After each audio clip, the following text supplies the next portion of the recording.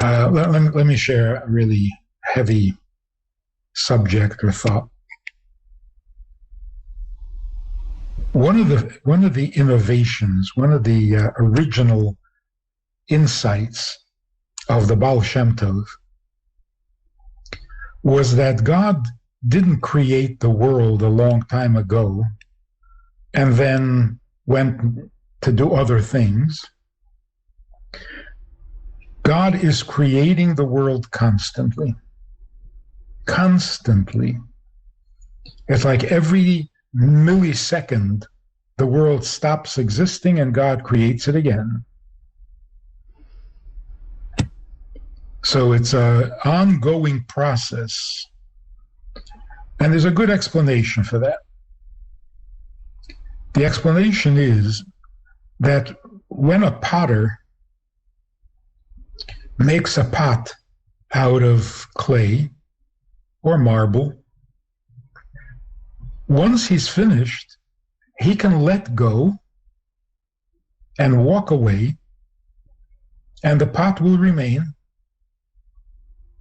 It'll keep its shape without any more help from the potter. But that's because he was working with some material, either with the clay or with the marble. Now, marble has the potential within its nature to maintain any kind of shape. So what the potter does is simply give the piece of marble or the clay one of the many forms or shapes that this material is capable of. And the proof is that no matter how good the potter is, he cannot make a pot out of water. Why can't he give water the shape of a pot and then it'll last, it'll hold? Because that potential does not exist in the water. In other words, the potter can't create anything new.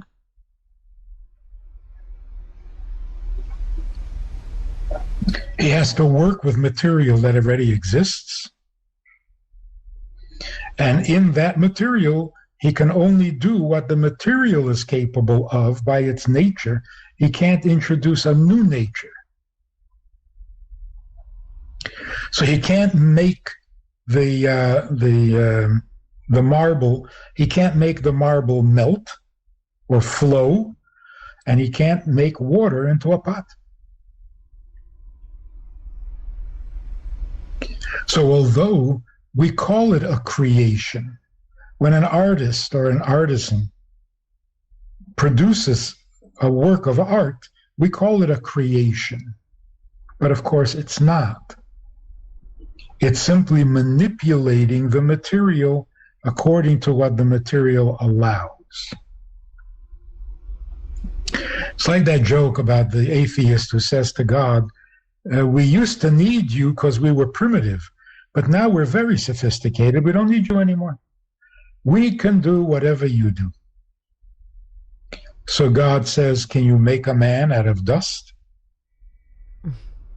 Out of sand? He says, yes, yeah, we have the technology. So God says, go ahead. Let me see. So he starts collecting some dust or some sand. And God says, no. You can't use my sand. In other words, even if we could make a man out of dust, we would have to use the dust that already exists, that God created. And then we have to hope that the dust has that potential in it, because if it doesn't, we can't produce it. So a human being can't create something out of nothing. But God created the world out of nothing. Therefore, he has to be creating it every second. Because if you can't teach water how to be a pot, you certainly can't teach nothing how to exist. So if you make nothing exist, It's all you. The nothing doesn't contribute at all. So you're the creator. You make it exist. Well, you have to keep making it exist because there's no one there to teach. So you can't teach nothing to exist, to have a shape or a form. So God is creating the world constantly. But it is so quick that we don't notice the break. Like when a movie is running, you don't notice that there's a blank black spot or stripe between each frame. If you were to slow it down, then you would see that it's individual frames. So you have a picture and then nothing and another picture and then nothing and another picture.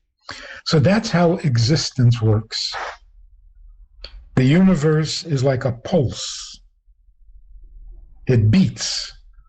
It stops for a second and beats. It stops, and in other words, it stops existing and comes back into existence because God is saying, let there be. But he's saying it constantly. So you see it everywhere in the world. The universe is pulsating. A human being breathes in, out, night, day. So it's constantly going from no to yes, from yes to no. And that's what gives it its energy, its electricity. Now, if we were to understand this properly, the entire universe, everything we know and much more than we know, cannot exist for a second without being created. That's why we say that the existence of the world is not true. Not because there's no world. There is a world, but it's not its existence. It doesn't have its own existence. Like, for example, if you throw a stone into the air, it will move, it'll travel for a short time, and then it'll fall back to the earth. Why? Most people say because gravity. But the question really is a little different. When you throw the rock, you have broken the hold of gravity. You pick up the rock and you throw it against gravity, and it flies against gravity. Why does it stop? Why doesn't it continue flying?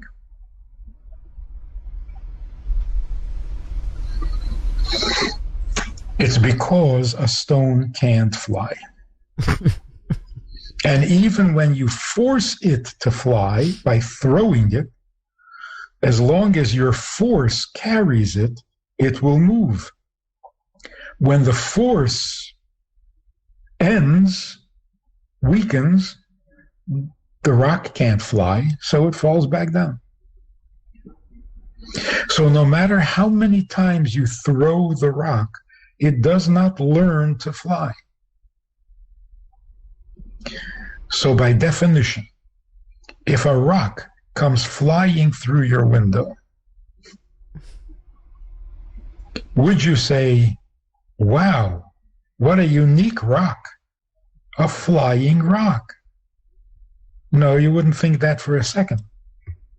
You would immediately run to the window and see who threw the rock, because rocks don't fly. So while the rock is flying, well, how would you describe it? It was a flying rock for a minute? No, not even for a minute. The rock never flew, because rocks don't fly. So how do you describe it? The rock was flown through your window. It didn't fly, it was flown. It was carried through the air by the force of your throw. So it would be wrong to say the rock flew for a minute. No, it didn't. The same is true with the universe. To say the universe exists, it may not exist forever, but right now it exists. Not correct. It does not exist, like a stone does not fly. The universe is being existed. It's being existed. It's being caused to exist. Something makes it exist. It does not. And that's why miracles are possible. Because every minute the world is new, so there are no fixed laws of nature. Anytime God wants to make a change, he makes a change. Anytime a holy person, a tzaddik, demands a change, nature changes.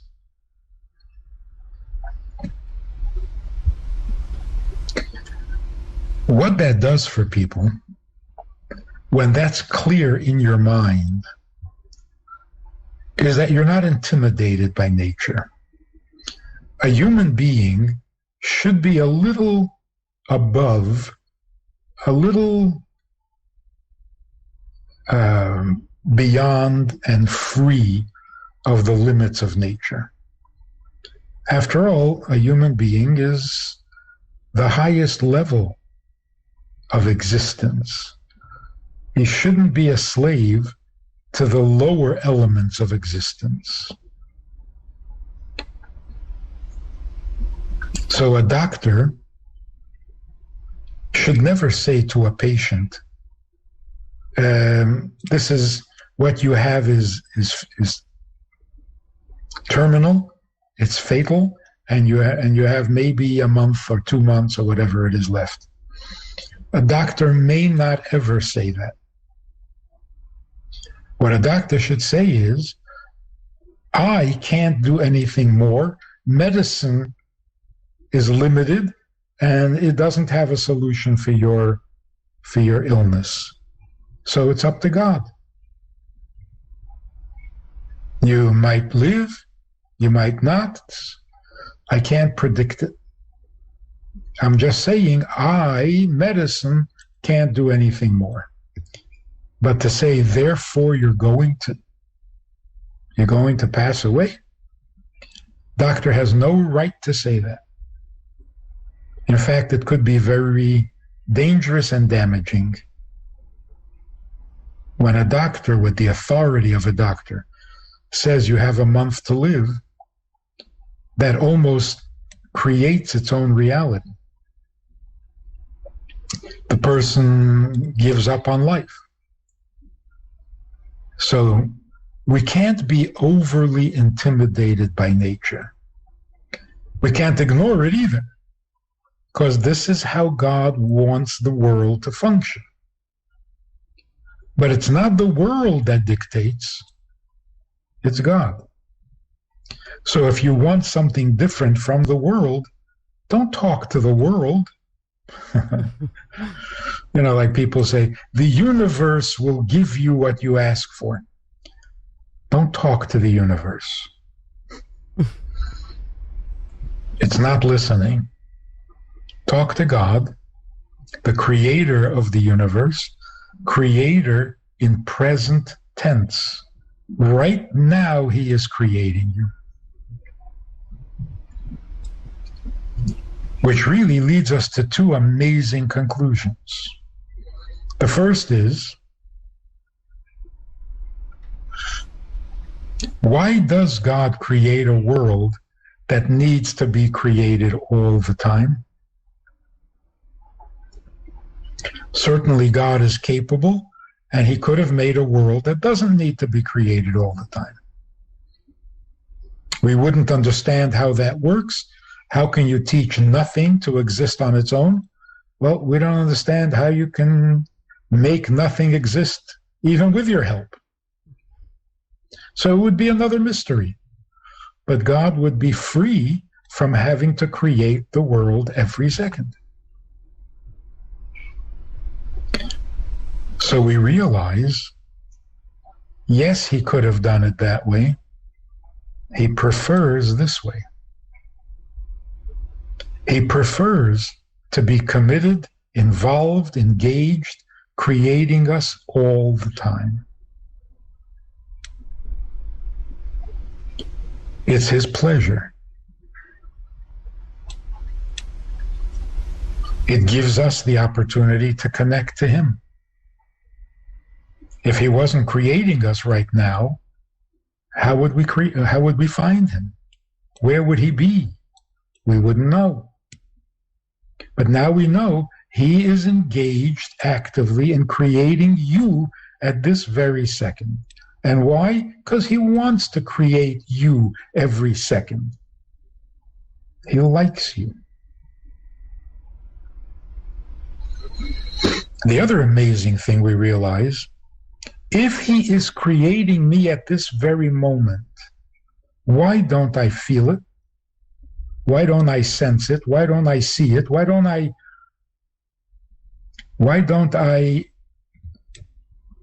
act accordingly? And why doesn't it affect me?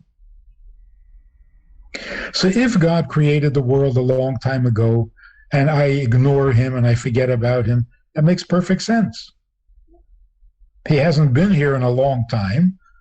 So true that many, many years ago he created us. But I don't have to be thinking about that all the time. So I forget about him. But if he is creating me right now, he is actively engaged in my existence, why don't I feel it?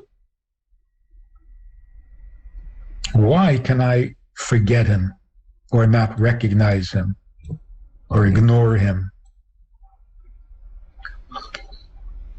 Which leads us to another amazing conclusion. As much as God loves us and wants to be creating us all the time, he doesn't want to impose. He doesn't force himself into our awareness. I will create you all the time, consistently, with real, total, eternal, infinite commitment. But you can choose to notice me or not. You can choose to respond to what I'm giving you and be grateful or not. He's not going to force it. He gives us freedom of choice. How? By not making himself obvious even while he is creating us out of nothing. See, this changes everything. The Baal Shem Tov literally reinvented Judaism.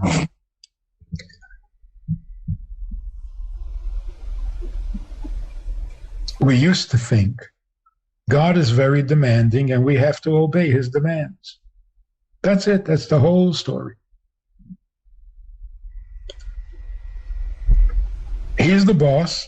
We don't get to say anything. We don't deserve an opinion. We're not entitled to an opinion.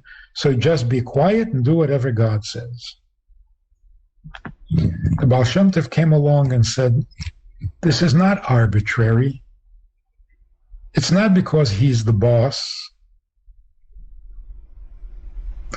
This is the reality.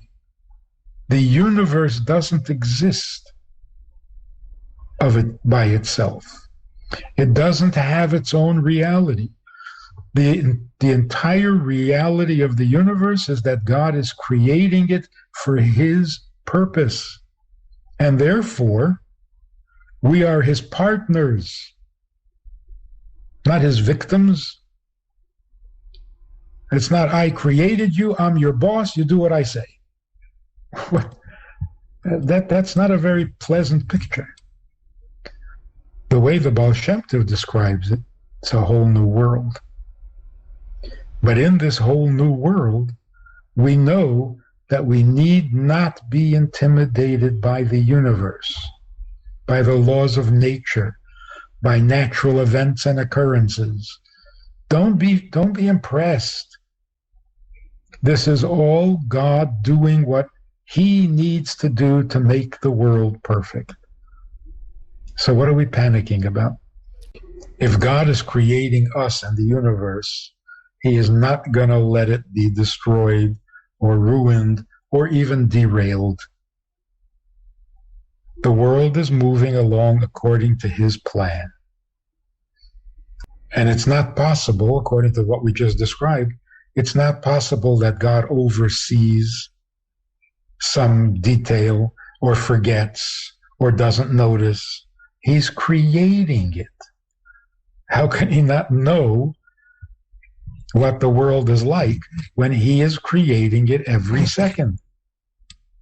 So you see, divine providence and creation are the same thing. Why does God notice everything? Why does God pay attention to everything? Because he's creating it at this very moment. How can he not? We have a Sunday night program for VIPs that you might be interested in. It's informal, it's questions and answers, it's conversation. It's really relaxed, it's really pleasant, enjoyable, informative, and kind of community-like. It's a Sunday night program. There's a Wednesday morning program for the VIPs, and there's a Wednesday night program. All of it just conversation, casual, laid back, unscripted. So join us, take a look, click the link below and see which of the three suits you best, and join us for some enjoyable conversation. We've gone through a very difficult, and we're still going through, a very difficult transformation. The world is shedding its old skin in order to acquire a new one. Many people expressed that that's how they felt that was happening to their lives. They were like caterpillars turning into butterflies. But it can be a painful, frightening, confusing time. So you speak about finding a silver lining. When things are this crazy, when things are this bad, we need more than a silver lining to make up for it. We need pure gold. So let's take a look at what happened to our lives. 3 months ago, a little more, we were first told that we're going to have to be quarantined. We're going to have to stay home with our families. There'll be no school. There'll be no work. There'll be no place to go. Not even a sports event. If you remember, the reaction to that thought of staying home, being locked in the house, was horrifying. Locked in the house with the kids all day long. This is not going to be pretty. In fact, the experts were saying that couples stuck in the house together with each other, domestic violence is going to go through the roof. They were preparing body bags. That didn't happen. To our pleasant surprise, we like being home. Children like being home. Couples who were on the verge of divorce suddenly looked at each other differently. They were grateful to have each other. They were starting to look good. Of course, there were some bad cases as well, but it was overwhelmingly a positive experience. It's getting to be a little long now, too much of a good thing, But it was an eye-opening and enlightening experience. But if we stop and think,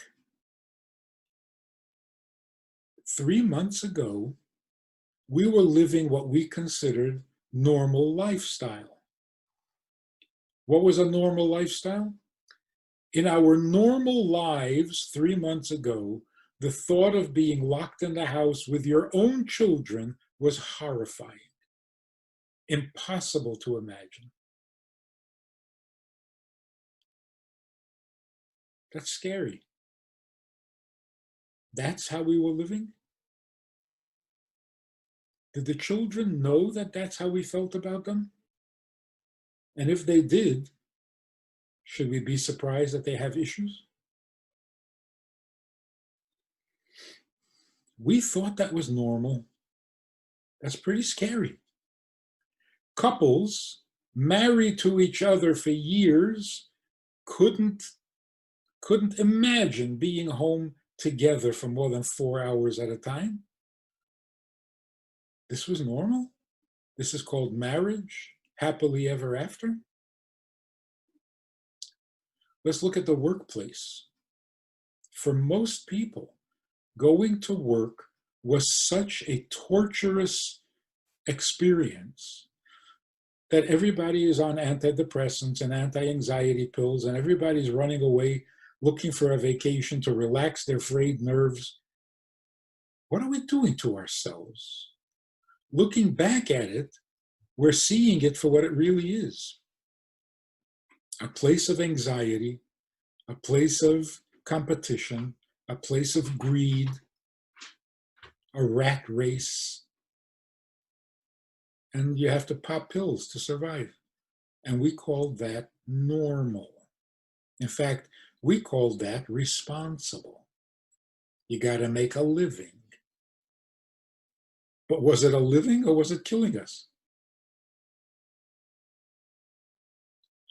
Should we ever go back to that?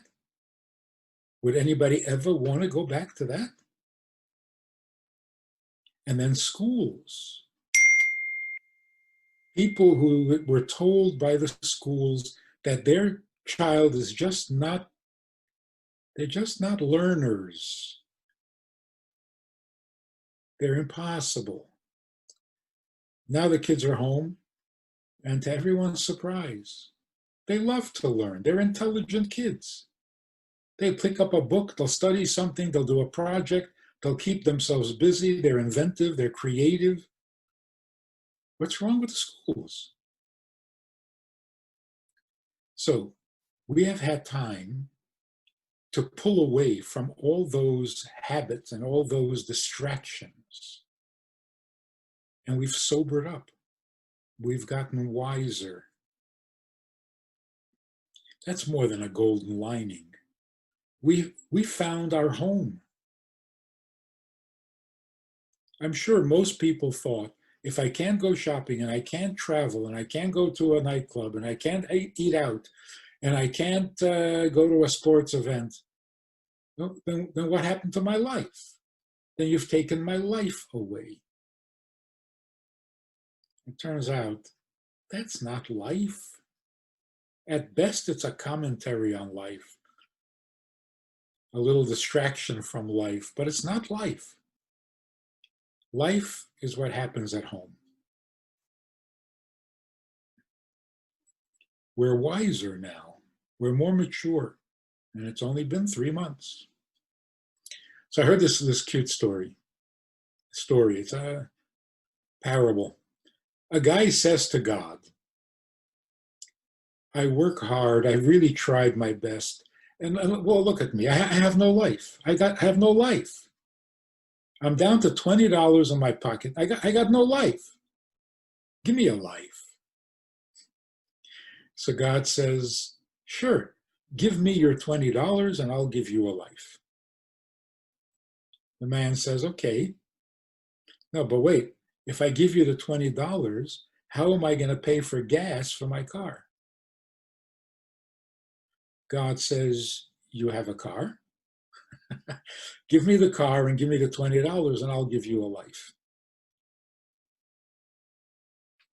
The man says, okay, but if I give you my car, how will I get to work? And God says, you have a job? Give me the job, give me the car, give me the $20, I'll give you a life. The man says, but if I give you my job, how will I pay the mortgage? God says, oh, you have a house? Give me the house, give me the job, give me the car, give me the $20, and I'll give you a life. And the man said, but if I give you the house, where's my family going to live? God says, you have a family. Give me the family, give me the house, give me the job, give me the car, and give me the $20, and I'll give you a life. And the guy said, okay. So God said, fine. Now, here's $20. Here's a car. Here's a job. Here's a house. And here's a family. Now you have a life. We were so distracted. We had lost our homing instinct. We didn't know where we lived anymore. But we rediscovered it. That's more than a silver lining. That's pure gold. And I really hope we don't go back to work the way it once was. I hope we don't go back to living the way we once did. And I hope the schools change radically and appreciate the students that they have and respect the students that they have. So that's on a kind of a practical, everyday level. Let's get a little deeper. One of the things that happened is that all the synagogues, all the shuls were closed. There was no minyan.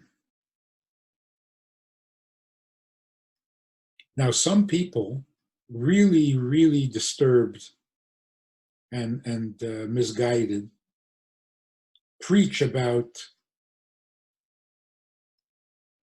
God being dissatisfied with us. We're being punished. It's almost like God is saying, don't come to my house. I don't want to see you. Stay home. Go to your room. You're a bad boy. And every one of them, these preachers, rabbis, whatever, they know exactly which sin we are being punished for. Because they don't agree. Everybody has their own opinion.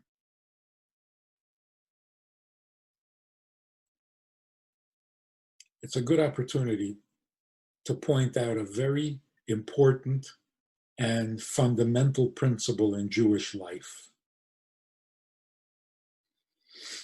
God spoke to us 3,333 years ago. This year, it's an interesting number, 3333.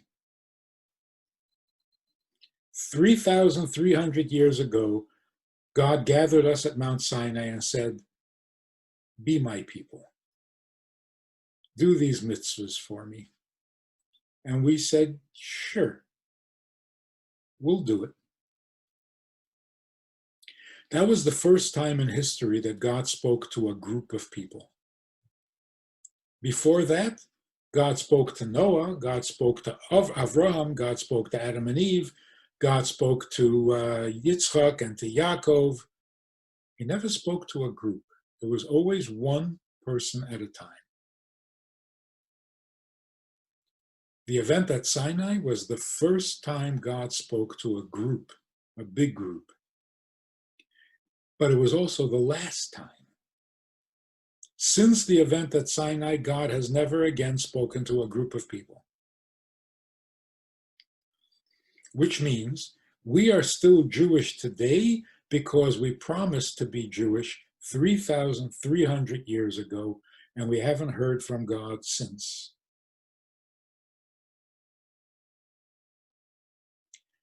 It's a big compliment. God doesn't feel any need to repeat his message, to give us the 10 Commandments again. Like he trusts us. I told them, they know, they'll do it. But it's not easy. In fact, it's probably superhuman to remain loyal and dedicated to something we promised to do 3,000 years ago. I mean, we promised to do. It was some ancient forebears. We don't know their names. We don't know who they were. They promised and we're still loyal? How in the world do we do this? It's amazing. But considering that 2,000 of those 3,000 years were impossible years, one tragedy after another, discriminated against, killed, expelled, thrown around from country to country, the wandering Jew, the homeless Jew. 2,000 years with maybe a weekend here and there where we could breathe, where we could relax before we got thrown out again, and crusades and inquisitions, pogroms and blood libels, ghettos, shtetls, concentration camps. It was just unending. 2,000 years of impossibly difficult lives. So now let's consider this. God didn't speak to us for 3,000 years. 2,000 of those 3,000 years were horribly inhumane. And now a Jew in the 21st century forgets to buy matzah for Pesach. Is it even remotely possible that God is disappointed, that God is angry, that God blames us for not being so good? Is that even remotely possible? It's not. It's not. We say that God is just and God is the ultimate judge because he's always right and he's always fair. And now you're telling me that he puts us through 3,000 years of silence, no communication, 2,000 years of misery, and then if we fail to do a mitzvah, he's angry at us? What are you saying? How can you think like that? It's not possible. The opposite is true. God is overwhelmingly impressed with how good we turned out. He is absolutely thrilled that Jews are still Jewish and want to be Jewish and try to be Jewish.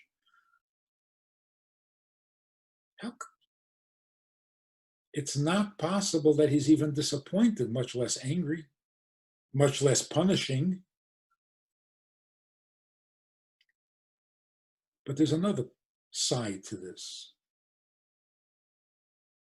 God makes people poor. He wants us to give them charity. God makes people hungry. He wants us to feed them. God puts people in danger. He wants us to save them. God gets angry at people and says they deserve punishment. He wants us to argue in their defense. What is our role in this relationship? When God says you deserve punishment, we're supposed to agree? Sure. Yeah, he's really bad. Go. Smite him. No, that's wrong. So even if the Torah says that for this sin you deserve this punishment, our job is to say no. Nobody deserves punishment. Like Avraham, the first Jew. God tells him, up close and personal, the people of Sodom are exceedingly evil. I'm going to wipe them out. Avraham believed in God and he trusted in God. Avraham should have said, you're the boss, do what you want. Yeah, they're that bad, wipe them out. Avraham argues. Not once, not twice. Maybe there are 50 good people. They should be saved. The whole city should be saved in their merit. Maybe 45, maybe 40, maybe 35. And these were exceedingly evil people.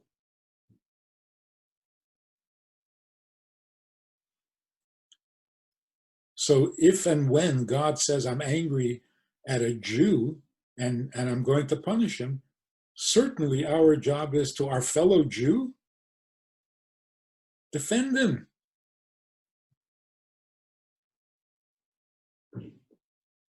When Moshe saw that he couldn't defend the people who had, made the golden calf, and God said, I'm going to get rid of them, Moshe said, well, I can't stop you, but if you get rid of them, you have to get rid of me too. That's how a Jew is supposed to respond. Not agree that punishment is deserved. But that's even if we did deserve punishment, which of course we don't. We don't. So to say that that's why the synagogues have been closed for the last 3-4 months, not possible, not possible. The opposite is true. God is actually saying loud and clear, I think you're acting as if Judaism is a community activity. It's not. It's personal. Mitzvahs are not practiced in large numbers. Mitzvahs are between me and you, one-on-one. Stay home and do the mitzvah there. In some way, that's even more precious.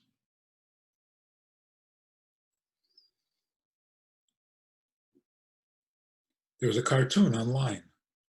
It wasn't from a Jewish source, but it was really interesting. The cartoon was of the devil speaking to God. And the devil says to God, I closed down all your synagogues. There are no more synagogues. And God said, ha ha. I turned every Jewish home into a synagogue. That's what happened in the last 3 months. God is telling us, it's you as an individual. Your mitzvah means everything to me. We've gotten the impression that the only time a mitzvah counts is if it's in public, in a synagogue with a large membership, with a formal hired professional rabbi. No, just you. To illustrate this really, really strongly, there was a man who was living alone. His wife passed away. He has no children. He's literally alone. And of course, he's quarantined. So he's locked down in his house, in his apartment. Not the most observant Jew. The eve of Pesach, it suddenly occurred to him that it's Yom Tov. He hadn't checked the calendar. He wasn't aware. And he hadn't bought matzah. And it bothered him. So he went into the pantry. He had no matzah, none at all. What he found was rice cakes. Now, the rice cakes are round, and they have a texture that from a distance kind of looks like a matzah. So he took 3 rice cakes and 4 cups of wine, and he made a Seder to the best of his ability. He had never made a Seder before. He followed the instructions in the Haggadah, probably not perfectly. He was using rice cakes for matzah, grape juice for wine. I don't know what he used for wine. Anyway, after Yom Tov, he calls me and he says, I really couldn't believe it. I decided to make a Seder, and all I had was the rice cakes, and I was sure that my Seder would feel really awkward, lonely, kind of depressing, and meaningless. But it wasn't. I got the distinct feeling that my Seder was meaningful. Maybe to God. So, what do you think? What do you think of a guy who forgets that it's Pesach, who forgets to buy matzah, who uses rice cakes for his Seder plate? What do you think of that? If I had to guess, those who are extremely religious, their answer is pretty predictable. They would say that what the man did was horrible. It was blasphemous. It made a mockery of the Seder. He fulfilled no mitzvah because eating rice cakes on Pesach is not a mitzvah. He really should not have done that. He should not have insulted the mitzvah, insulted God, and made a mockery of the whole thing. In the other extreme, those who are secular, what would they say about this man's Seder? They would say, come on, it's a joke. You didn't have to do that. Why'd you bother? You're not into it. You're not into Pesach. You're not that observant. You forgot to buy matzah. Skip it. Maybe next year, if you're in the mood, buy some matzah. But what is that? You didn't need to do that. But what would the Rebbe say? What would the Rebbe say about this man's Seder? I have no doubt. The Rebbe would say that this man's Seder, more than any other Seder in the city, brought God to tears.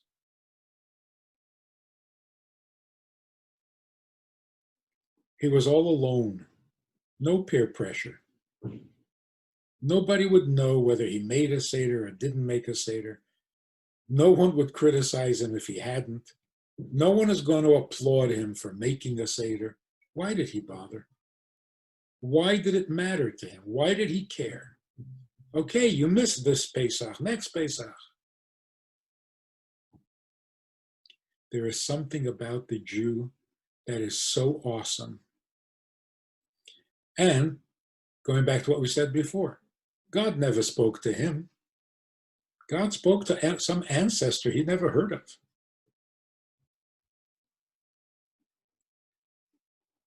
And he lost his wife, and they never had children. Not the most pleasant experience in life. And he felt bad that he's not making a Seder. Where is this coming from?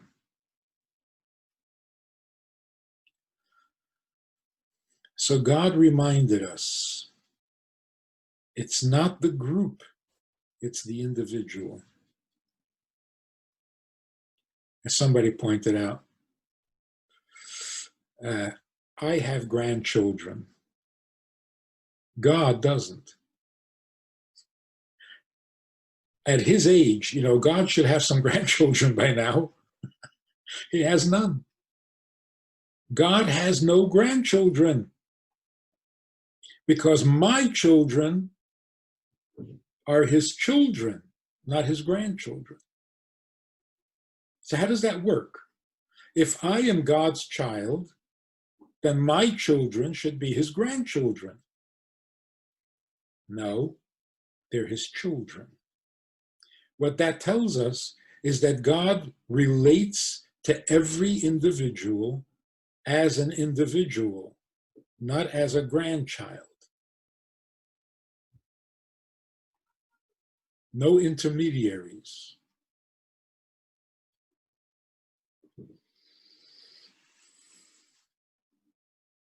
Now, many people died. In our community, some of the best. Almost like God picked himself an A team.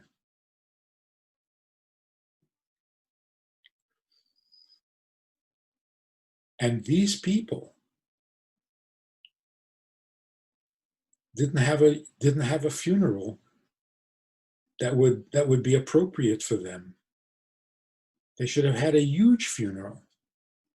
The whole community would have turned out, but they couldn't. So there was no funeral. There was no one to say Kaddish because there's no minyan.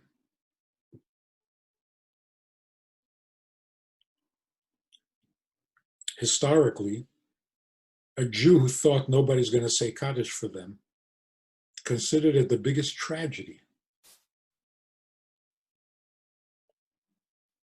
Back in Europe, people would spend their last nickel to make sure that their kid goes to school so that he'll know how to say Kaddish for when the parents pass away. And here, some of the best, no Kaddish. So if we're thinking straight, not twisted, it's a compliment. We say Kaddish for people because the adjustment from heaven, from earth to heaven, is a complicated one and sometimes a difficult adjustment. Saying Kaddish for the soul makes the adjustment easier. When God puts us in our homes and says, don't have a minyan and don't say Kaddish, what is he telling us? The people who died in the last 3 months don't need Kaddish.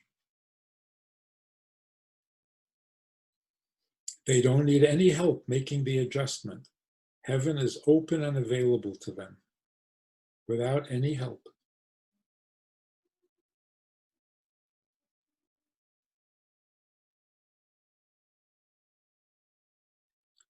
Now, if we're getting a little more mystical, here is something that 3 months ago I would never have mentioned, and I had never talked about it. What exactly is death? A human being is made up of a body and a soul. The soul is a living entity. The body is made from dust, from earth. When the soul is in the body, it is so energetic that it brings the body alive. It animates the body.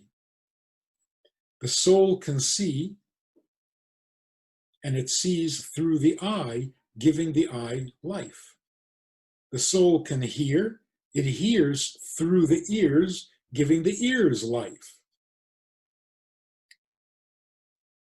When the soul leaves the body, the eye is there, the ear is there, the heart is there, the brain is there, but nothing's happening. No life, because the soul departed. So let's see. What exactly do we mean by died? What died? The soul cannot die. It can't. It's a living thing. For the soul to die is like to say, life died. Life can't die. The soul continues. And not only does it continue to live, it maintains its personality. It is still the same person, with the same personality, with the same strengths and the same weaknesses. It's not like some people believe that everyone who dies goes to heaven and becomes a generic angel. It's not generic. Every soul remains the person that they were in the body. And relationships certainly don't end. Your mother is your mother, whether she's here or there, whether you're here or there. A mother is a mother. A child is a child.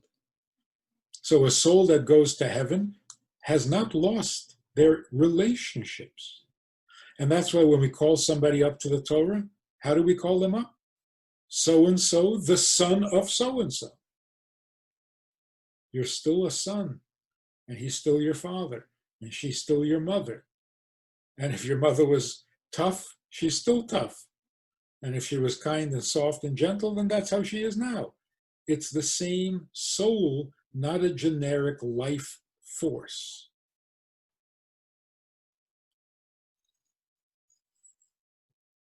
So the body dies. Not really. The body was never alive. The body was borrowing life from the soul. When the soul leaves, the body is a body. It didn't die. From earth to earth. So what died?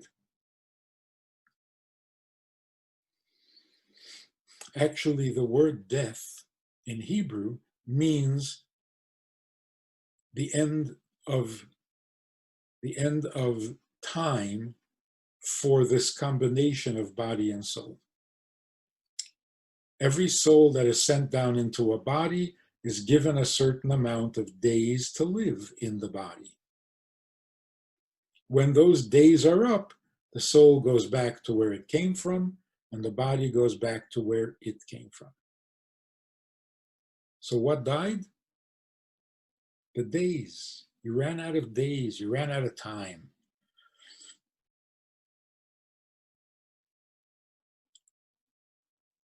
It is therefore quite reasonable to believe that someday that soul is going to come back into its body. In fact, it's necessary that the soul come back into its body, because when do we get our reward for all the mitzvahs that we do? So some people think, well, the soul goes to heaven and gets its reward. You can't reward the soul without the body, because a soul can't do a mitzvah without a body. So how does the body get its reward? If you eat a piece of matzah, it's your body doing it, not your soul. You light a Shabbos candle, it's your hands that are doing it, not your soul. You blow a shofar, you can't do it without a body. So the body should get 80% of the credit for every mitzvah that you do. And then you tell me that the soul goes to heaven and gets its reward and the body just lays in the earth? That can't be. Every soul will come back to its body. And only when they're together, body and soul, in the same condition in which they performed the mitzvah, they will be rewarded for their mitzvah.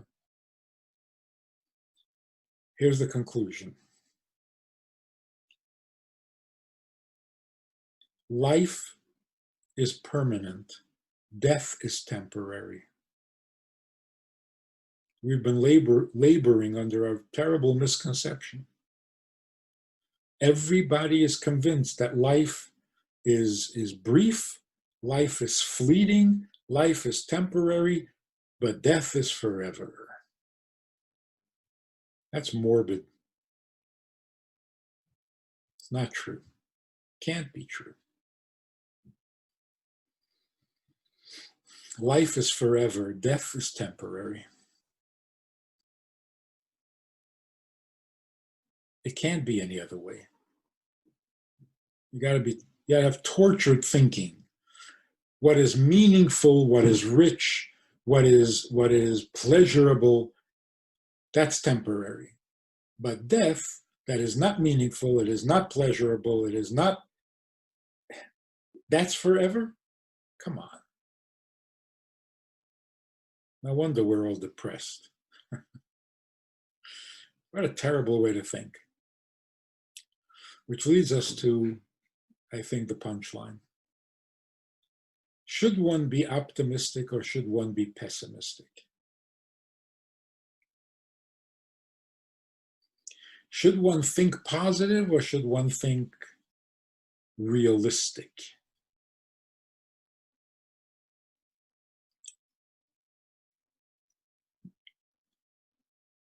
Is there ever a time when you were optimistic, you thought positive, things didn't turn out so well, and now you regret having felt optimistic?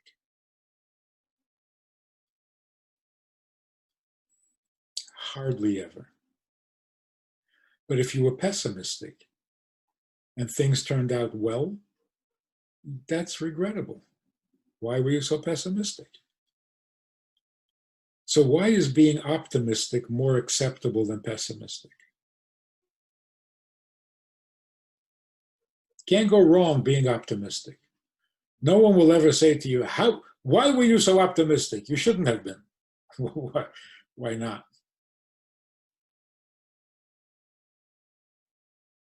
Optimistic, by the way, doesn't mean irresponsible and reckless.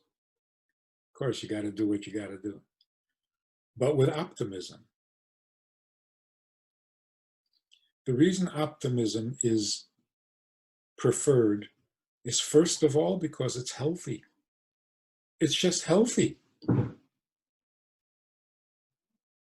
You have the option of burdening yourself with a cloud of heaviness and hope that that will enable you to succeed. But if you're enthusiastic and optimistic, yes, that can help you succeed. And if it doesn't, nobody's going to blame you. But there's another thing. It's not just a practical benefit. Optimistic means you are aware that there are bigger forces at play. There's a God, there's a creator.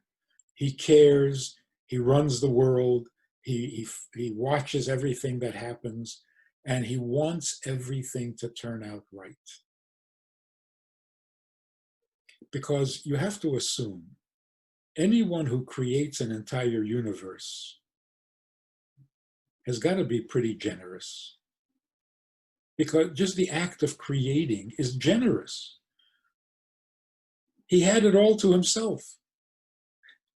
He was the only one. It was just him, all to himself. And he creates a world. That is definitely an act of generosity. He gave away his exclusivity, his privacy, and so on. So to say he created the world out of kindness and generosity, but then he got into a bad mood and now he's smiting everybody and causing everybody suffering. So being optimistic means you know who to rely on. Like I saw this little sign in an office. It said, wisdom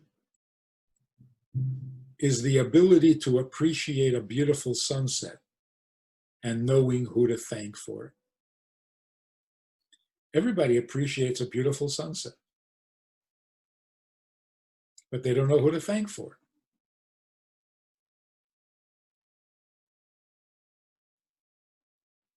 The old idol worshippers thanked the sun. Wow, that was beautiful. So nice of you. Thank you.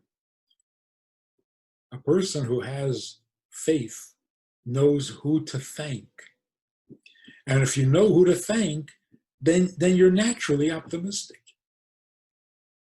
So optimism is actually an act of faith. If you're not disappointed in how God runs his world, then you're serving God with joy.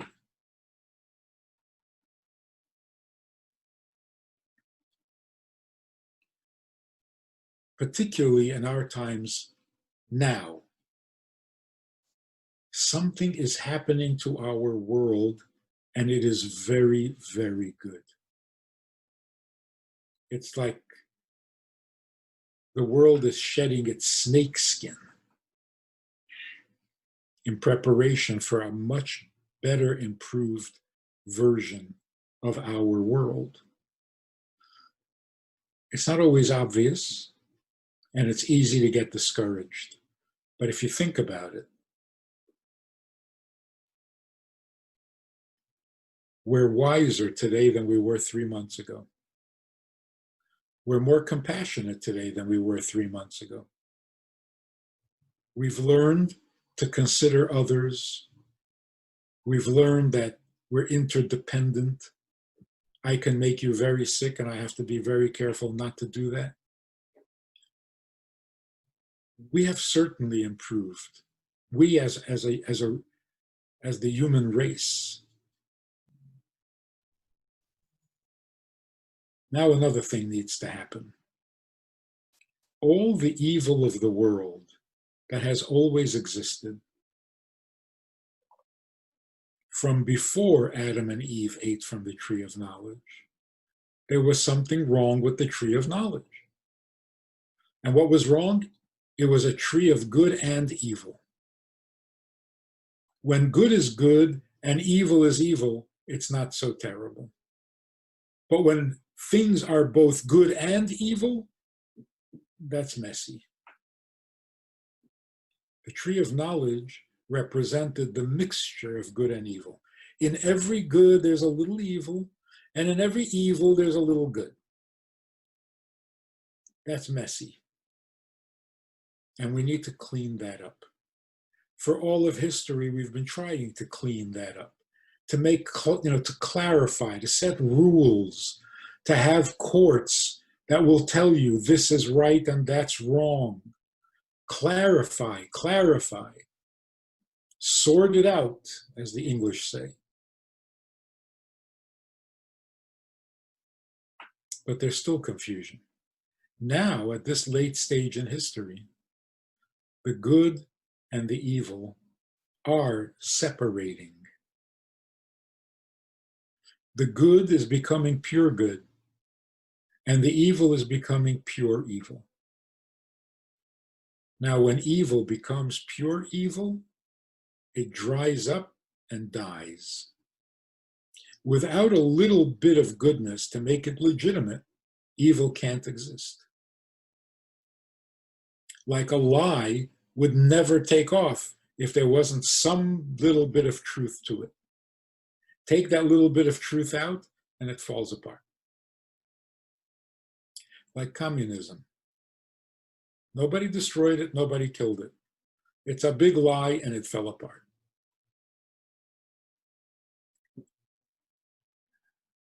So when you see or read about the evil that is happening in the world today, notice how blatantly evil it is. It's not like it used to be. There's no attempt at hiding.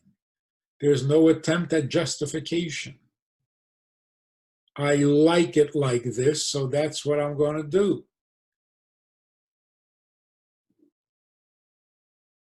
When evil becomes so blatant, so chutzpahdik, it's committing suicide. It's like a burglar turning on the lights. It don't work in the light. You need darkness for evil to succeed. So when the evil turns on the light, it's committing suicide. That's what's happening in front of our eyes.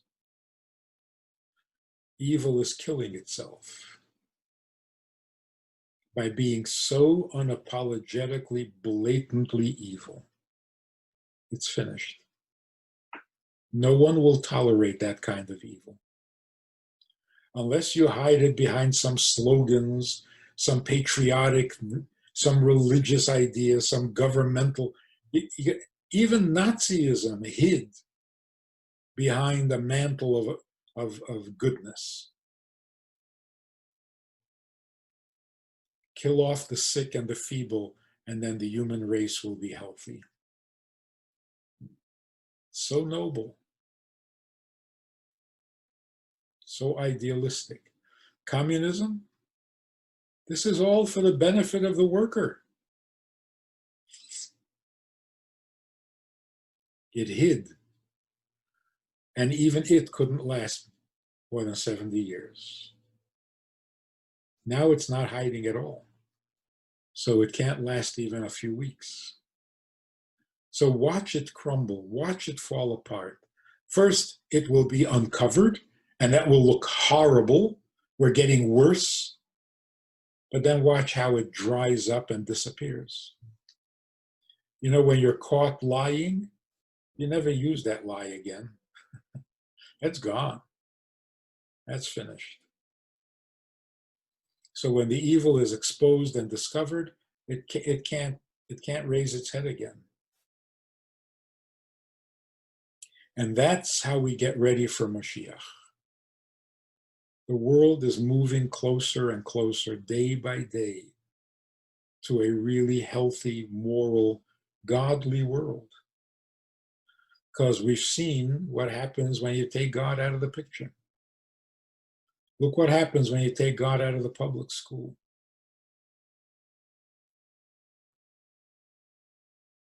Look what we raise.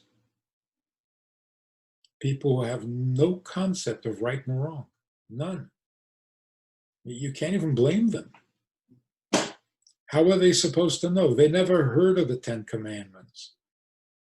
Not even the movie.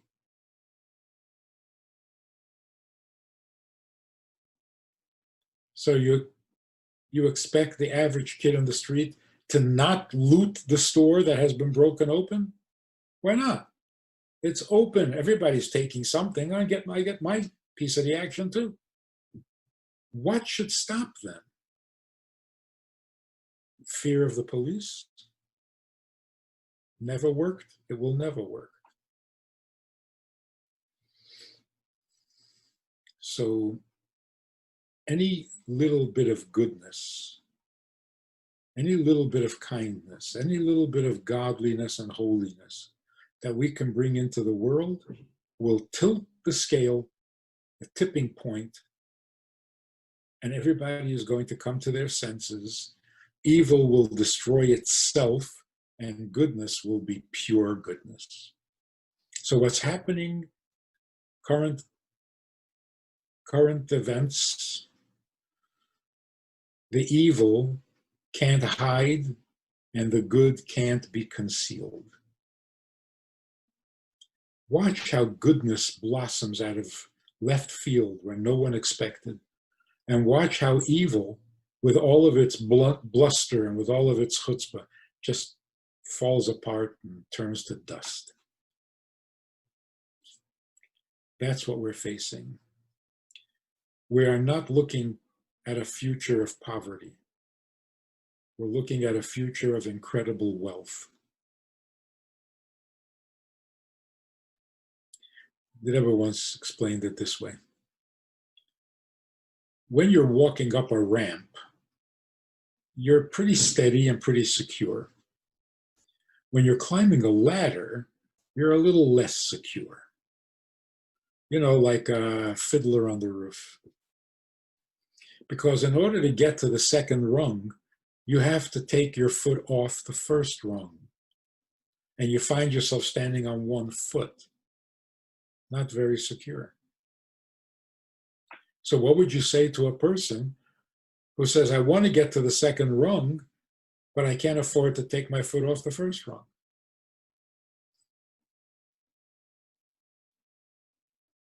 You would tell them that the feeling of inadequacy or the feeling of insecurity or the feeling of anxiety that you're going to have while standing on one foot, it won't last long. It's just for a minute. Then your foot will be on the second rung and you'll be steady again. So every great transition has a moment of blank emptiness that feels really insecure. It's like the black strip between one, on a film, between one frame and another. There's that black strip, dark. So between one frame and another, you feel like, oh, what happened? Nothing happened. The film is moving. So we're going through that break, through that gap between a lower reality and a finer reality.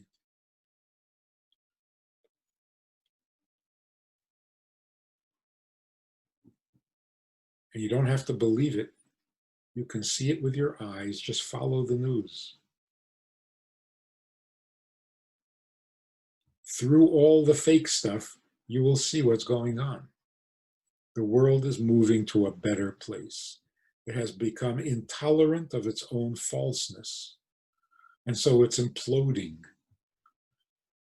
But that's like a healing crisis.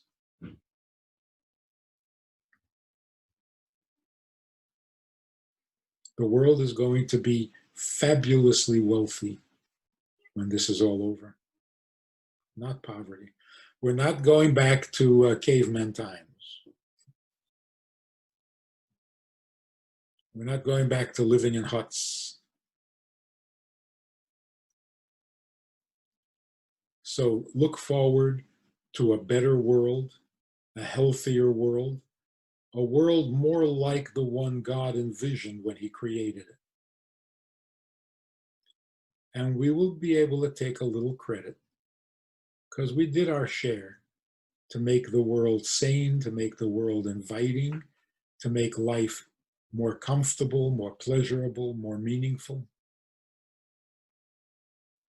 And if you have an opportunity to do one more mitzvah before Mashiach comes, so that you can say you actually participated in the process, you weren't just a spectator, that would feel good. So put on tefillin in the privacy of your own home. Nobody's going to award you for it. Put a few coins into a charity box at least once a day. At least once a day. It's such a good habit. Every time you walk past that charity box on your desk or you should put something in it.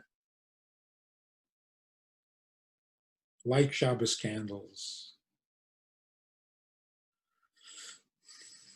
Read a Torah book once in a while. Educate yourself. You got time. There's no rush. So we need to appreciate the fact that we have just been healed of many bad habits. It's like we were just taken out of Egypt. We are no longer enslaved by those habits of running here and there, anything to get out of the house, to get away from the family. No, we're cured of that. Now we want a life worth living. We want to go to work, not just to make money. That's nasty. It's unpleasant. It makes you sick, literally, to where you have to take pills.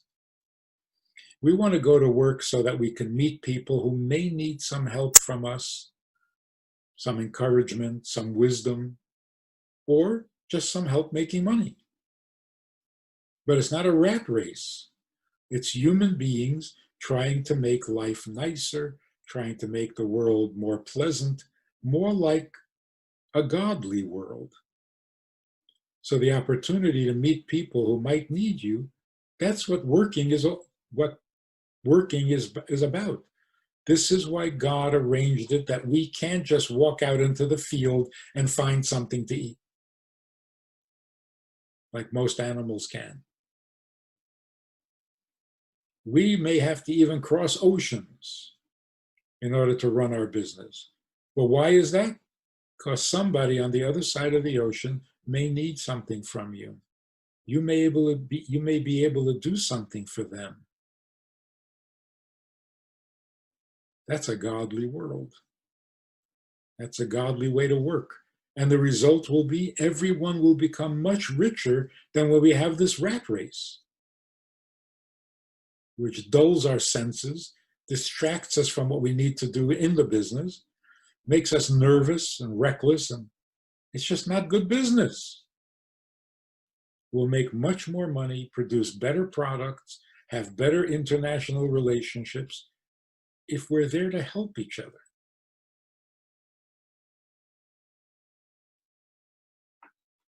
So look forward to a much better world. We don't want to go back. Never want to go back, especially to those really unhealthy, unnatural, and inhumane circumstances. We want to go forward to a much better world.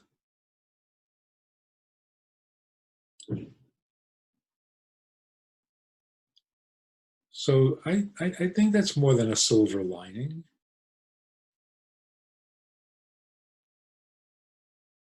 That is pure gold hitting you on the head.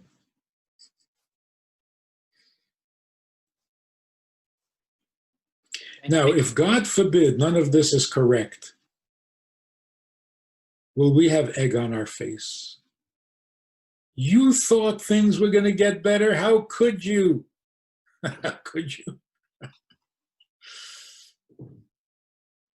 You see, if things don't get better, then the pessimist suffers twice as much as we do. He suffered until it happened, and then he suffers after it happened. And what can he say? I was right? Well, good for you. I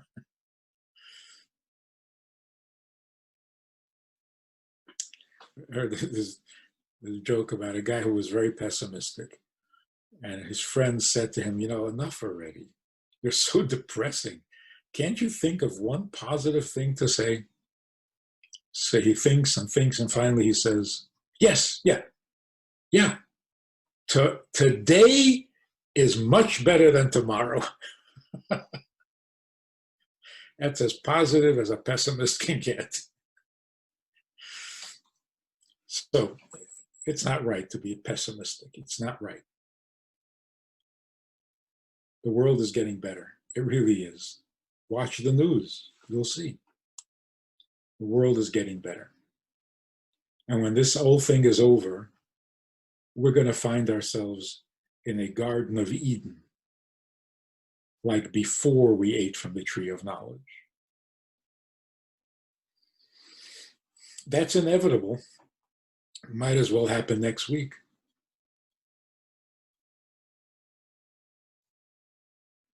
So what do you think, people? We have become way too sensitive and way too impressed with what the news says. We're hearing things fifth hand, sixth hand. Some of it is even guesswork, and we take it so literally, and we believe it completely, and we become fanatical about it.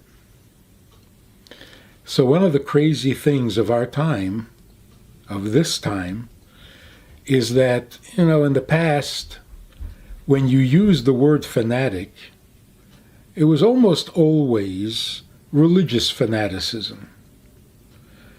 I think for the last couple of decades, we have suffered from religious fanaticism. Now, all of a sudden, religion seems to be mild compared to the fanaticism in every other area of life. Everyone has become fanatical about something else. Fanatical about politics, fanatical about health, fanatical about the environment, fanatical about money. Real fanaticism. Either this way or life is over. We've managed over thousands of years to avoid fanaticism. We were told by the Chachamim, al titzdak harbe, don't overdo it, Don't become a fanatic. Don't be more frum than the Eberste. Now fanaticism has replaced rational thinking. It's true. But you see, that is all the Avodah Zarah of the day. And before we came out of Mitzrayim, the first thing that had to happen is all the idols, all the Avodah Zarah of Mitzrayim had to fail convincingly. So the Nile turns into blood because that was the biggest idol of the Egyptians.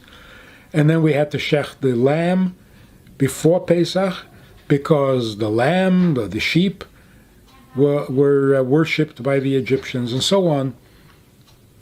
Pare himself was probably worshipped as a god, and he had to fail and admit that he's merely human or barely human.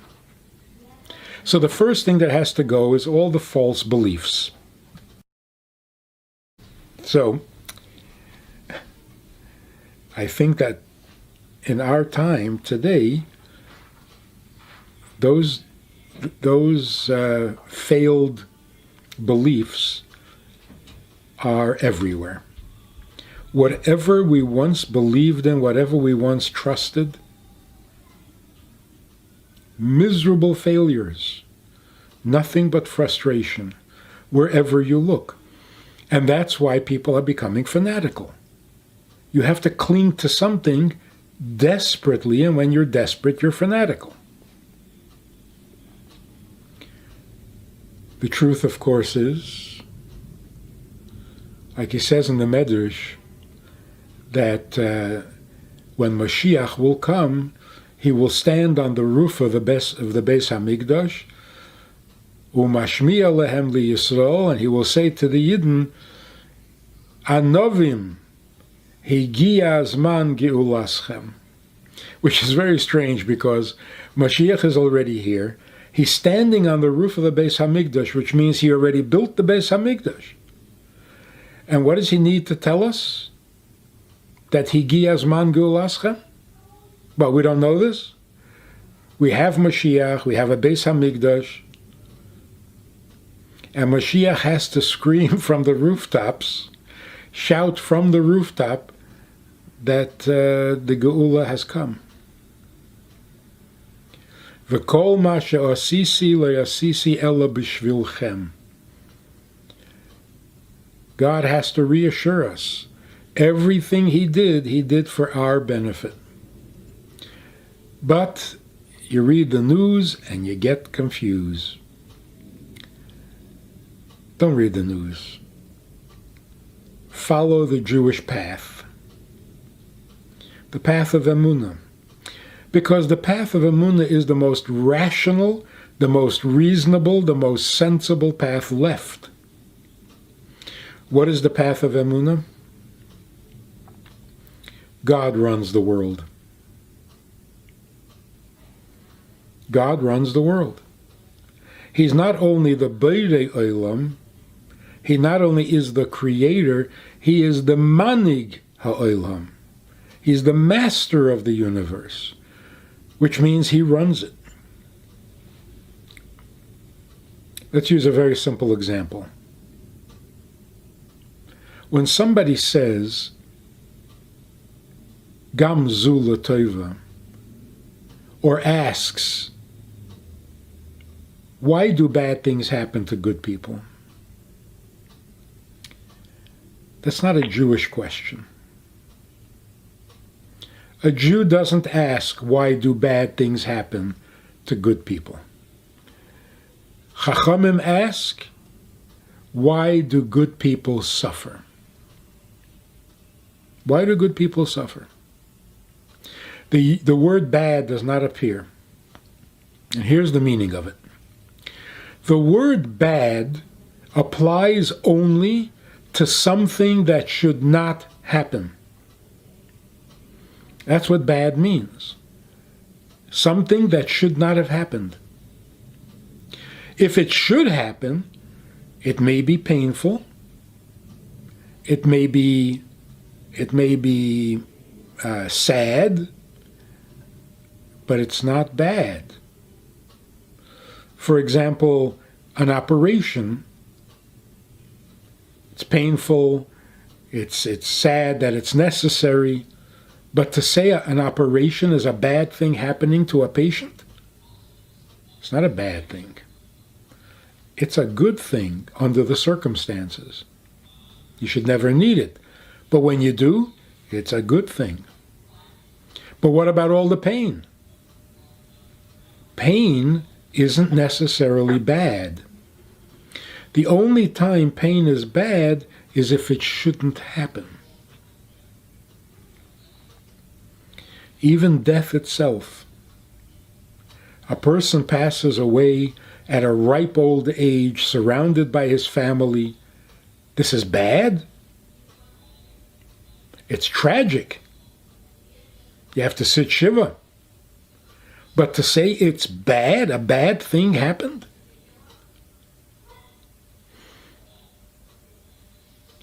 So the word bad, used correctly, means something that should not have happened.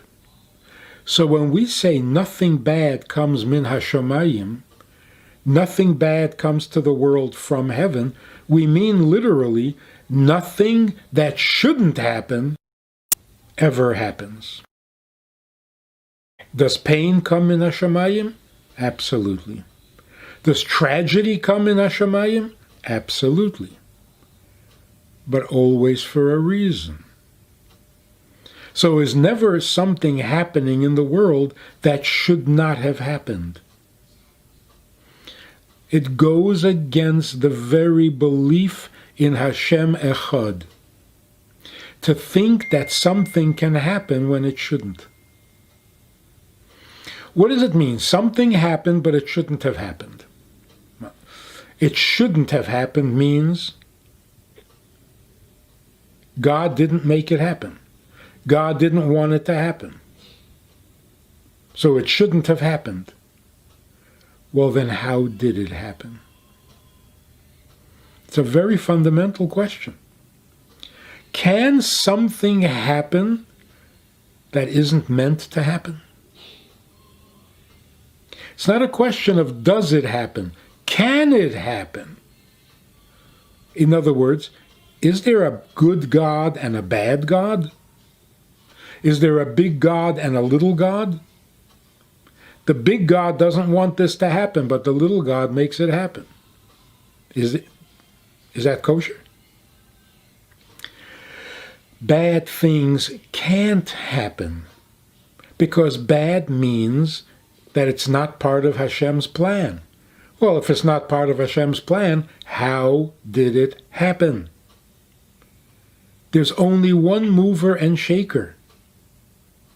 There is only one cause in the universe, and that is Hashem Echad. So not only do bad things not happen, they can't happen. They can't. So everything that happens in the world, everything, a leaf that moves from one side of the street to another on a windy day, it's moving because the wind is causing it to move? Or is it moving because there's a divine plan and a purpose for the leaf to be on the other side of the street? Simple emunah in Hashem Echad means nothing can happen without a creator causing it to happen.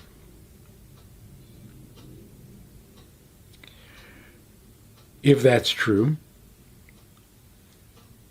then most of our fears disappear. Who's going to win the election? Whoever God chooses, of course. Who else?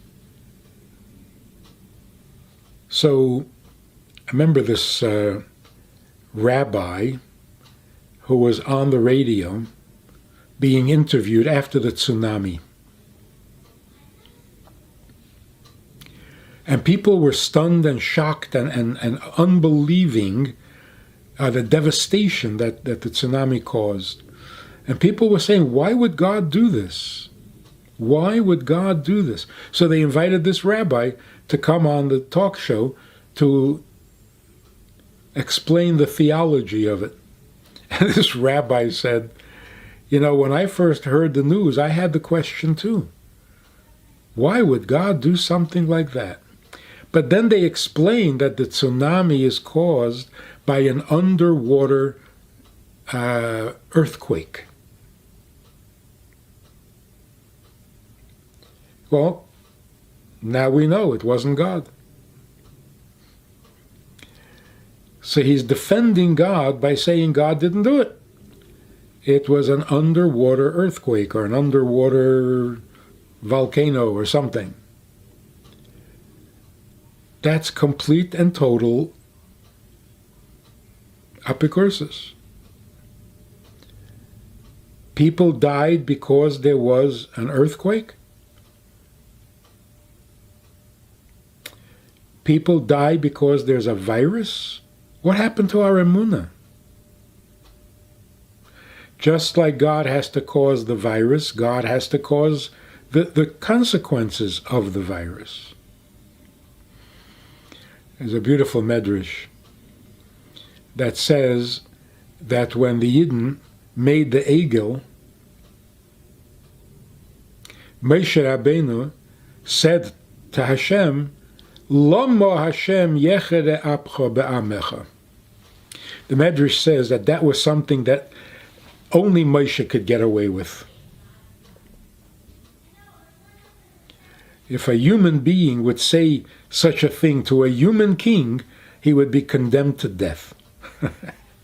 What was Moshe saying? Lama Hashem yechere apcha be'amecha. What are you angry about? So what am I angry about? 40 days ago, I said that you should not worship an idol and you should not make graven images. And here they made a golden calf. What am I angry about? But Moshe was so sincere. So the Medrash says, here's the full conversation. The story behind the story. Moshe Rabbeinu said, what are you angry about? What are you angry about? The Yidden are bowing to a cow. Cows give milk. Is it so terrible to show a little appreciation and gratitude to the cow for the milk?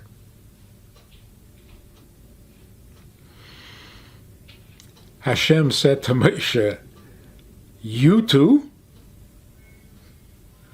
You're making the same mistake? A cow doesn't make milk. I have to create the cow, I have to create the milk, and I have to make the cow give the milk. A cow doesn't do anything. A cow is nothing. So Moshe said, so what are you angry about? They're bowing to nothing. So the Medrash says, anyone who would do this with a human king would get his head cut off. But because Moshe was so sincere and so protective of the Yidden, Hashem actually appreciated it, loved him for it. But look at what the conversation is. A cow gives milk. It's like saying, the Eibishter said during creation, let there be a cow. Well, cows give milk. A cow does not have any influence, any say, any authority over anything.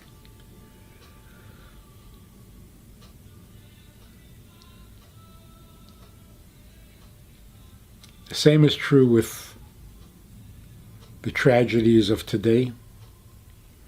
People are dying, and the Eibishter should enlighten us and tell us why and what for. But to say they're dying because of a virus? a virus is just killing people?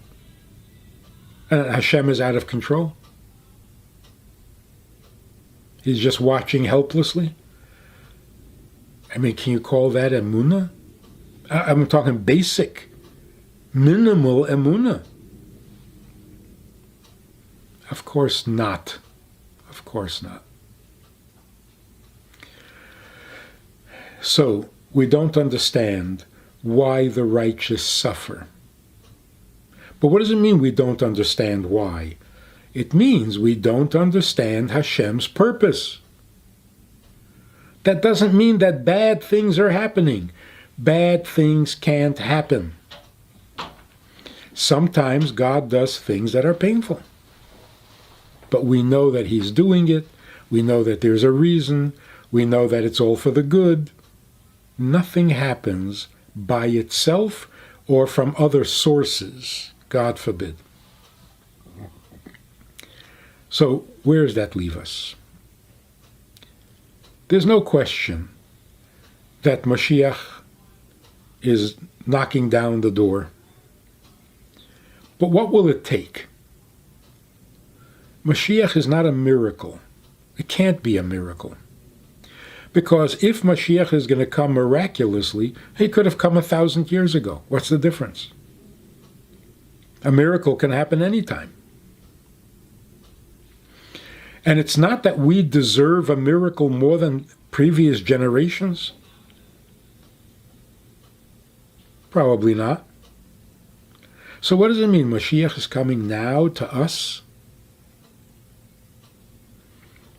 Mashiach is not a miracle. Mashiach is the maturing of the universe, where the world becomes the way it's meant to be, the way God created it to be, but it takes maturity, and it takes a certain amount of wisdom to see the truth, to identify the truth, and to live by the truth. So one of the things that has to happen before Mashiach comes is that we have to be open, ready, prepared,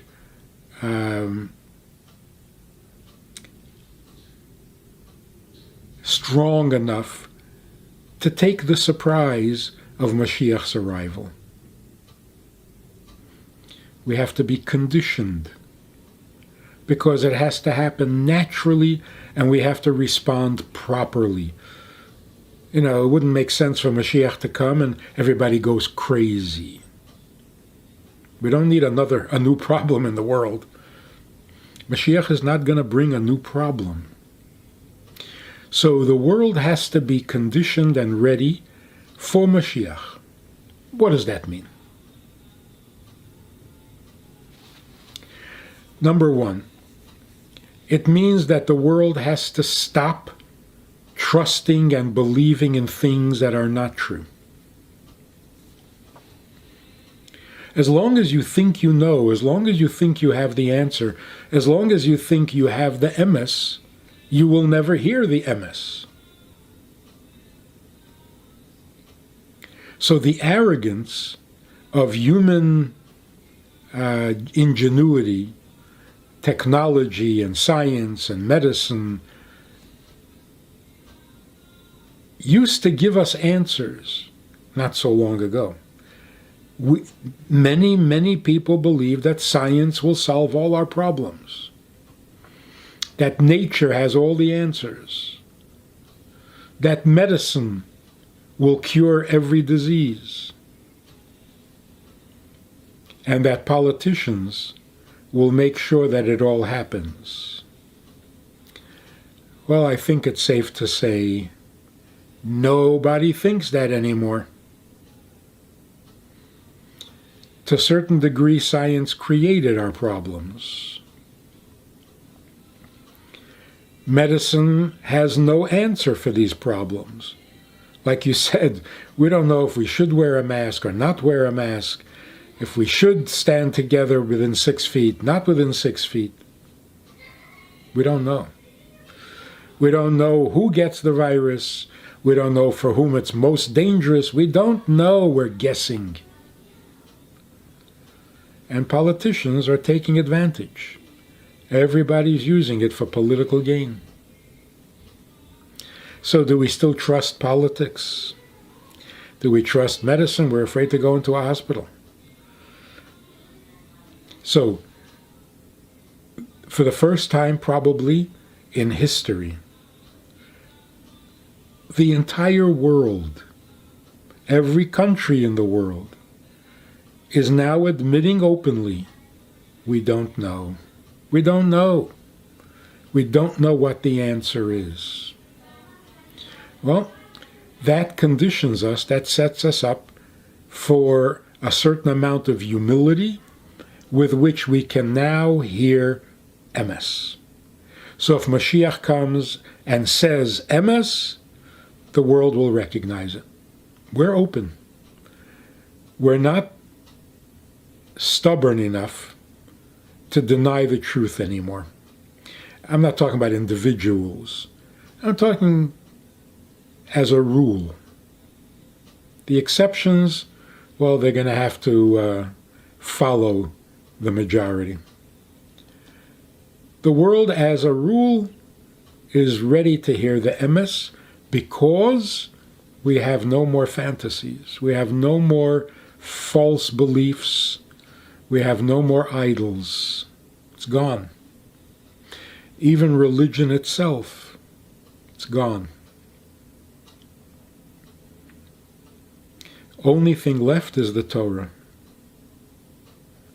The only thing left is the message of Judaism. And the world knows it. So, should we be panicking? No, not at all. We should be very excited. We should be very excited because if you don't listen to the confusion of the media,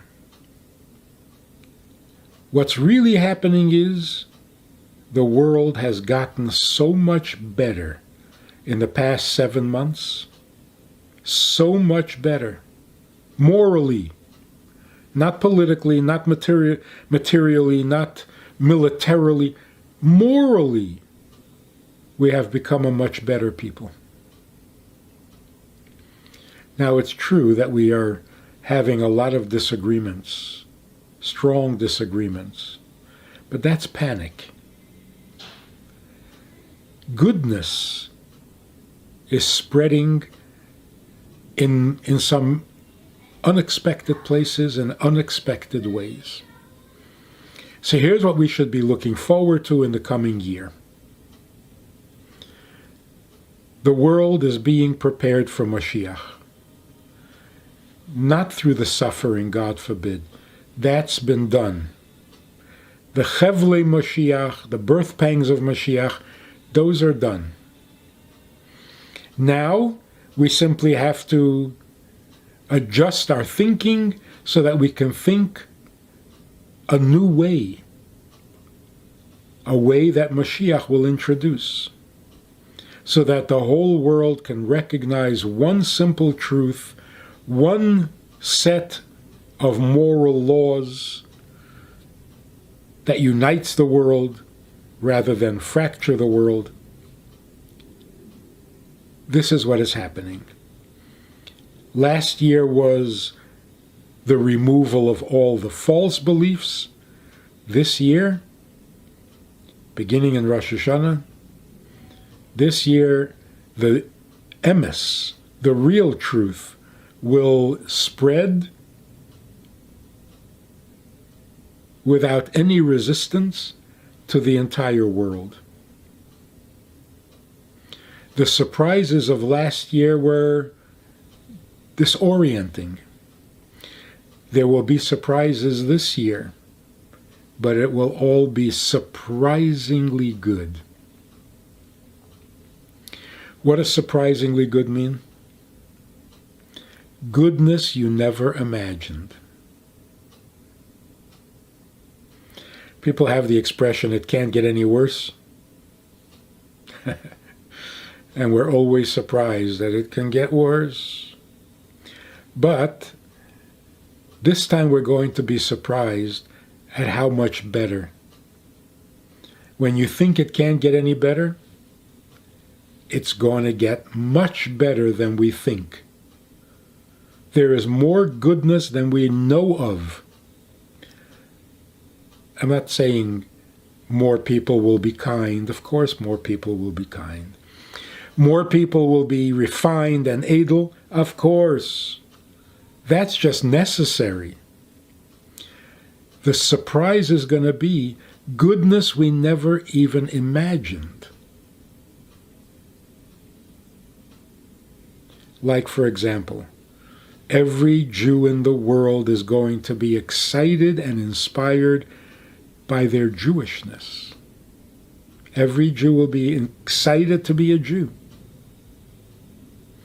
Every human being will be devoted to making the world a moral place. The Sheva Mitzvahs B'nai Noach.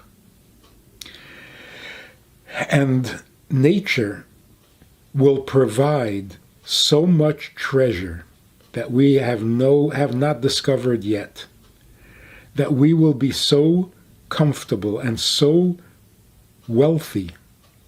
We will have everything a person can possibly need, so that there will be no thoughts of war, no thoughts of competition, of jealousy, of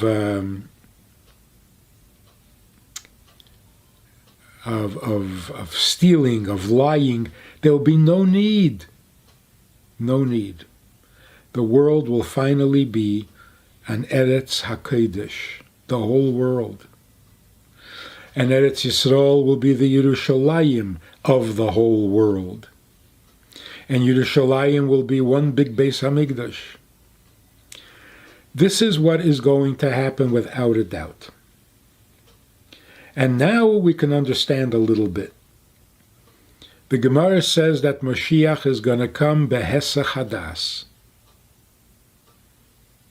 You hear this? Mashiach will come by surprise, unexpectedly. Now here we say, Animamim be'emunah shlema b'vias HaMashiach every single day. We talk about Mashiach all the time. We ask, why is Mashiach not here? Why isn't he coming? When is he coming? And then when he comes, we're going to be surprised. It will be unexpected.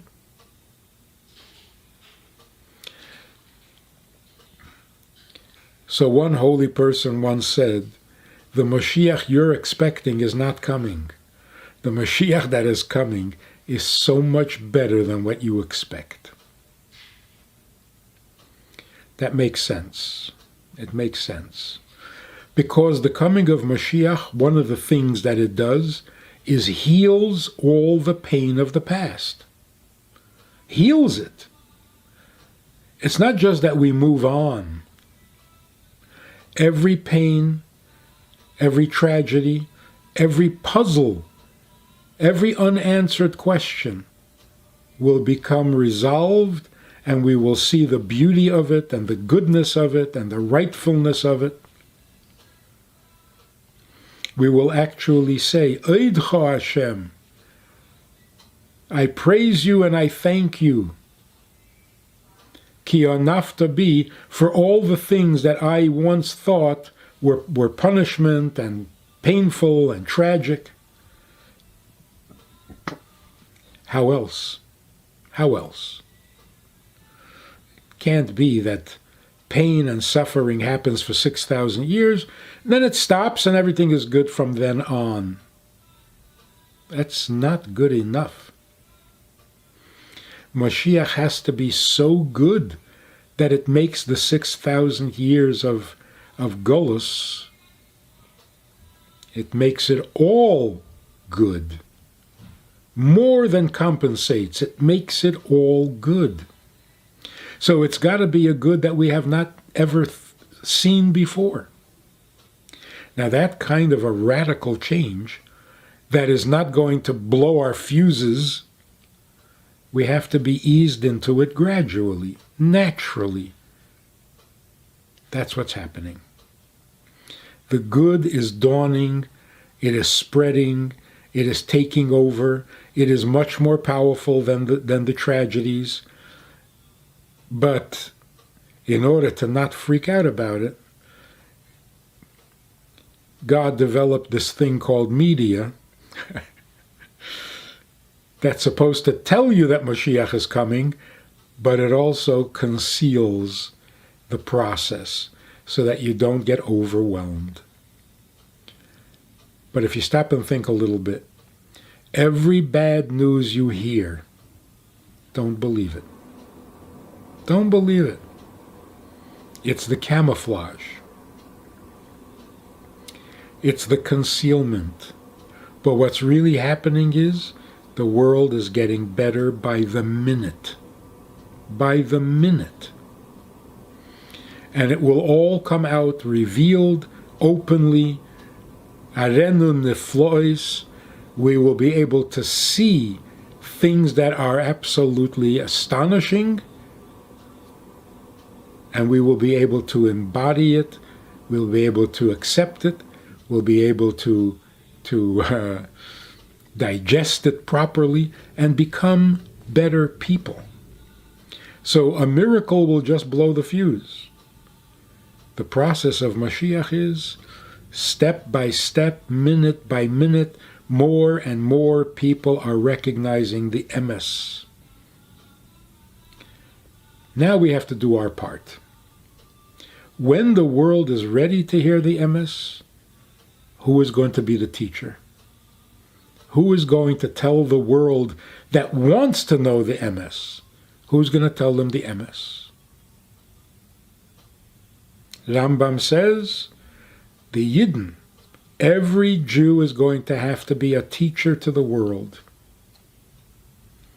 Because the Jews know Dvarim, Stumim, we know the secrets of creation, we know the reason for creation, we know what Hashem wants from his creation, and now the rest of the world wants to know all of that. So look around and see who you can teach and who you can inspire. By a phone call, using technology, because it's the fastest way to communicate. So, we have the tools, we have the ability, we have the knowledge, and we also have the time. It's all set up beautifully and perfectly. There's only one thing missing in this world, and that's not a job or work or career. It's not politics. It's not government. It's not even money. There's only one thing missing: godly wisdom. So the Torah is our wisdom. Hi chachmaschem ubinaschem le'enei kol hagoyim. Our wisdom and our chachma, which is the Torah, we have to present for all the nations to see. That's a geula.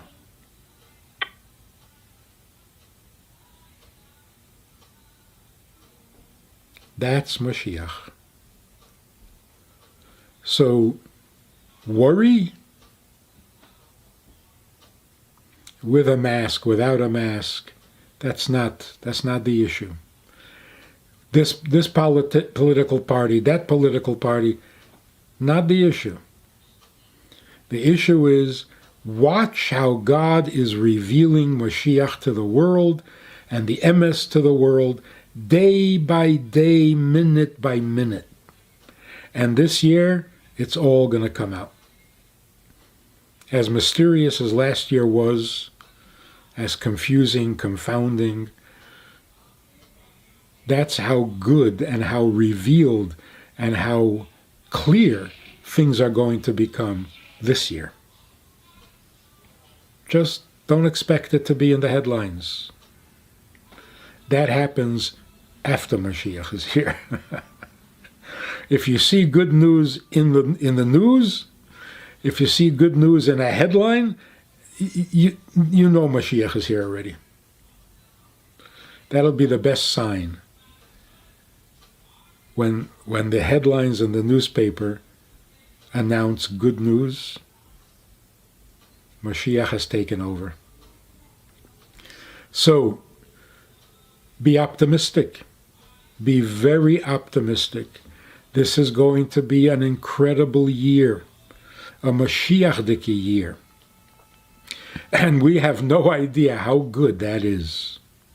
Until we see it, we're not going to believe it. So yes, Mashiach will come behesach hadas.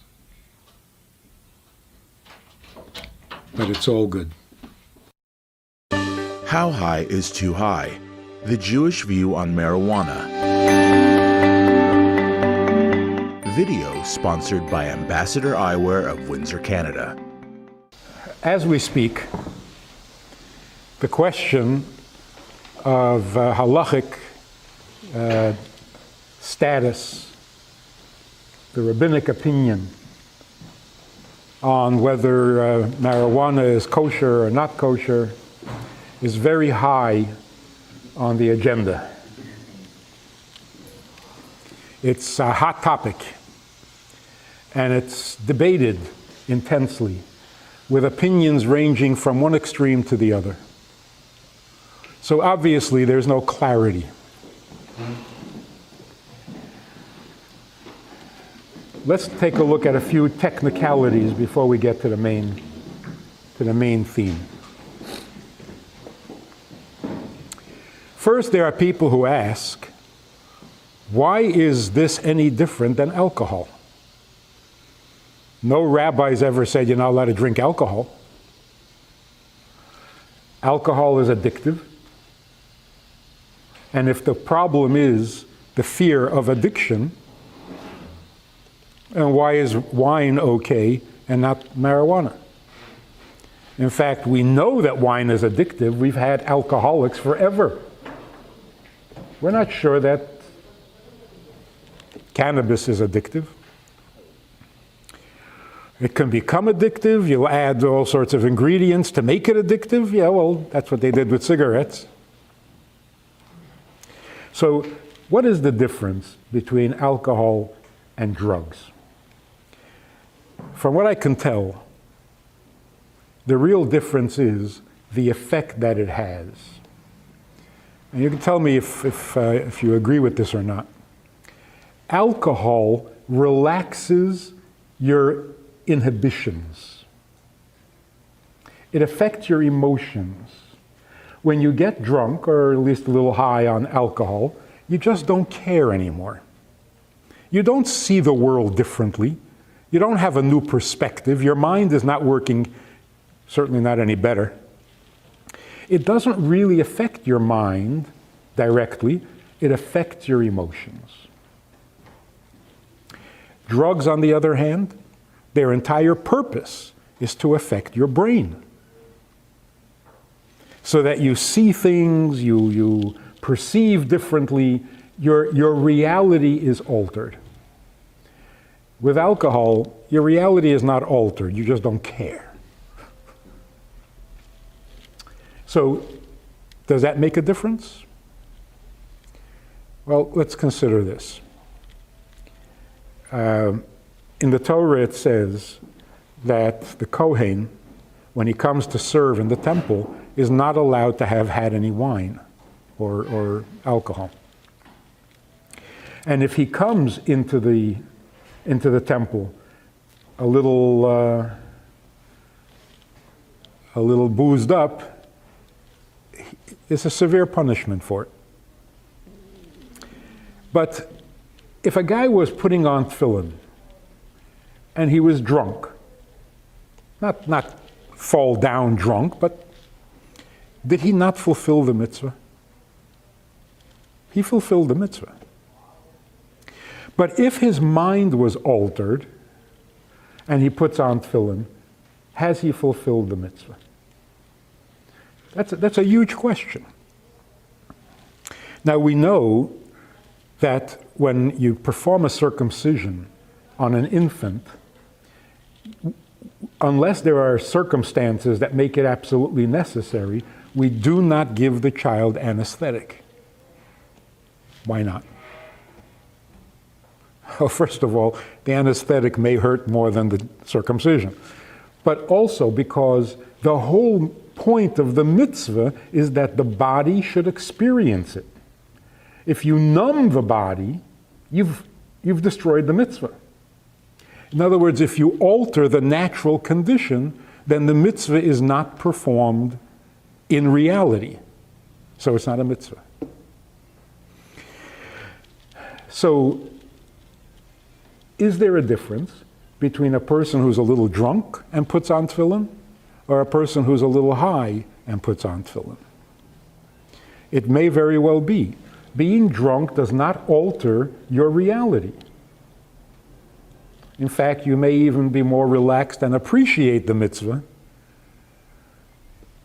whereas with the drugs, it's not you putting on the tefillin. This is not the real you.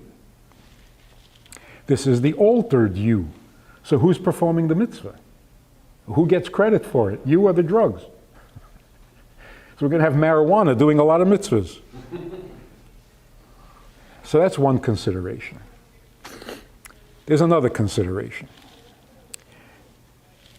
Is it dangerous? Rabbi Feinstein, many, many years ago, ruled that you're not allowed to use marijuana because it wrecks the body. Now, you can argue that that was many years ago. Back then, the medical world believed that it is physically dangerous and destructive. And so Rabbi Feinstein, following the medical opinion, ruled that you're not allowed, because you're not allowed to harm your body. But now that the medical world has changed its opinion, and now claims that there is no harm and it is not dangerous and it doesn't destroy your body, does that ruling still hold? So here we come to a really important, fascinating definition of what Jewish law is all about. If the medical world says that this is dangerous, then of course the halacha, the rabbis, the Torah is going to rule against it. In other words, the physical reality determines the halacha. Or is it the opposite? God determines reality. If the halacha says, whether it's Rabbi Akiva from the Gemara or Rabbi Feinstein from, where was it? Far Rockaway? Where did he live? Lower East Side. Either way, if the halacha says this is forbidden, that's the reality. This is God's opinion of marijuana. And therefore, it shouldn't be surprising that it will cause some physical harm. In other words, the halacha determines reality, not the other way around. So it's not that every time doctors change their mind, the halacha has to change its mind. Because the halacha is not dependent. It considers medical science and so on, but it is not dependent on it. The science does not cause halacha. In many cases, we found where when halacha disagreed with medicine, in the long run, the halacha turned out to be correct. Rabbi Feinstein, by the way, an amazing, amazing man, was a truly godly, inspired individual. We had an interesting story. This couple came to Minnesota back in the 70s. And they told me this amazing, amazing story. She was a convert. And they got married. And then they realized that he is a Kohen. so he's not allowed to be married to a convert. And they were horrified because they were so happily married. They went to Rabbi Feinstein. Now, what do you expect a rabbi to say? What could he possibly say?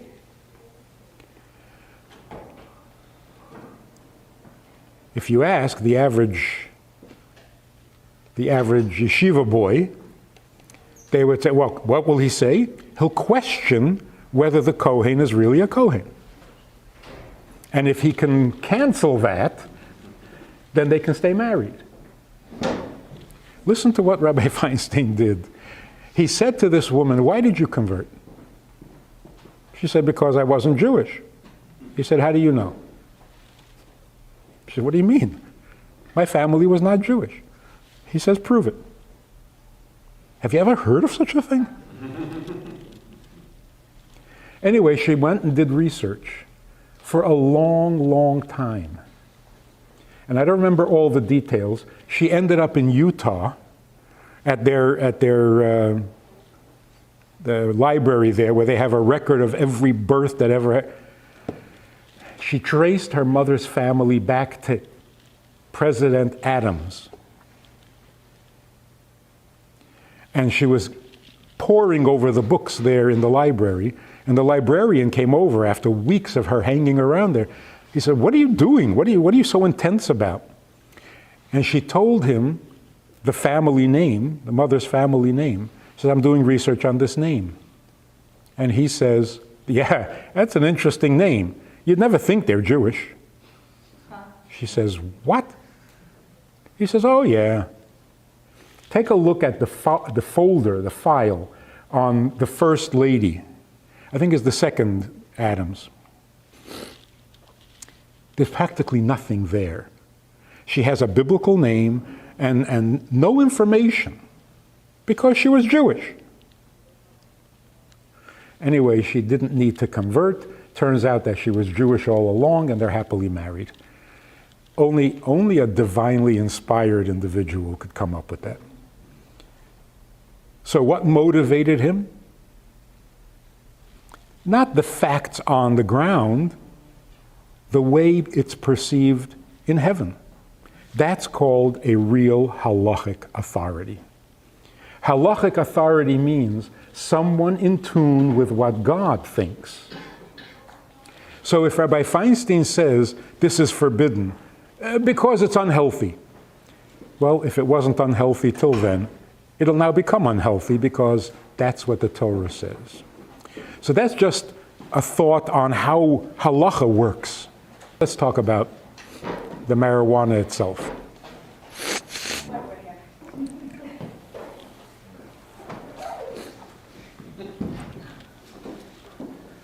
Is there a reference to marijuana or any kind of drug that's like a hallucinogen in the Torah that we can derive information from? Or is there Moshe finds things the only thing that we can read back on? There really is not anywhere, which is also interesting. There is so much written about wine and alcohol, when you're allowed, how much you're allowed, how bad it is, how ugly it is to get drunk, how forbidden it is to do the...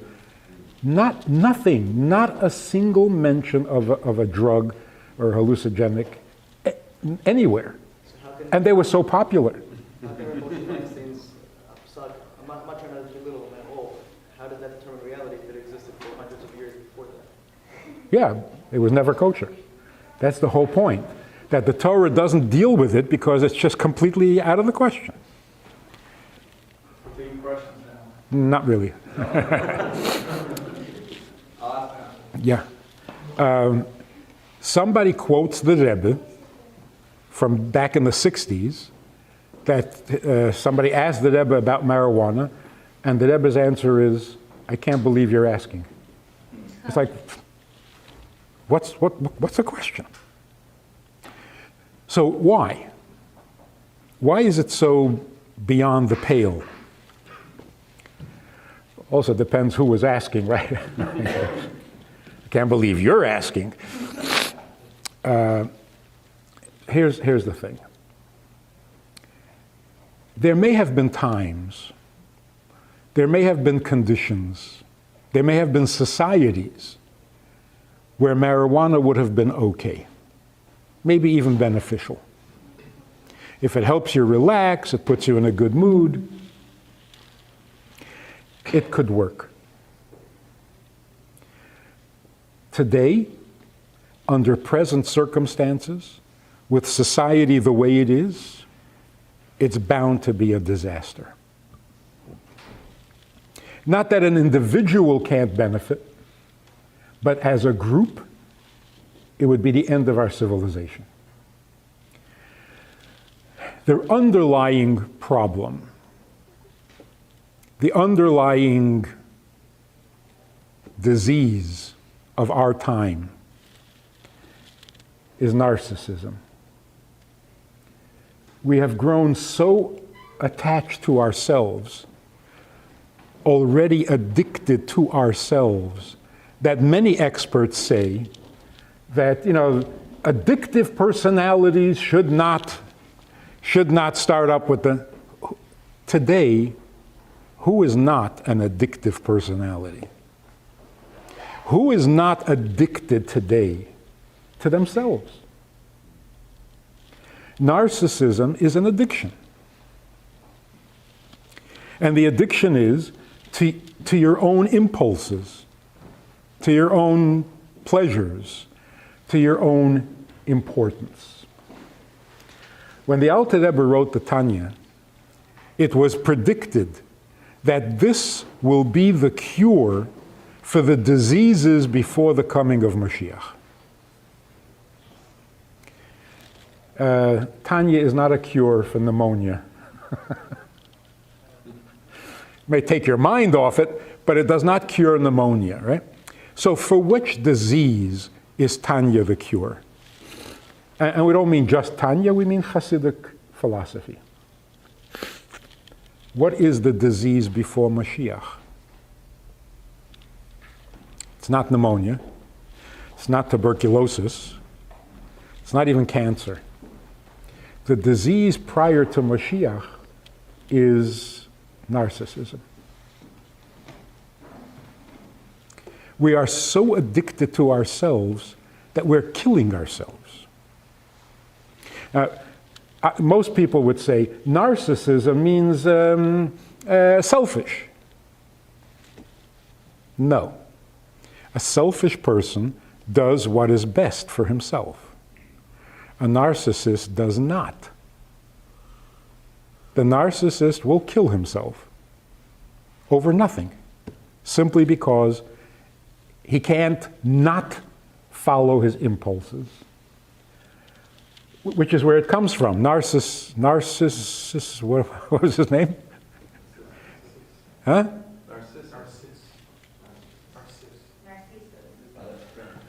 That guy, he looked in the water and he saw his reflection for the first time and he fell in love with himself. And he couldn't tear himself away. So he stared at himself until he starved to death. That's not selfish. A selfish guy gets up and has something to eat. This is something different. This is definitely an addiction. Addiction means an impulse to do something even if it's killing you. Now, to come to a generation of narcissists and say, why don't you have some marijuana? This is deadly combination. The exact worst thing you can give a narcissist. You don't want to make people comfortable in their narcissism. At least create a little discomfort. So what does Hasidus say? This is revolutionary and probably the future of psychology. The healthy individual. What's a healthy individual? Who's healthy? Don't give me name and address. What constitutes a healthy person? Nobody knows. Nobody knows. And that's part of the danger in the medical world today, They're treating patients, and they don't have a definition for healthy. We know more or less what's unhealthy, but that's not enough. Because if you're a doctor, you want to bring the person back to health, and you don't have a definition for that. So how do you know if you're doing it? Like this guy who said, a guy comes to the doctor, he's got fever, he's got aches and pains, and he's got a rash. The doctor treats him, and there's no aches and no pains, no fever, and no rash. Well, either this guy has been cured or he died, because it's the same result. So when the doctor takes away, excuse me, when the doctor takes away those symptoms, has he made him healthier or has he moved him closer to death? Now his body can't even produce a fever.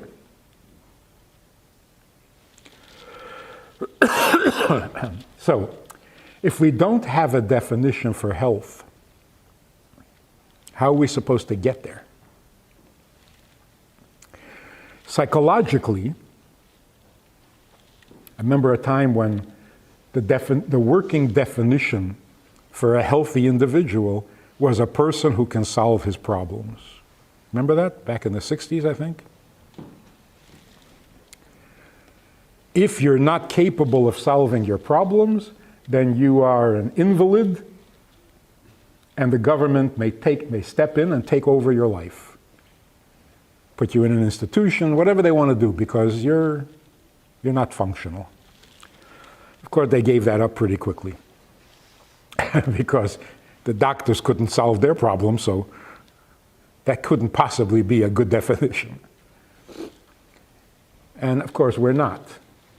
We're not problem solvers.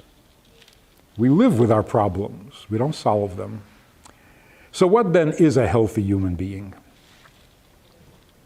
So more recently, the definition, more or less, is that if you have frustrated needs, if you have repressed emotions, that's going to stifle your whole system, block up your whole whatever, and you're not going to function properly. If you dig deep, uncover those needs, and bring them to light, that's half the cure. Then if you can actually satisfy those needs, then you'll be perfect. It's not working so good. Because every time you satisfy a need, you discover another one. And the work goes on. Hasidus says something revolutionary.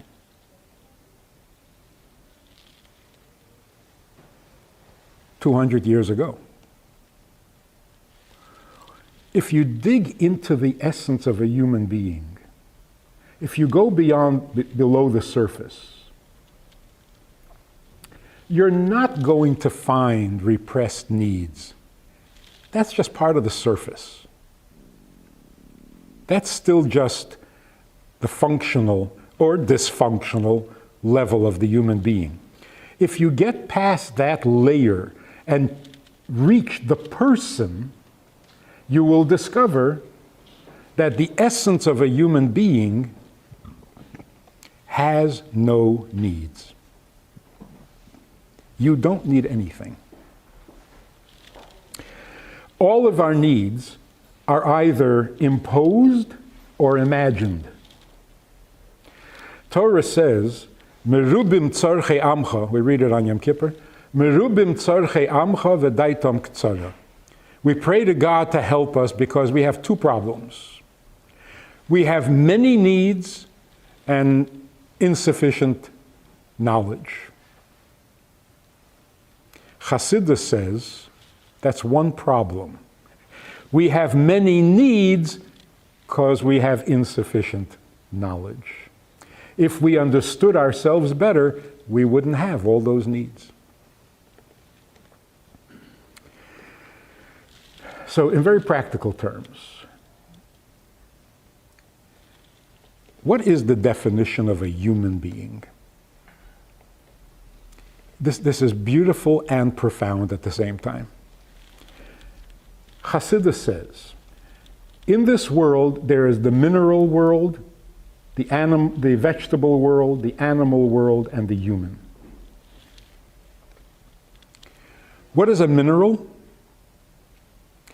A mineral is a statement. Poetically, every mineral makes a statement, speaks.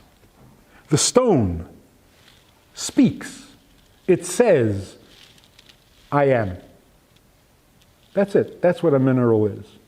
God created something that just is.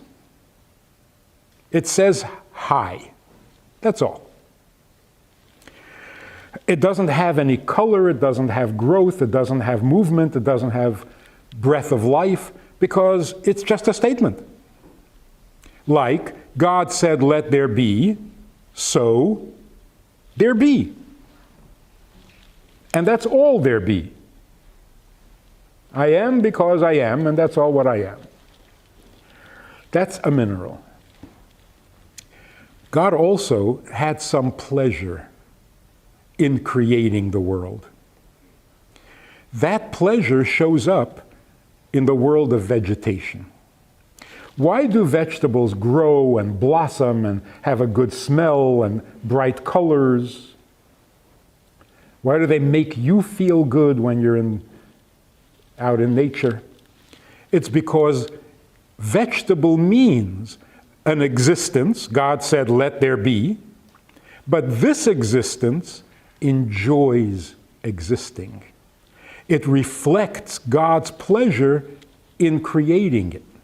So the mineral only reflects the word. God said be, it is. The vegetable reflects a little bit of God's pleasure. And pleasure expresses itself in color, growth, flowering. So poetically, what is a vegetable? A song. The mineral speaks, the vegetable sings. That's what it is. What is an animal? An animal is another creation. God said, let there be, let the earth give forth living creatures, the water, whatever. But this creature not only gets pleasure from life, from existence, but actually fights for its existence. It clings to its existence. And therefore, it expresses not only the pleasure of life, but the gratitude for life. And that's why the Medrash says that every animal sings praise and thanks God for its existence. So, the mineral speaks, the vegetable sings, the animal praises. Thanks God. Now, what's a human being? Like, what's left? The human being is quantitatively different, completely of a different nature, and that is the human being. This is the definition, not the purpose or the philosophy, just the definition. What makes a human being human, rather than animal, rather than angel? The human being, by definition, is not content being human. The vegetable likes being a vegetable. The mineral is content being a mineral. And the animal, if you just leave him alone, he's perfectly happy. Not a human being. The human being is, by his very essence, never content being human. Why? Because being human is what he was given. What has he accomplished? So if a human being feels, I am a successful human being, he's miserable. Because the human being needs to be something more than he is created to be. So again, here's the definition. A human being is never content being human. So the question is, what's your alternative? Don't want to be human? What do you want to be? Often, for lack of any better idea, the human being decides to be an animal. I mean, you look at ancient history, human beings wanted to be like eagles, they wanted to be like snakes, they wanted to be like dragons, they wanted the qualities of animals, even competing with animals.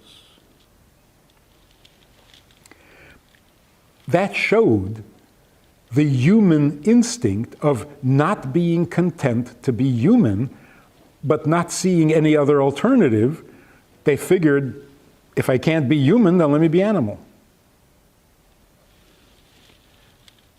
You read about this guy in India or in China, I don't know where he is. He's been sitting under a bush for 6 years, hasn't moved, hasn't eaten, hasn't had a drink, and he's perfectly healthy. You read about this?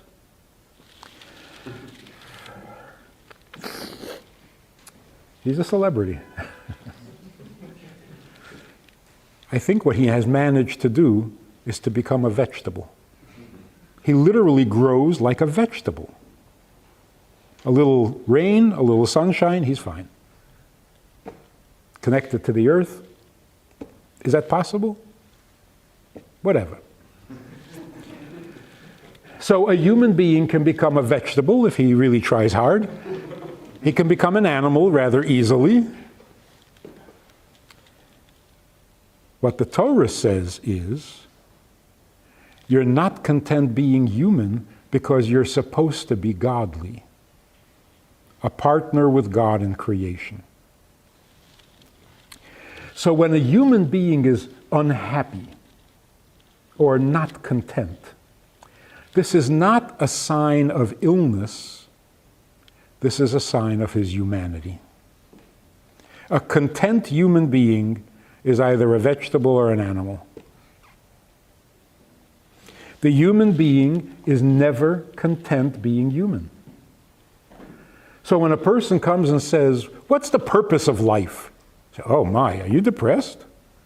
No, I'm thinking. Yeah, well, that's dangerous.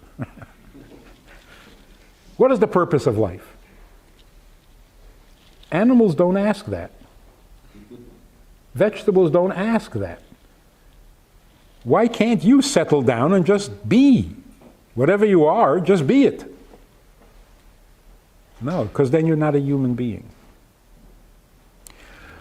So if a kid gets into a bad mood and you ask him to clean up his room or put away a toy, and he says, I didn't ask to be born. Prozac? Therapy for the rest of his life? Sounds depressed. Actually, it's just proving the point. If you really understand a human being, we don't ask to be born. Why? Because we don't need to be. There's absolutely no need for me to be born. My need. If I were never created, I would never complain. So it's not like I was sitting somewhere saying, why don't you create me already? No. In fact, when I was told I was going to be created, I kind of pleaded not to. I don't need this. So when a child says, I didn't ask to be born, that's true. You objected a long time ago. Before you were even conceived, you already objected. Some kids are so stubborn, they never get over it. I said no. Imagine God comes to the soul and says, I need you to go down into this world. And the soul says, no, I don't want to go. But he goes anyway, right? And now he's resentful. He says, I said no. I know you didn't really ask me, but I said no. and you created me anyway, now I'm angry. They're born angry, resentful. So when a child says, I didn't ask to be born, you shouldn't panic. You should simply say, neither did I. Nobody asks to be born. There are some New Age philosophies that say you ask to be born, you pick your parents, you pick your circumstances. No. If we got to pick, things would be very different. But we don't ask because we don't need. Now you wake up, you're born, you didn't ask, and now you have to eat. You have to eat. You'll even wake your mother up in the middle of the night and demand food. And you don't care that she hasn't slept, because you have to eat. Now, technically, if I don't need to be born, why would I need to eat? If I didn't ask to be born, why do I need to drink? The answer is, I don't. I don't. And that's why often the need to eat that I have, I resent. I don't want this. I want a diet, and I can't. Who did this to me? So, if we're precise with our words, a human being needs to eat. Not true. Human beings need to stop eating. But we don't have that option. We didn't ask to be born, and we were born anyway. We didn't ask to eat, and we have to eat anyway. So two things. First of all, it's not my need. I need this like a hole in the head. Secondly, it's not a need, it's a handicap. There's an important distinction here. A guy breaks his leg and he's walking on a cane, on a crutch. Say, well, he needs a crutch. He doesn't need a crutch. Nobody needs a crutch. He needs his leg to heal. Until then, he has to use a crutch. But he doesn't need a crutch. It's a handicap. Nobody needs a handicap. So when we think about ourselves from a healthy perspective, we realize none of the needs that I have are mine, because I didn't ask for this. So I need to eat? Not really. God needs me to eat. Why? I don't know. But I can't claim it as mine.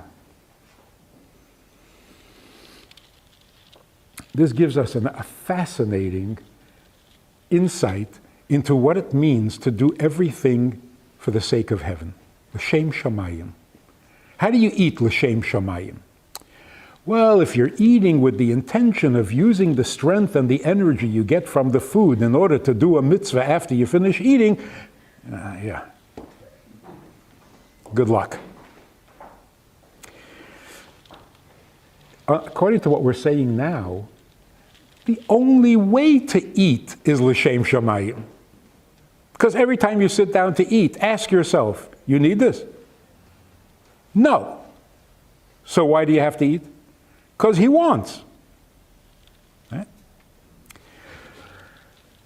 I was talking to a woman who had been severely anorexic. She had gotten a lot better, but food was still a problem for her. So we sit down, and she says, I find eating distasteful. I said, yeah. Gemara, the Mishnah says, the more you eat, the more the worms are going to have what to eat in the grave, and that eating is an animalistic behavior, and it just went on and on and on about how disgusting it is to eat. She was a little shocked. She said, you're worse than me. So I don't know why God did this to us. It's so humiliating that I have to do what animals do. It's such a handicap, it's so embarrassing, it's so degrading. But what can you do? God created you this way, so swallow your pride and eat something. Her problem went away. Partly because I didn't disagree with her. But that's the truth. The truth is, you eat because God created you with that need. Not you didn't ask for this. So if you're eating because God wants it. Just be conscious of that, and you're eating l'shem shamayim. The future of human health is the discovery of that part within us that has no needs. Now, in a secular world, where there's no belief in God and purpose and soul and whatever, that's a scary thought. I have no needs, then what am I doing here? Then I'm suicidal, then I'm nihilistic, fatalistic, it's all over. But if you do believe in God, it's perfect. When you reach that part in yourself where you realize, I have no needs, what is your immediate reaction and response to that? I don't need to be here, so who needs me? Answer is, my Creator. So when God comes to Avraham and says, I got a mission for you, Avraham says, Hineni. You know what Hineni means? Unemployed. Hineni, I'm available. Why am I available? Because I don't need anything. So I'm really glad to hear that you need something from me, because that explains why I'm here. So it all comes together in a beautiful harmony. I'm not competing with God, like I have my needs, he has his needs. Why does he mix into my business? If he has needs, let him take care of it, leave me alone, I got my own problems. This is not the picture at all. Even children today are sensing, what do you want from me? I didn't ask for this. That is good. We're getting somewhere. It's not a depressing thought. It's a wisdom that has taken 5,770 years to realize. We don't have needs. Relax. So now we'll understand. The Gemara makes this statement that really sounds morbid. The Gemara says, you are conceived against your will. Good news? You are born against your will. You live against your will, and you die against your will. In other words, you're screwed. Nothing is going to go your way. What a depressing description of life. Misunderstood it. It is so liberating. You don't need to be conceived. You don't need to be born. You don't need to live. You don't need to die. So you have no needs. Then what are you here for? To be something more than you were created. That's a human being. So the human being who doesn't ask, why am I here, is a happy animal, a content animal, a naked ape. A human being has only one request. Tell me what I'm here for. That's human. And when we can't find an answer to that, we get severely upset. This is not an academic question, it's not an idle question. What am I here for? Oh, nothing, just enjoy.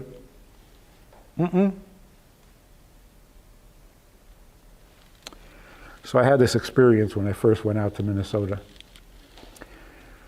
You know, we don't get any training. You go out there and, you know, teach and help people, and what do we know? So I come out there, and this woman says to me, I'm going to kill myself.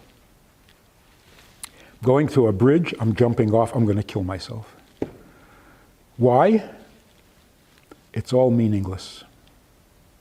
Nothing means anything. It's all meaningless. I said, really? All meaningless? Nothing means anything? She says, no. I said, well, in that case, why do you need to kill yourself? It's all meaningless. Sit, get old, you'll die soon. Why do you have to kill yourself? What's the urgency? It's a good thing I didn't have a license, because I would have lost it right there. But if you think about it, what makes people suicidal?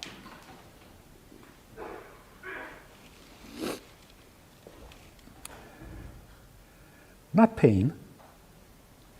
People who commit suicide out of pain is reasonable. What makes people suicidal is the thought that it's meaningless. But if it's meaningless, then what do you care? You're just here to be here. Doesn't mean anything. Enjoy. A human being can't do that. That's human.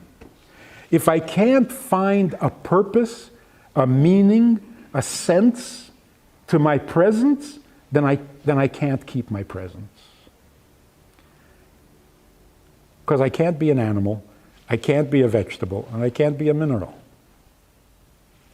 So what does it have to do with marijuana? The need to relax, the need to get out of my own head, the need to escape from reality, the need to enhance reality. Where is all this coming from? Even if it wasn't desperate, where is it coming from? Why do we need this? Because we haven't found a purpose. And without purpose, our existence is uncomfortable. So we try to ease that discomfort. The problem is, you ease it, you make it worse. Because you're basically telling yourself, there's no purpose. Relax. It goes against the grain. Maybe this again is the difference between alcohol and drugs. Alcohol means I'm taking myself too seriously. I gotta relax. So you drink and you lose your inhibition, meaning you stop being so self-conscious, which could be good, because self-conscious is a trap. If you can get rid of your self-conscious, you're better. The drugs don't do that. The drugs give you an escape, and that doesn't help at all. So, what is the drug that we need today to cure the disease of today? The disease is me. The cure is serve God. Hineni.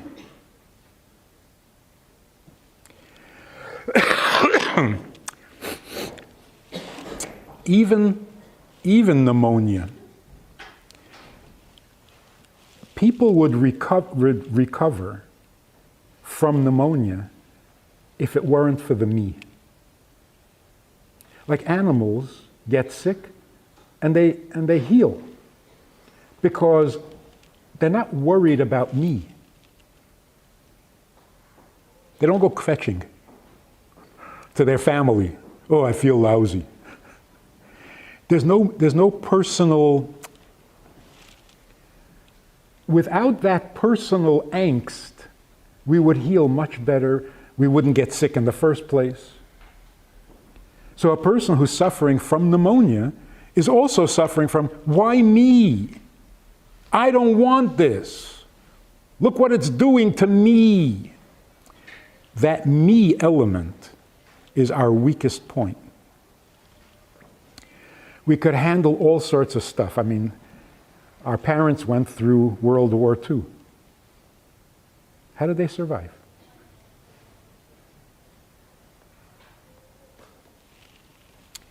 You know, we always talk about how much they suffered. And of course they did. But we forget to think about how miraculous and how awesome that they survived. How did they survive? Years in a concentration camp. How do you survive? So let me tell you this incredible story. I come to Minnesota in 1969, 1970. And there's a shul there, an old shul with a dozen members still living, all of them over 70. And we have the minhag, a very good minhag, of saying the entire Tehillim on the Shabbos before the new month, like this coming Shabbos. And it's nice to have a minyan. So we're looking around. There were only 3 shluchim. And we're looking around. Who could we ask to join us to make a minyan? And there were these 2 brothers from Poland who were the liveliest of the group. So I went over to one of the brothers, Yehuda, and I said to him, would you agree to come once a month, every 4th Shabbos, come a little earlier to shul, and we'll say the whole Tehillim together. He says, only once a month?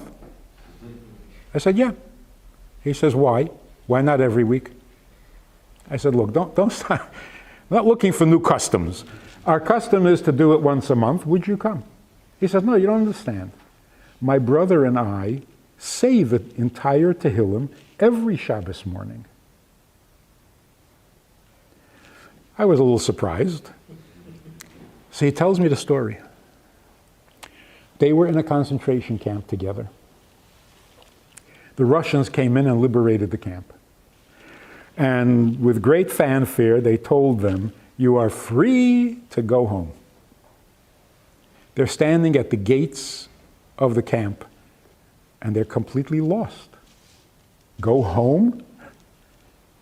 There's no home. There's no place to go. And leaving the camp was more frightening, was scarier than staying.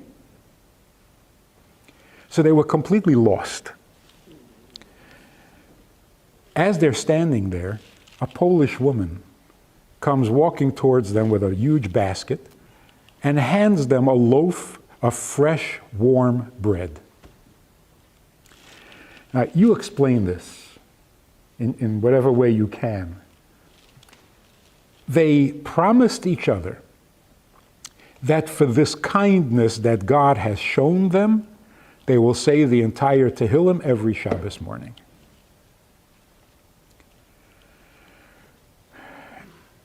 Is that superhuman? 3 years in the concentration camp, and they can't get over God's kindness over the loaf of bread. Now, I would understand if they couldn't get over the kindness of this Polish woman, because the Poles were not known to be kind. But to think, no, God just gave us this bread, and we have to thank Him for it. Where does this happen in the human system? That's why they survived. They saw purpose, they saw a plan, they saw meaning. They didn't understand it, but they knew God was running the show, something was happening, and they're part of it, and they were not going to jump off a bridge and kill themselves.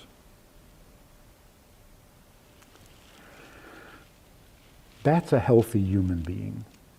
The healthy human being is a person who can stop saying, why me?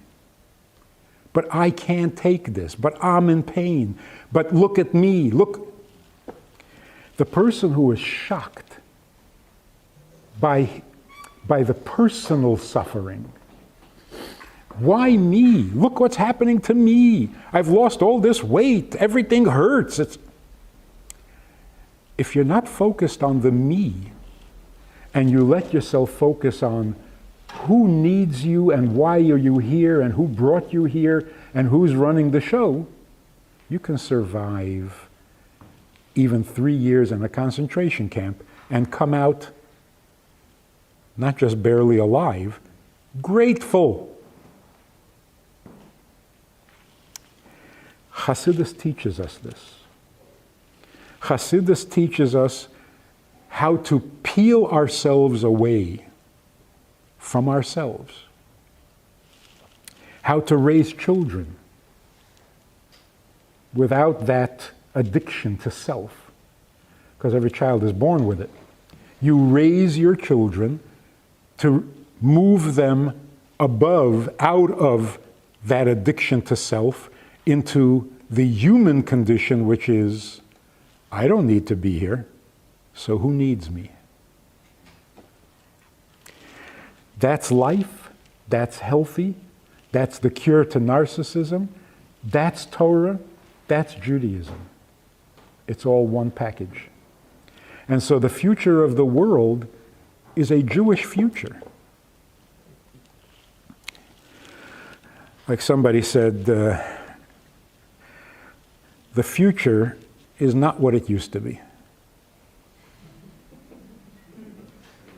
Good, no? I remember what the future was. My grandfather came from Poland. He was very Orthodox, he was Hasidic, and he was absolutely convinced that he was the last of the Mohicans. His generation was going to die out and Judaism was over. He was convinced. And it wasn't hard to be convinced, because if you looked at the facts, the future in America was secular. Even today, ask people, you know, there are a lot of Bali Tshuva, people are going to yeshiva, and they say, yeah, it's nice, but 50 years from now, there's going to be no yeshivas. They're starting to change their mind. Now people are starting to say, 50 years from now, the only thing left, the only people left will be Muslims and Satmars. Because, they're having a lot of kids. So the future all of a sudden is a different future. Nobody can honestly or convincingly argue that the future is secular. No, it's not. There's hardly a family left that doesn't have a Baal Tshuva.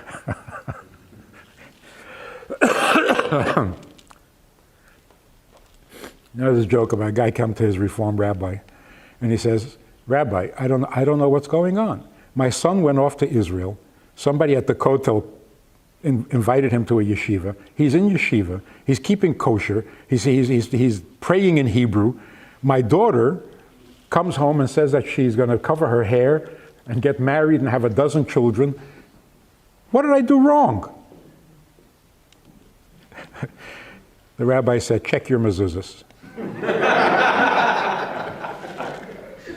One of them might be kosher. So this is the new future. The new future is, don't be shocked if the next door neighbor turns religious on you, or your own family. I think already the next generation is more observant than the parents. How that can be, I don't know. It's miraculous. Tradition doesn't go from the young to the old, but that's what's happening. So it's not a tradition, it's truth. Truth springs from the ground if it has to. So, do we want marijuana? It is exactly the wrong direction. You want to wallow in narcissism? You want to feed people what will allow them to wallow in their narcissism? Is going to be a disaster. A generation without direction, without a philosophy, without a commitment, you're going to give them marijuana? That's cruel. So will it help some individuals who do have a purpose and who do have a... Maybe. But you can't think of individuals. You got to think of the klal. And for the people, for the generation, and I think that's what the Rebbe meant by, I can't believe you're asking this. It's like saying, I don't have any purpose. I don't see any purpose in getting up in the morning. So should I get drunk? Like, what? What are you asking?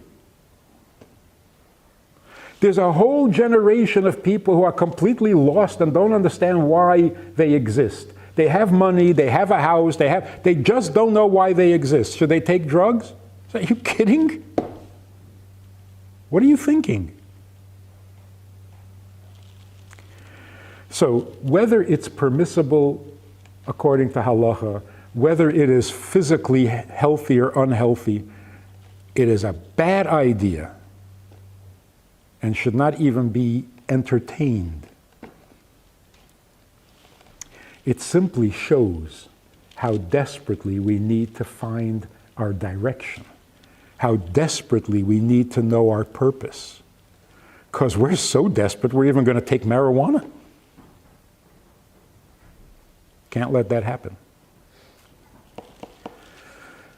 So, the solution is we have to learn a little more Tanya, have to read the Rebbe's Sikha to find out how we bring Mashiach, because we do have a task, we are needed, we are God's partners in creation, and we got to get busy. Enough is enough. It's time for the world to get fixed. And if we're busy fixing the world, you don't want marijuana. You don't even need to say l'chaim anymore. You just need to be l'chaim. That's healthy.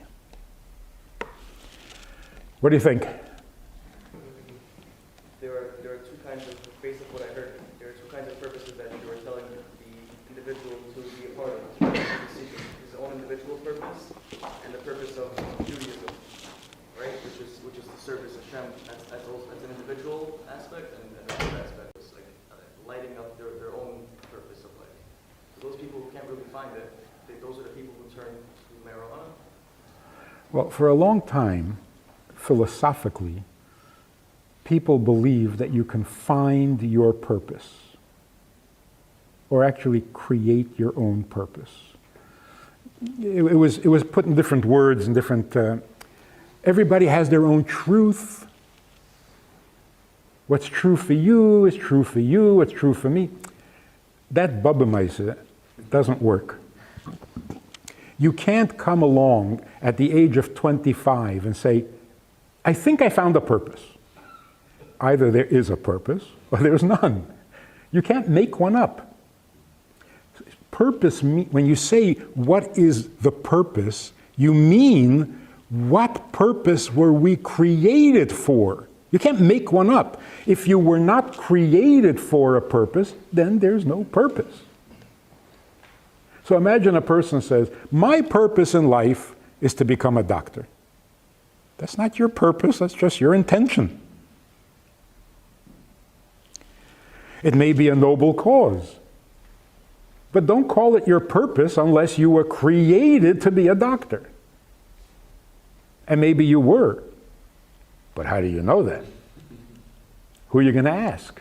Who are you going to call?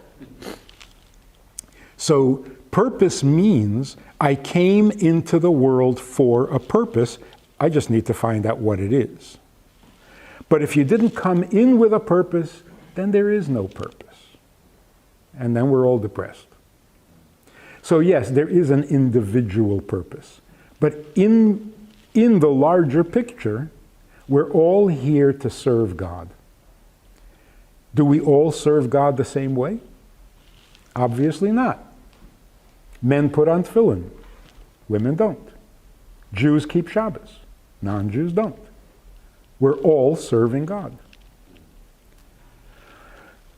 But, to start making up your own mitzvahs isn't serving anybody. So how do you know which mitzvahs you're supposed to excel at? Take a look at where life brings you, where God is leading you. You see success in a certain area, follow that. God is showing you something. So take a hint. But it's all serving God by doing mitzvahs. How you do the mitzvah, and the fact that you do it rather than your grandfather, that's significant. Because when you do the same mitzvah, it's a different mitzvah, because you're a different person. I mean, it's so precise that if you put on tefillin today, and then put on tefillin tomorrow, they're two completely different mitzvahs, because in between today and tomorrow, you changed. You're a different you tomorrow than you are today.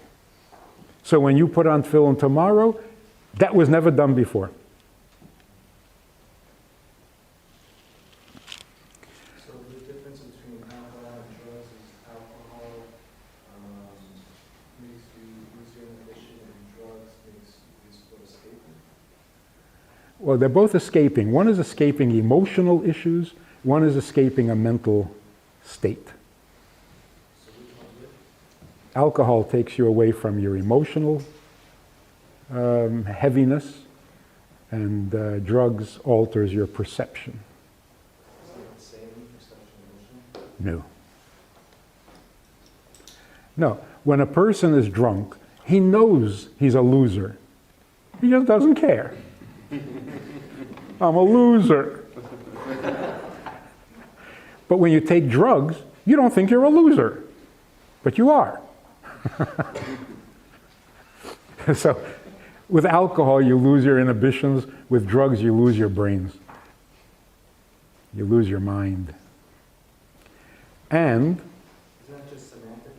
no, the real danger is, like with alcohol, once you lose your inhibitions, you want to do it again. In fact, you want to do it more. Same thing with drugs. Once you can alter your perception, you want to alter it more. That's really going in a bad... Yeah. No. So my question is the differentiation between cannabis and medicinal cannabis, and how is that affecting our autistic epidemic that's happening in our Jewish communities? Cannabis is frequently used as a treatment for a lot of autistic symptoms, and it has a huge value in our own Jewish community. What is your perception on that, and how do you relate it to the way that you spoke about cannabis tonight? Medicinal uses are absolutely divine blessing.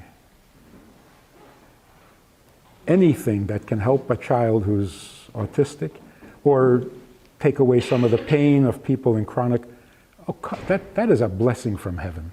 No question, no doubt, not even a hesitation. I'll tell you an interesting story. There was a rabbi in a community in Europe. He was sitting giving a class. Some guy comes running in. It was Shabbos afternoon. He comes running into the rabbi. And he says, "Rabbi, my wife is seriously ill. Am I allowed to warm up water for her?" The rabbi said, yes, go. When the community heard about it, they fired the rabbi. Why? He had been the rabbi of that community for 8 years. And they argued, in 8 years, you are responsible for this community, and there is still someone in the community who doesn't warm up the water for his wife and comes to ask whether he's allowed to, you're dangerous. They fired him. You hear what I'm saying? He had not educated his community. First you heat up the water, then you ask the rabbi. But my wife is in danger, should I help her? Who educated you? See so if medical marijuana can take away any pain, you're asking? That's nasty. So with medical marijuana, there is no question, it is a godsend. Why don't you just say it's about abuse? It's not about alcohol or drugs, it's just about abuse. Substance abuse? It's not about alcohol, it's drugs, it's marijuana, it's heroin. Yeah, well, Using it or not using it, because it says in the Gemara that the greatest, the scholars said, that the greatest medicine is alcohol. Or wine, to be exact. It says in the Gemara, on the bus. that the greatest medicine is alcohol? Scholars say the greatest medicine is Wine. yeah, wine. Not for everything. Anybody? Yeah. It's a book, it's called Irresistible, written by Adam Alter, and he talks about all the different kind of addictions, from internet, video games, alcohol, drugs, pornography, everything. And with the drugs, the reason that people would again and again and again get addicted is they'll never have the same high as they did it the first time. And so they do it again and again, searching for that original high that's never going to come back again. Maybe. Or, that was great, let's have something greater. Yeah, but it doesn't, Why? it's not greater. Why? It's not like it was the first time. Because the first time is always exciting? Yeah. How does one tell the difference between healing and recreation? And the rabbi doesn't mind another question. If it's the same, if it's a different person doing the same mitzvah, really doing a different mitzvah day to day, like I'm a different person putting on tefillin, then what difference does it make if I'm a different person on marijuana or something like that? I'm a different person anyway. Oh, you're different. When you're on marijuana, it's not you. It's the drug. So I was with the first. Sorry. How do you tell the difference between? You're enjoying it too much, then it's no good. Then it's recreational. No, you can tell. When a person says, what is that? The animals you take on planes, what are they called? No, the emotional. Huh? Emotional service animal. Emotional service animal.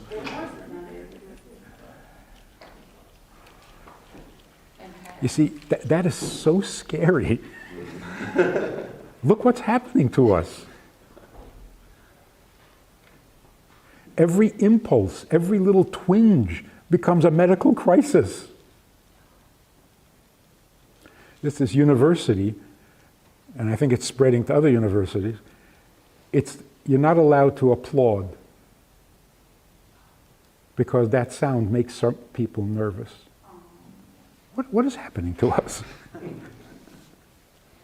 So if somebody says, there was applause, now I need marijuana, medically.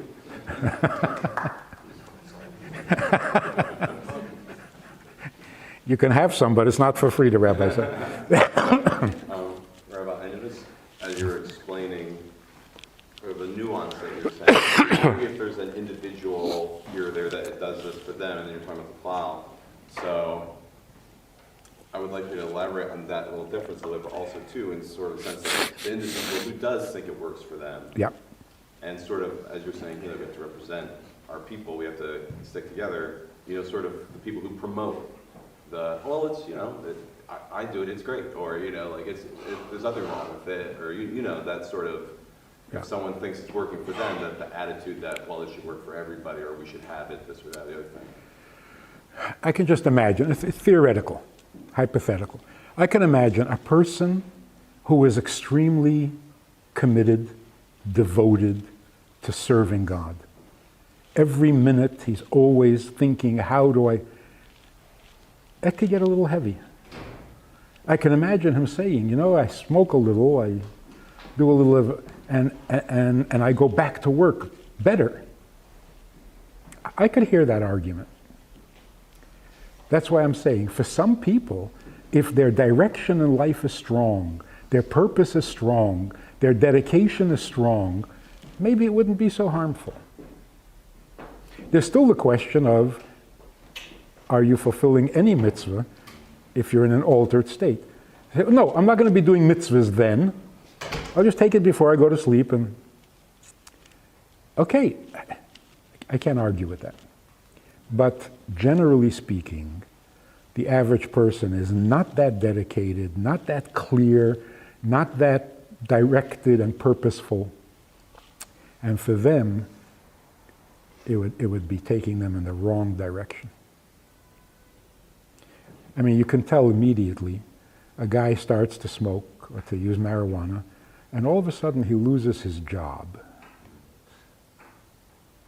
Bad luck? Coincidence? So we got to be honest, and we got to be on top of what's happening. But one thing is for sure, to learn to peel ourselves away from ourselves, definitely healthy. And you become more lovable too. People are so lonely today because the me is so inflexible. We can't relax enough to allow another into our space, into our world, into our lives, and we pay the price. We are alone. Marijuana will not cure that. Somebody made the argument that alcohol is a social addiction, especially in the Jewish community. You don't hear of Jews coming home and taking a drink. They call up a couple of friends, get together, and then take a drink, or more. But that idea of drinking by yourself, by Chassidim, even if you're sitting at a party, you never pour yourself a drink. What are you, a drunk? If the host gives you a drink, you say l'chaim. You never pour yourself a drink. So when you're alone, there's no drinking when you're alone. It's purely social. Drugs, on the other hand, are not necessarily a party event. Of course, it could be. But if you're taking drugs at home, that is really not going to make, you don't meet a lot of good friends that way. So the loneliness, the separateness, the isolation that we're suffering from, marijuana is not going to help. It'll make it worse. Use marijuana in the base of Mikdash. One of the ingredients in the anointing oil, in Hebrew, is called kinabasa, which sounds like cannabis. Well, if you want to use it as a perfume, or I don't know if that's cannabis. Probably not, because we would know about it if it was. But there are ingredients in the ketores and in the spices that are kind of strange. Some of them are foul smelling, and yet when you mix them with the other 11 ingredients, so that was an interesting And today we're not allowed to reproduce that. We're not allowed to make that same mixture. Must have been really powerful. People, thank you very much for listening. Partner with Rabbi Friedman. Visit itsgoodtoknow.org/support. When God created the world out of nothing, he had to produce, he had to invent, he had to create existence. Nothing existed. He had to make things exist. What does it mean that something exists? What does it mean this is? It means it occupies space. To exist means to occupy space. That's the scientific definition. Everything in this universe exists because it takes up space. If it doesn't take up space, it doesn't exist. Even a thought in your head takes up space. That's why when you're thinking, your mind is occupied. An emotion takes up space, your heart is full. Of course, it's emotional space, which means when you have an emotion, another emotion cannot come into that same space. When you have a thought in your head, you can't have another thought in that same space. You have a book on the shelf, you can't put another book in that place. The book occupies its space. So everything shares the same existence. Water, fire, stones, thoughts, feelings, everything exists by this definition. It occupies space. Another thing about existence is that it has many conditions. To exist, you have many conditions. A person has enough to eat, enough to drink, had a good night's sleep, has a secure home, a roof over his head, has friends, a support system. He has everything. And what does that result in? An existence. In order to exist, you have to eat, you have to drink, you need a house, you need clothing, you need security, you need friends, you need... And when you have all of that, you exist, which means you continue to take up space.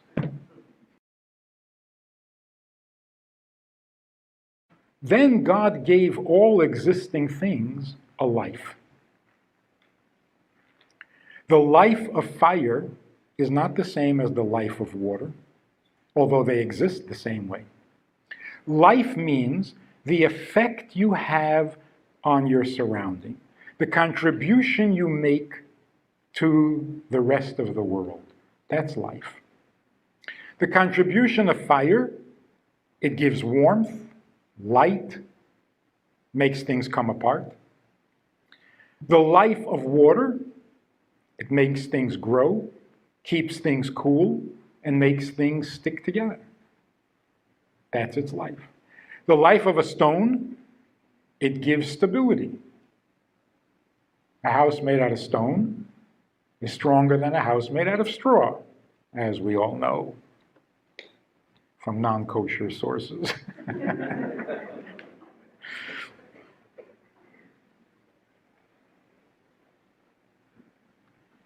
A human being exists and has a life.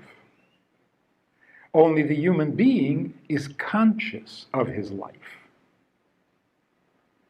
It's not automatic and instinctive, it's conscious. Now, sometimes there's a conflict between my existence and my life. Because some things are better for my existence, not so good for my life. Some things are good for my life, not so good for my existence. For example, the fact that you're all here in this room. If I was here alone, I would have the whole room to myself. And my existence would be rather large. This would be my space. But you come into the room and you destroy it. You ruin my existence. Because, you know, how much existence can you have if you're sharing the space with 100 people? So I hate you. It's not nice what you're doing to my existence. On the other hand, I'm really glad you're here, because speaking to an empty room is not a life. So the fact that you're here, my life is better. But the fact that you're here, my existence is ruined. And we're not even married. Can you imagine what marriage is?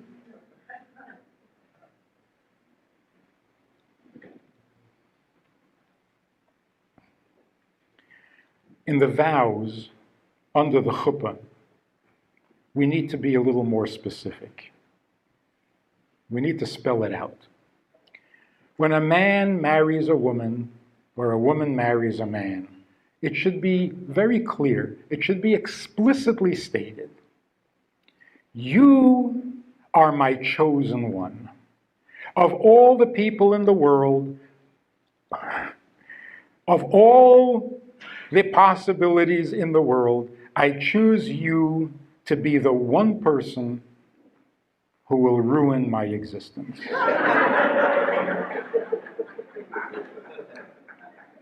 I don't want anybody else ever to ruin my existence.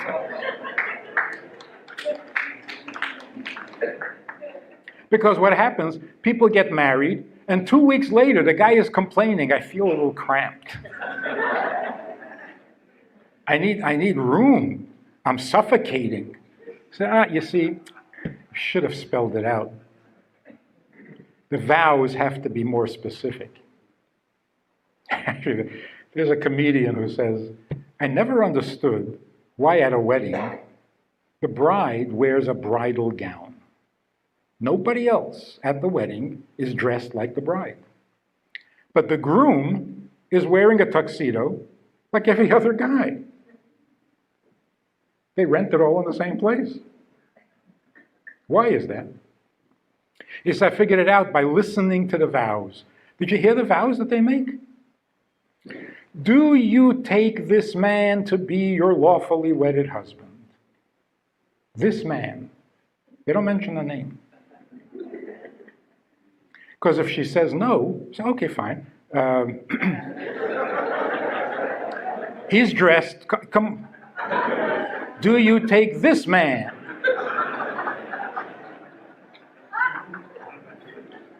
No? Come on, there's got to be somebody you like.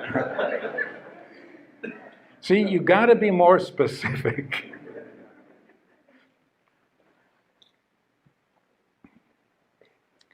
So sometimes existing and living are in conflict.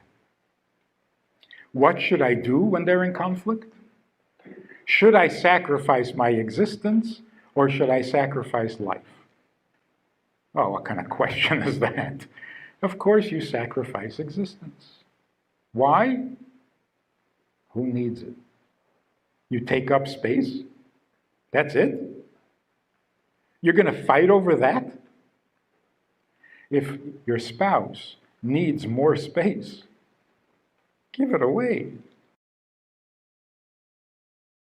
Humility in Jewish thinking is never deprecation of life.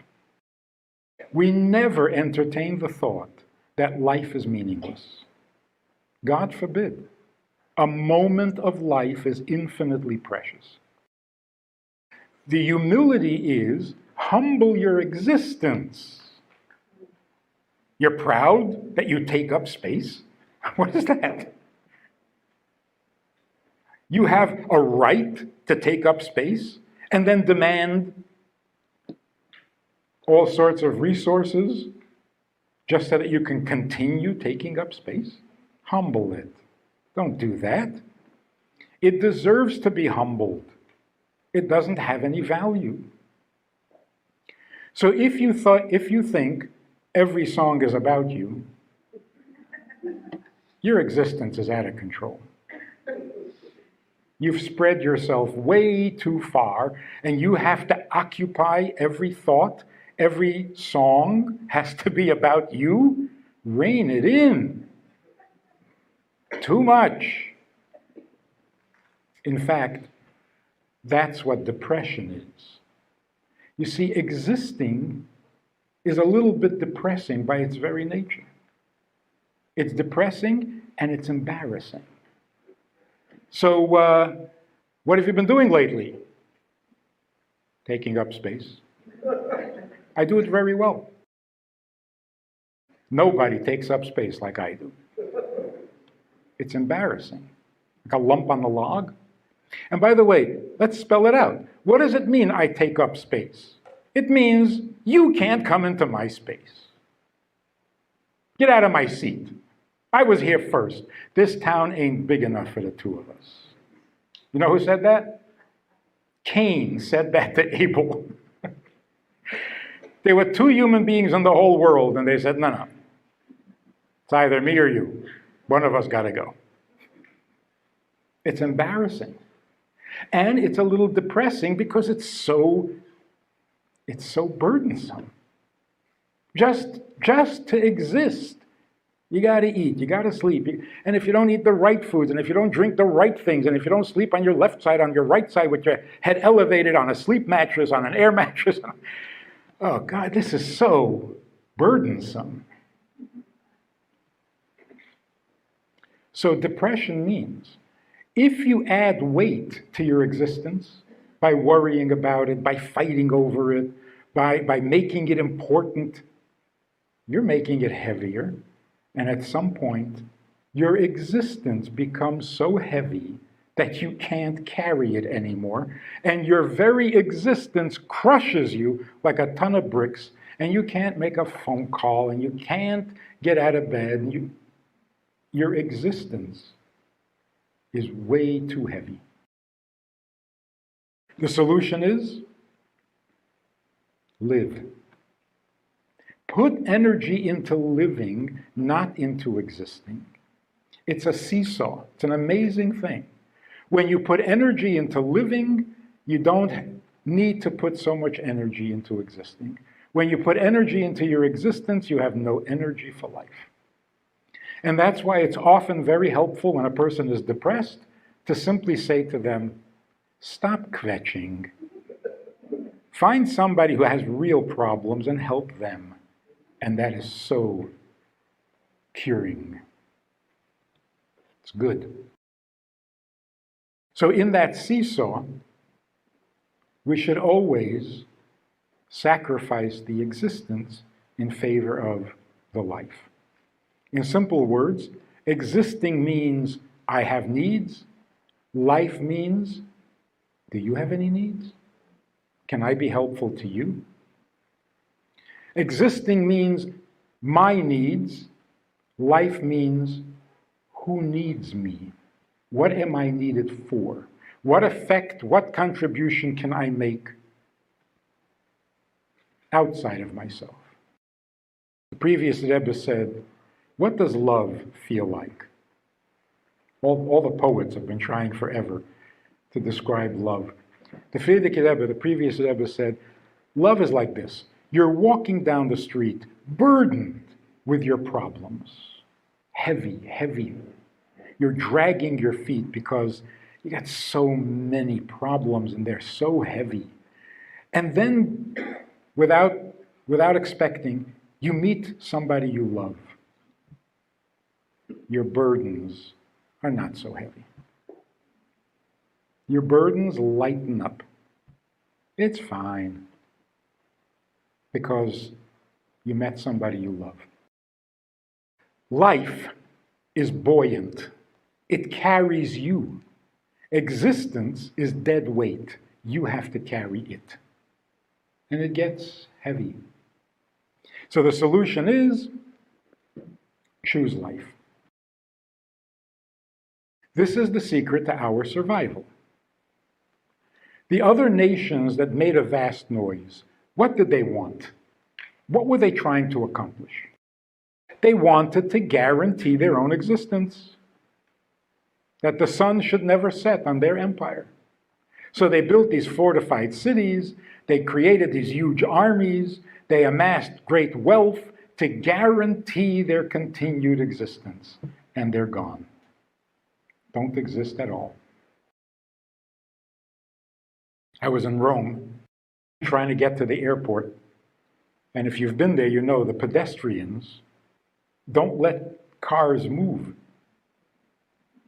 So the taxi is sitting there stuck, not in traffic, but in pedestrians. So I said to the taxi driver, I said, these Romans are going to make me miss my flight. He says, these are not Romans. There are no Romans. The only people who are still here from those days are the Jews.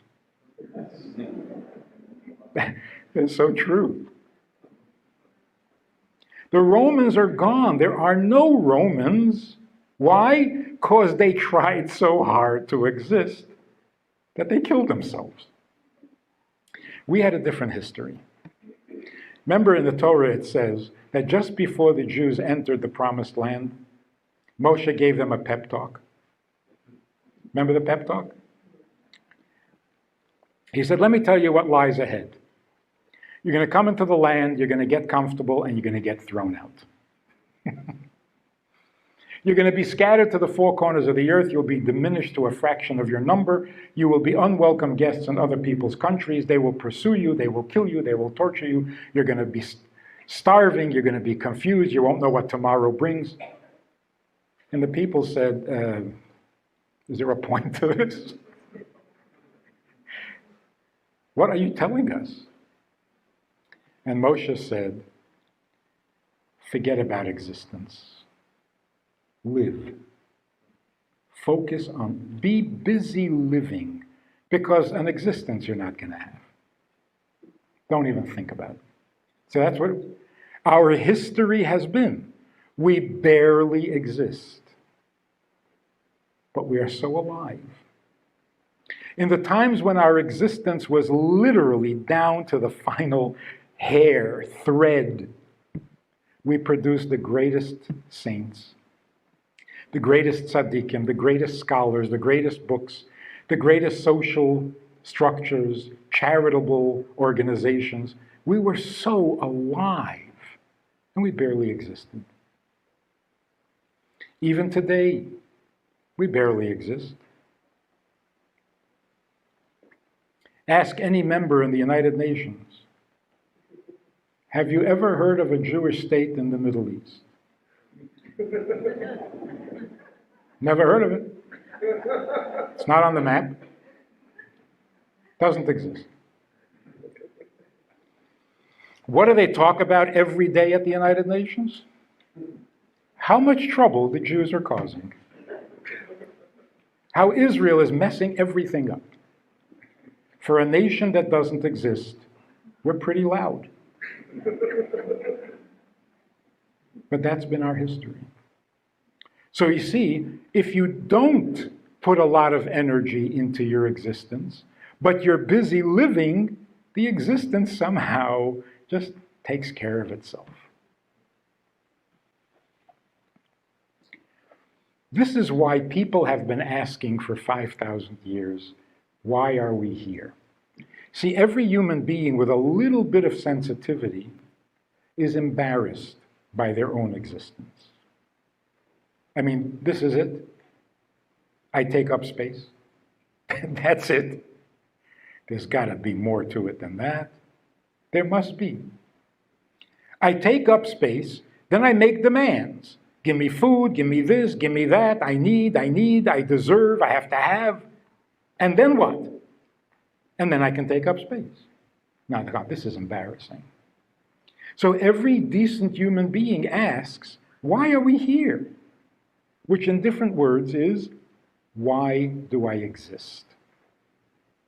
And we ask that question because existing doesn't justify itself. It doesn't add up to anything.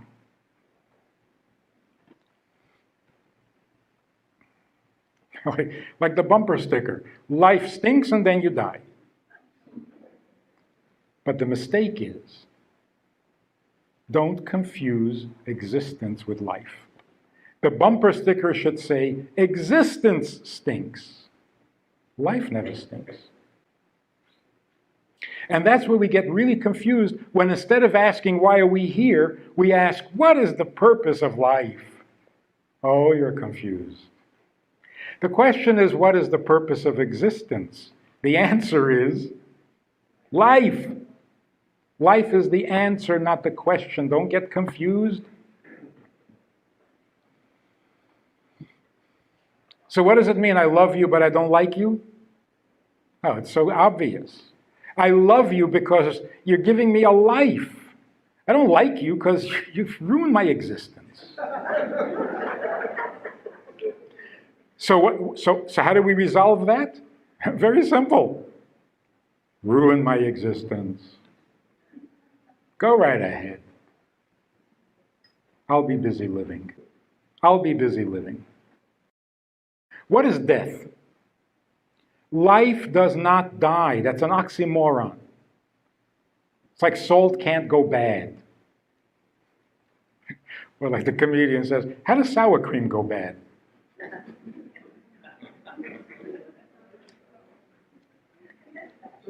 Life can't die. Life lives. That's what it is. Life is alive. Dead is dead. Death means a person had a life and an existence, and the existence ended. Doesn't take up space anymore. Does not need to eat. Doesn't need to drink. So what's left? Life. Life continues. It doesn't know what else to do. It only has one talent.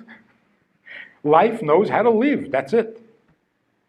So when a person's existence is over, his life is relieved. Now I don't have to share my energy. Now I don't have to go on this seesaw of should I put my energy in my existence? Should I try living? Now it's pure life. The only problem is that life is not here. Because to be here, you have to take up space. So where is this life? In the world of life. This earth, the physical plane, is the world of existence. To be here, you have to exist and take up space. Oy, this is what's wrong with teenagers.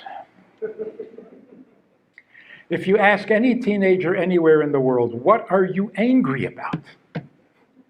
And they'll tell you. They all say exactly the same words in every language in the world. My mother ruined my whole life. It's ruined.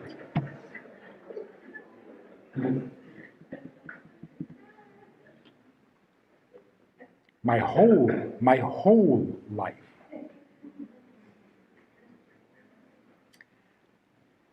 But that's ridiculous. First of all, life can't be ruined. Thank you. Life can't be ruined. Life only comes in one flavor, and that's delicious. Existence can be ruined. I mean, people have terrible existences, very sad, very painful. And some people have a very comfortable existence. But life only comes in one flavor. You can't ruin life. Life means whatever is going on and whatever your existence might be, you have an opportunity to make a difference, to make a contribution, to do something. How can you ruin that? The second reason that mothers don't ruin teenagers' lives is because teenagers don't have a life. Teenagers have an existence, and it's not even theirs. Like this teenage girl who says, I can't believe it, my mother went into my room. Your room? What, are you paying rent? It's not your room. It's a room your mother lets you sleep in. My mother went through my things. Your things? Nothing there belongs to you. See, but they get confused. Instead of saying, my mother ruined my whole life, they should be saying, my mother ruined my whole existence. And that's true. Mothers ruin your existence.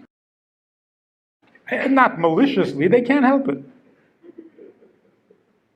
When an important guy who owns the whole town or the whole island, it's all his space. He is the king. He is the ruler. He is top honcho. And he's sitting at the most important meeting, conducting the whole world. His existence is enormous. And his mother walks in. I know. Where does my existence come from? You carried me for 9 months, and I know, you're right. I owe you my existence. Mothers ruin your existence. You see, this is why you have to honor your mother. Honoring parents, literally, the mitzvah, one of the 10 commandments, how do you fulfill that mitzvah? By adoring them? By sending them a card on Mother's Day? You fulfill the mitzvah of honoring parents by doing menial tasks for them so that they don't have to do it. You carry their bags. You bring the food to the table.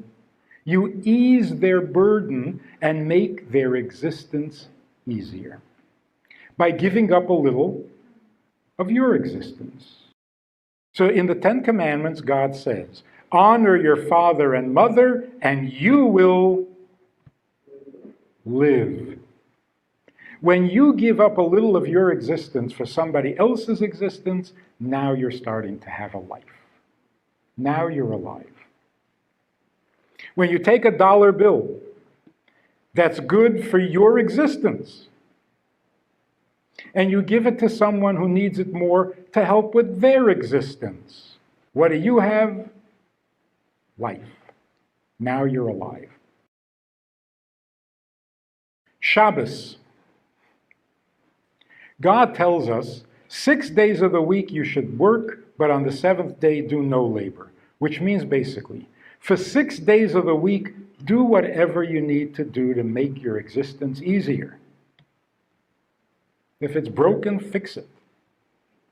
If it's raw, cook it. If it's cold, heat it up. If it's hot, cool it down. Make your existence easier. But 1 day out of the week, 1 day out of the week, stop. Leave your existence alone. It is what it is. It's fine. If you take it too seriously, if you go around the year always working and worrying about your existence, you're going to get depressed. So 1 day out of the week, focus on life by leaving your existence alone. Whatever you bought before Shabbos, that's what you have. You didn't buy it, you don't have it. Whatever got cooked, that's what you have. You didn't cook it, so fine. Your existence is fine. It really is. Even when it's minimal. Even when Jews lived in a ghetto, when Jews lived in poverty, but Shabbos, I got no problems. I'm content with my existence, it's fine. We focus on life. Why did God create the world? In the very simple way of putting it, God's perfection, when we say God is perfect, He's infinite, we're talking about His existence. He always was and He always will be, and He occupies all the space. It's all His. But like the husband, He came to us at Mount Sinai and said, I can exist without you. I'm really good at it. I have an infinite existence. I existed infinitely before you. I will exist infinitely after you. My existence is great. But without you, what's the point? Existence without a life? The existence itself demands a purpose, a content. And the more perfect you are, the more you need a life to justify all that perfection. In some way, affluent people, successful people, are more likely to get depressed than people in third world countries. Because when your existence is fine, then it hits you like, what for? So what? Now what? And if you don't ask it, your children will ask it. Okay, fine, so? People who are still trying to improve their existence don't get depressed. People whose existence is already fine, now they have to face the question. And so? That's what a midlife crisis is. You're going along, doing fine, you're halfway there, and going to crisis. What is that all about? When you get halfway there, it means that pretty much your existence is going to be what it is.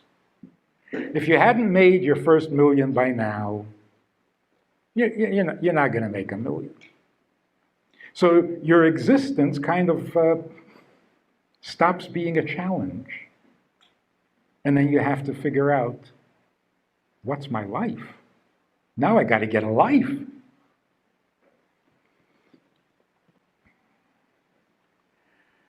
This is why we say l'chaim. You know what happens when we drink? I mean, you may have read about it. When people drink and get drunk, their existence relaxes. They say your inhibitions relax. Oh, I hope not. Your existence relaxes. And this is factual, this is true, because how do you know if somebody is drunk? If they're still standing up. You know, because when he wants to talk to you sober, he stands over here. In America. In South America, it's different. South America, they stand here. But when they get drunk, they stand here. And you back away and they follow you. Now you know he's drunk, because he doesn't take up space. He's lost his sense of space. You go to buy a sofa, and the salesperson says to you, here's a nice sofa, this will seat 4 people comfortably. It's not enough information. It will seat 4 sober people comfortably. It'll also seat 9 drunk people comfortably, because drunk people don't take up space. Isn't that a fact? Would it be cute to see 9 drunk guys on a sofa sober up at the same moment?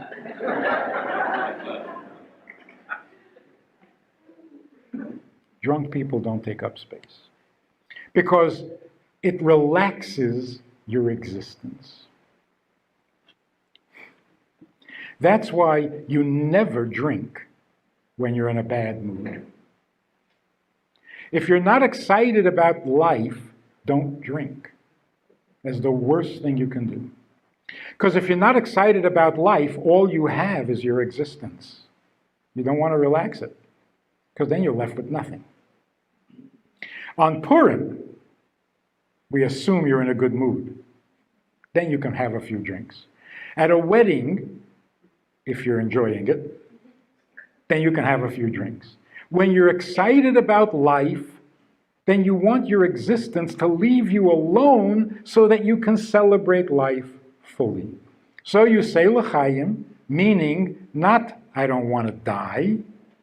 You're saying to life, rather than existence. So I am going to drink this because I'm excited about life.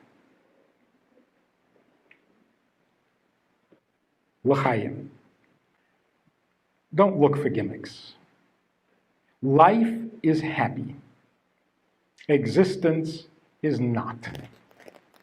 You want happiness? Live. You don't have to do anything to make yourself happy. Live. Life is happy. Existence, even if it's really good, is somewhat depressing. L'chaim. We choose life. And because we choose life over existence, we will exist forever, because we don't care. We don't care about our existence. We're busy living, and life cannot die. Make sense? L'chaim. Shalom Aleichem. How are you? You know, I do a lot of talking, a lot of Zooming, many classes, many subjects, but that's all formal stuff. Hopefully good stuff, but formal. We also have a Wednesday night meeting that's more informal and kind of Hamish. If you want to join us for that kind of an event, interactive, time for questions and so on, if you want to join us for this side of conversation, click on the link below and join us every Wednesday night at 9 o'clock. Well, maybe not every Wednesday night, but we try to make it every Wednesday night at 9 o'clock, a more informal chat, which can be more enjoyable at times than the formal stuff. So check it out. Click on the link and join us. Try it, you'll like it.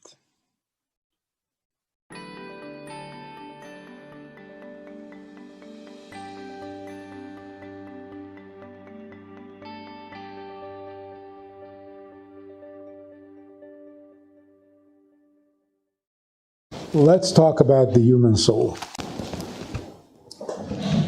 The value of it, the practical value, is that it just the knowledge itself ennobles our perception of ourselves. Science tells us how the body works. It's not always so noble. But yet, just knowing gives us a broader picture. It elevates our perception. It broadens our horizons. The more we know about ourselves, particularly the soul, the greater respect we have for the human condition, for life itself. So just the knowledge alone, before you apply it even, is just, it's like a balm to the mind. But we'll see if there's any practical application as well. So, the soul, also known as the vital force, is a living entity that animates the body.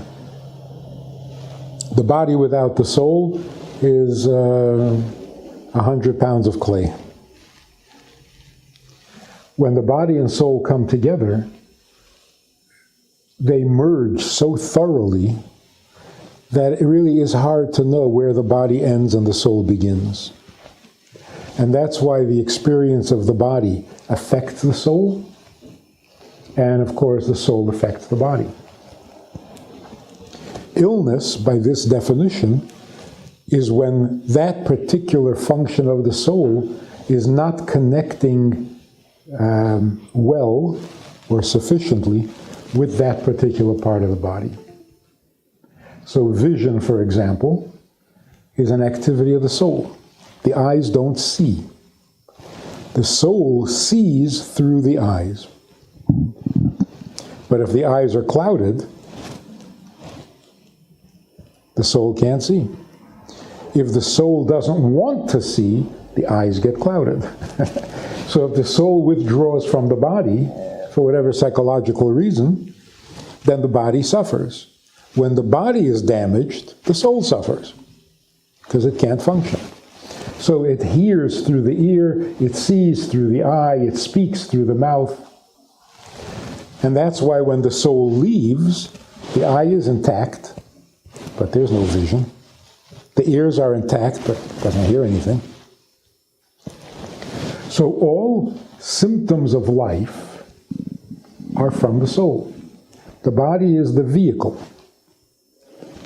Now the vehicle in perfect condition allows the soul to do what it does. So there has to be a harmony between the body and soul. There has to be an instantaneous response.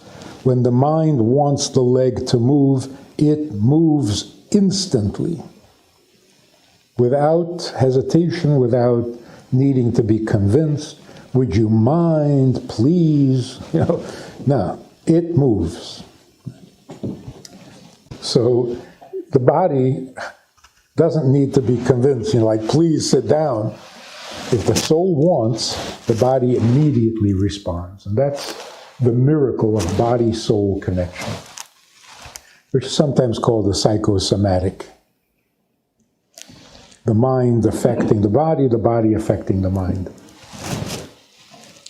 What exactly are the functions of the soul? Because the soul is a little piece of God, it has the same characteristics as those that God used in creating the world. That's the Kabbalah part of it. There are 10 faculties. 3 of the faculties are mental, intellectual, intelligent. 3 intelligent functions, and 7 emotions. That's what the soul is made of. The soul is capable of thought, speech, and action. That's called behavior. The soul's behavior expresses what the soul is. So, for example, speech, real speech, not babbling, means communication. The soul can communicate what it is experiencing to another soul. So what is it expressing? Itself. Its feelings and its knowledge. What I know and what I feel. Primarily, if we talk about the emotions, the primary emotions are love, hate, and compassion. Or kindness, judgment, and compassion.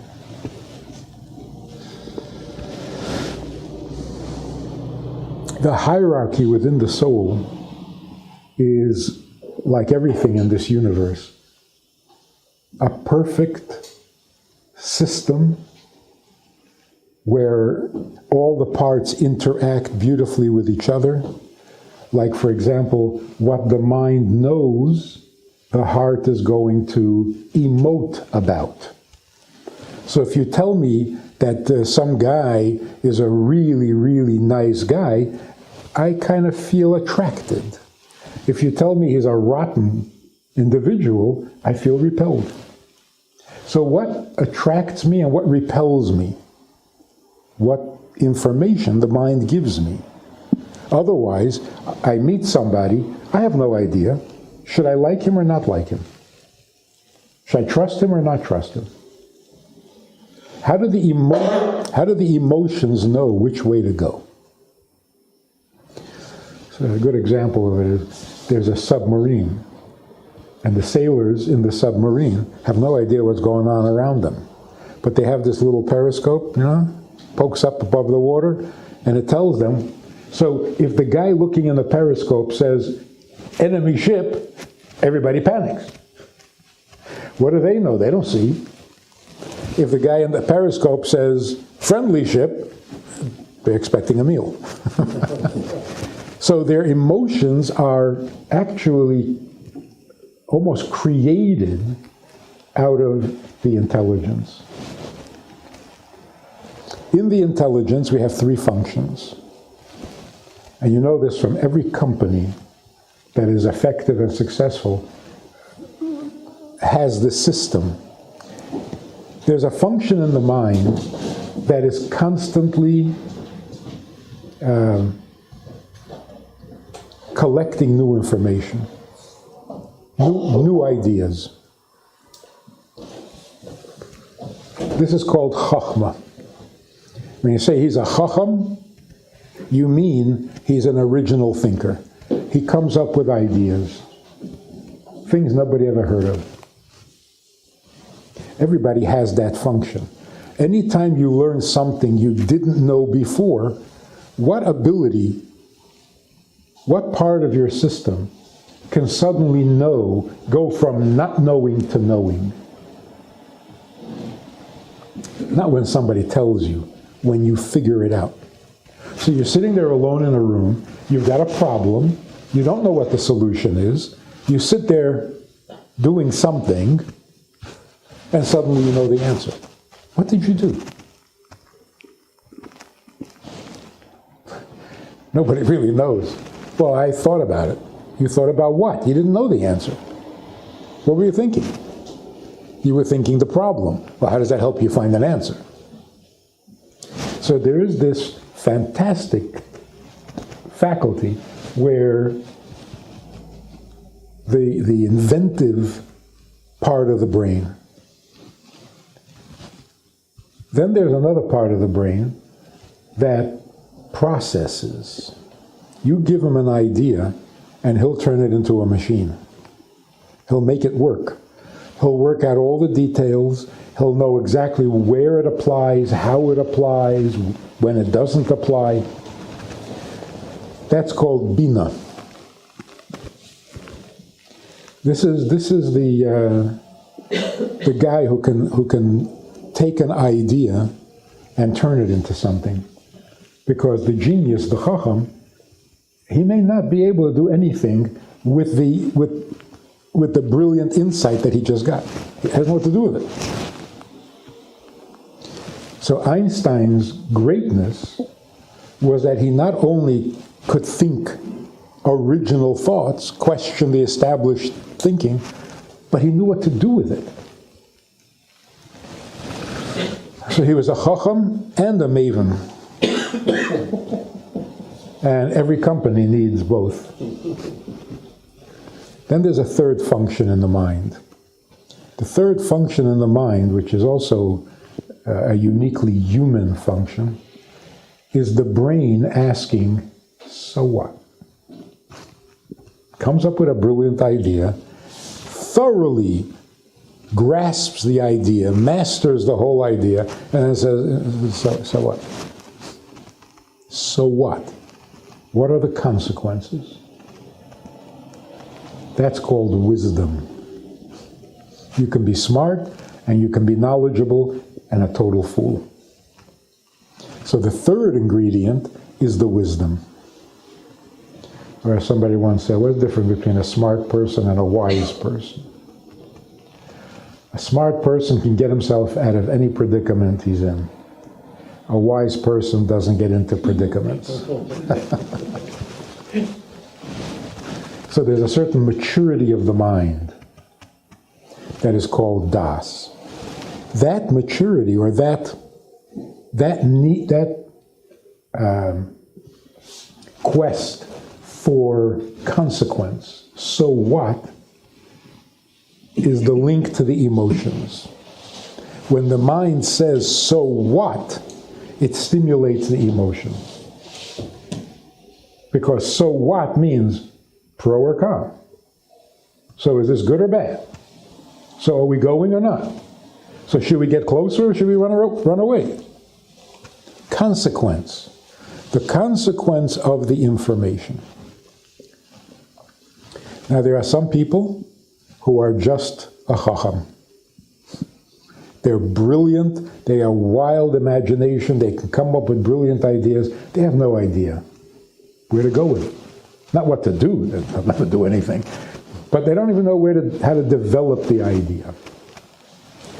There are people who are very good at developing an idea, they'll never come up with an original one. You got to give them an idea, and they'll run with it. Then there's the person who excels at das, the wisdom part. He'll sit there and listen to people talk about brilliant ideas, and all of a sudden he'll ask that question, like, so what? I tell a story about a conference of scientists. One guy got up and said, I have this theory that at some time during the night, the entire universe doubles in size. Everybody got involved in this. He had mathematical equations to prove his theory, and they really got into it for hours and hours and hours. And afterwards, some guy was sitting there bored, and he said, so what? If everything doubles in size, nothing's changed. Everything is still proportional. So what? And that's the guy who keeps you grounded. You know? The wise person. I actually had this experience. I was a teenager, and I would sneak into 770, where the older boys were studying. And in those days, we had a little respect for the older students. Respect? You heard of it, yeah? It existed back then. So I would sneak into this yeshiva and just try to listen to what the big boys were talking about. This was a Friday night, I think. And they were sitting at the table, 3 guys, and they were discussing the tablecloth. What determines the value of a tablecloth? These are guys who are never going to go into business. But, you know, the brain works. So one guy says, supply and demand determines the value of the tablecloth. The other guy said, no, it's the gold standard and how much gold there is in the world and whatever. They were both pretty articulate about it. The third guy sat there and said, Chavit, listen to me. When you need a tablecloth, it's worth everything. When you don't need a tablecloth, it isn't worth anything. That's the third function of the mind. The wisdom, the das. And that leads to emotions. And that's why the Talmud says, more das, more pain. The person who is wise feels more deeply than a person who is smart. So the entire emotional life of a human being is pretty much determined by that third function of the mind. Now, in the emotions themselves, there is right and left. In other words, they're extremes. And that's why physiologically, in the brain or in the head, you don't have right and left. There's just a head in the center. In the brain, you have the right hemisphere, the left hemisphere. And by the way, there are different places in the brain for these 3 functions. But in the emotions, you have an extreme. Love, hate. Kindness, judgment. And that's why in the body, from the head that leads to the emotions, the body grows into extremes. Right, left. So the right side is the kindness, and the left side is the judgment. So that's why the Talmud says that a teacher should embrace his student with his right hand and discipline him with his left hand. You know, push, pull. Don't get too close. You're not his friend. Don't be cold and distant because you want to influence him. So you have to embrace them with your right hand, but keep them at a distance with your left hand. That's just a good way to raise children. Now, although they are opposites in their function, in an intelligent human being, they have to work together. You can't have extremes. I mean, you do have it, and then you got to take them away. Those people are not functional. So there has to be like a harmony between the extremes. That's called humility. When the extreme love and the extreme hate can humble themselves and allow for the other possibility, that is a very balanced human being. But if the kindness has no tolerance for the judgment, and the judgment will not allow for kindness, you have an extremist, dangerous person. Either way, if it's extreme kindness, he's dangerous, and if it's extreme judgment, he's dangerous, because every extreme is destructive. So there's a certain humility within the system, a softness that allows compromise, interaction. The difference between the mind and the heart, which tells us a lot about ourselves, the mind, all three functions, the Chachma, the Bina, and the Das, are objective. By nature, they're objective. They want to know what's what. The emotions suddenly turn subjective. I love. I don't love. Now you've moved me either towards or away from the subject or from the person or whatever it is. So the emotions, all of them, are me reacting. So the mind, being objective, has this fantastic ability to question itself. 2 and 2 is 4. That makes a lot of sense. But let's make sure. If I have 4 and I subtract 2, it should end up being 2. It does? Okay, I've proved my theory. Why did I need to prove it? The mind questions itself. The mind wants to confirm its own theory because it's objective.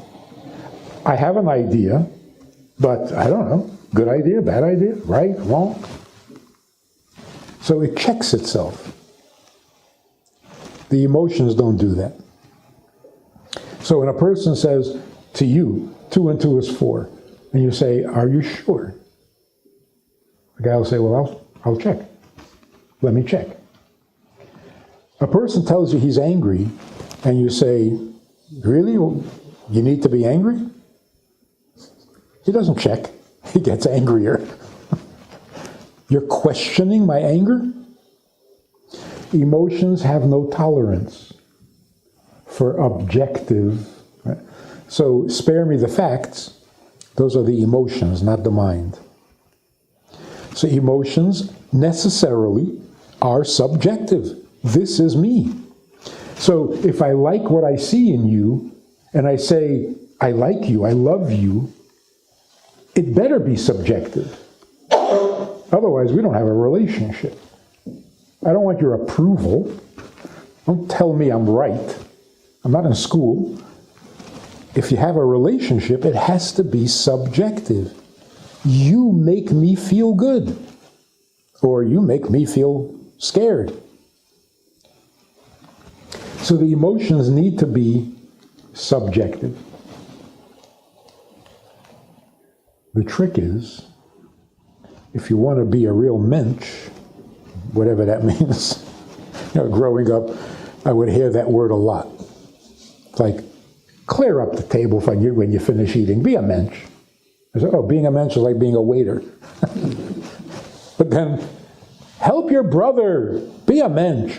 So that's, like, took many years to figure out what is a mensch. You know? So to be a real mensch,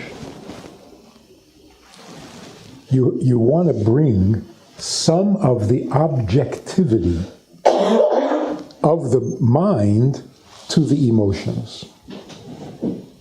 A real mensch gets angry, but then asks himself, what am I angry about? That's really a function of the brain that does not naturally happen in the heart, where the emotions are. And that's why a child whose mind is not yet fully developed is an extremist. Every child's an extremist.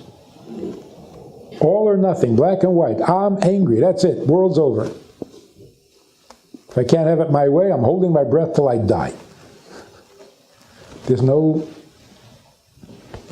So, as we get older, hopefully, the objective ability of the mind enters into the heart, and even your emotions become a little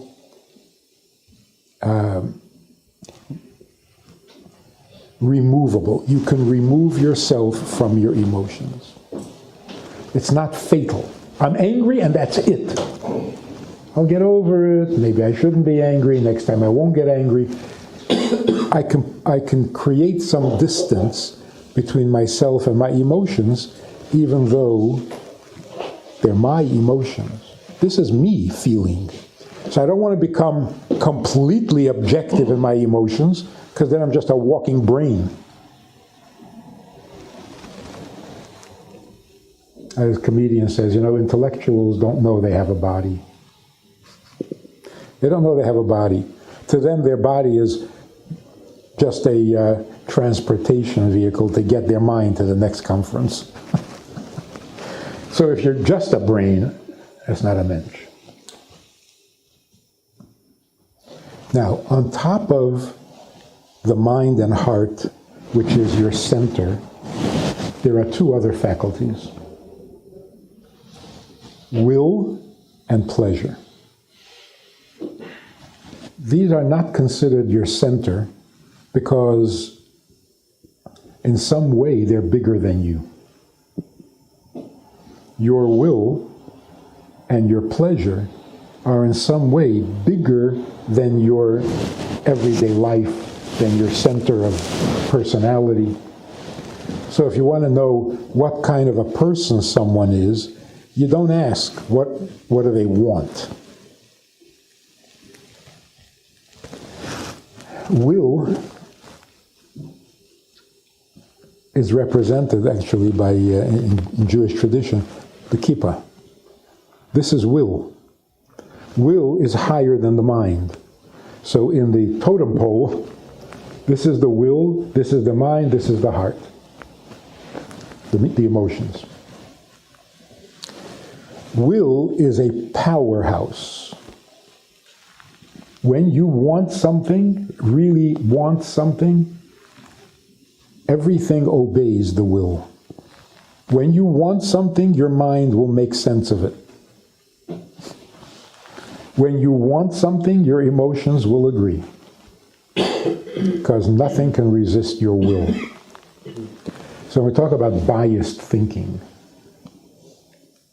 If you already want something to be acceptable, your brain will come up with reasons to make it acceptable. It's not objective anymore. Now it is the slave to your emotions. Pleasure is even more powerful. And that's even higher than the kippah. That's the black hat. So on top of the head, when we're davening or learning or whatever, we put on the kippah and the hat. Because there's will and then there's pleasure. Pleasure is even more powerful than will. The will simply imposes its demands. Willpower. It imposes its will. Pleasure permeates. Pleasure doesn't tell the mind what to think. it seduces the mind into thinking pleasurable. So it's like the oil, it soaks through everything, and everything becomes pleasure. So the function of the mind stops being intelligence, it starts experiencing the pleasure. The function of the heart is emotions, no, it stops, it feels the pleasure. And that's why if you're experiencing a real pleasure, all other functions join and become pleasure. That's called ecstasy. Ecstasy means your entire system is doing only one thing, feeling the pleasure. And that is so intense, you can literally die from ecstasy. And there have been holy people in history who got so ecstatic, and the pleasure of their godly experience was so intense, they didn't survive it. And God has to command us, don't do that. Control yourself. I need you here. I don't want you dying. So, if a person is somewhat deficient in emotions, what do you do? A person doesn't feel kindness, doesn't have a kind bone in his body. How do you fix it? The assumption is push kindness, demand kindness, criticize him for lacking kindness, punish him until he becomes kind. This is destructive behavior. If you want to develop kindness or increase kindness, go to its source. What is the source of kindness? It's an emotion. The source of emotions, intelligence. So if you want more kindness, convince yourself logically, convincingly, that kindness is necessary, that kindness is beautiful, that kindness is right. And if your mind really explains it well to yourself, you will find yourself becoming kinder. That's basically what education is all about. Raising children. How do you raise children? You fix things in their source. You don't force. There's another method that was always popular. It also doesn't work that well, and that is called inspire, excite. Get really excited about kindness. Show a real intense inspiration to kindness. Get people together and talk about kindness and get really emotional about it, and it's so beautiful, and it's so... You get a powerful reaction, but it lasts about a week. Inspiration is a fake or shallow form of motivation. Real motivation has to come from conviction. Are you thoroughly convinced that this is the way to go? The fact that it's beautiful, it's nice, it's exciting, look, it's fun, it's blah, yeah, that's good for an hour. It's not real. Many religious movements use stimulation to inspire people. It's not healthy. And it doesn't last. Just a point of practical application. When the Rebbe was ill, all the experts expressed concern. Without the Rebbe, Chabad is going to fall apart. Without the Rebbe, it's all over. And you know the fact that after the Rebbe passed away, the movement increased, it tripled. And now everybody's trying to figure out how come. And this is basically the answer. If we look at how the Rebbe raised us and how the Rebbe motivated us, there was no excitement, there was no hype, there was never like, wow, isn't this great?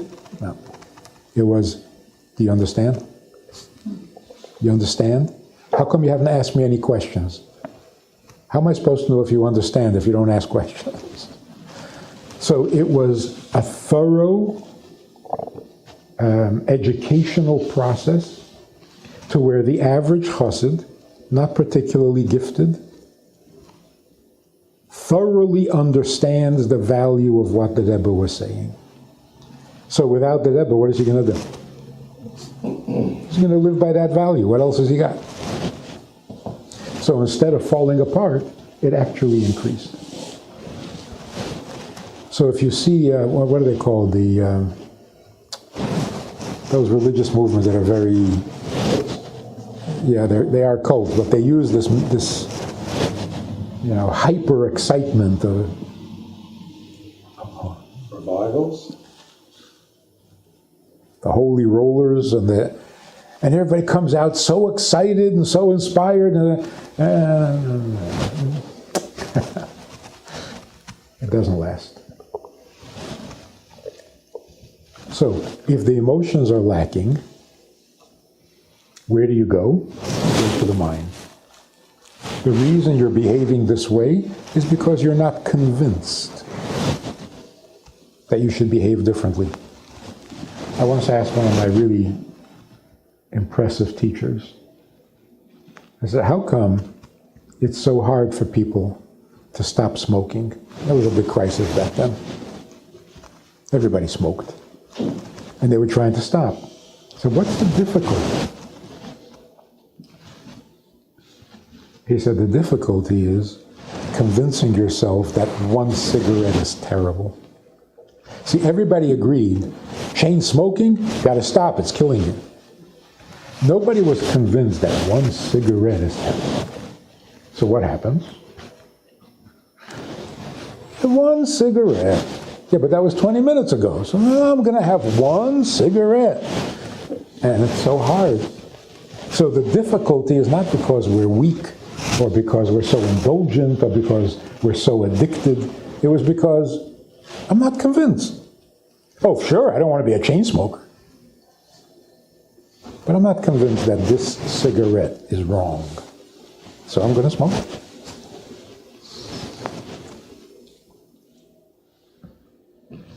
You can't do that with food. You can't convince yourself that everything you eat is bad. So that's even harder to, Drinking, same thing.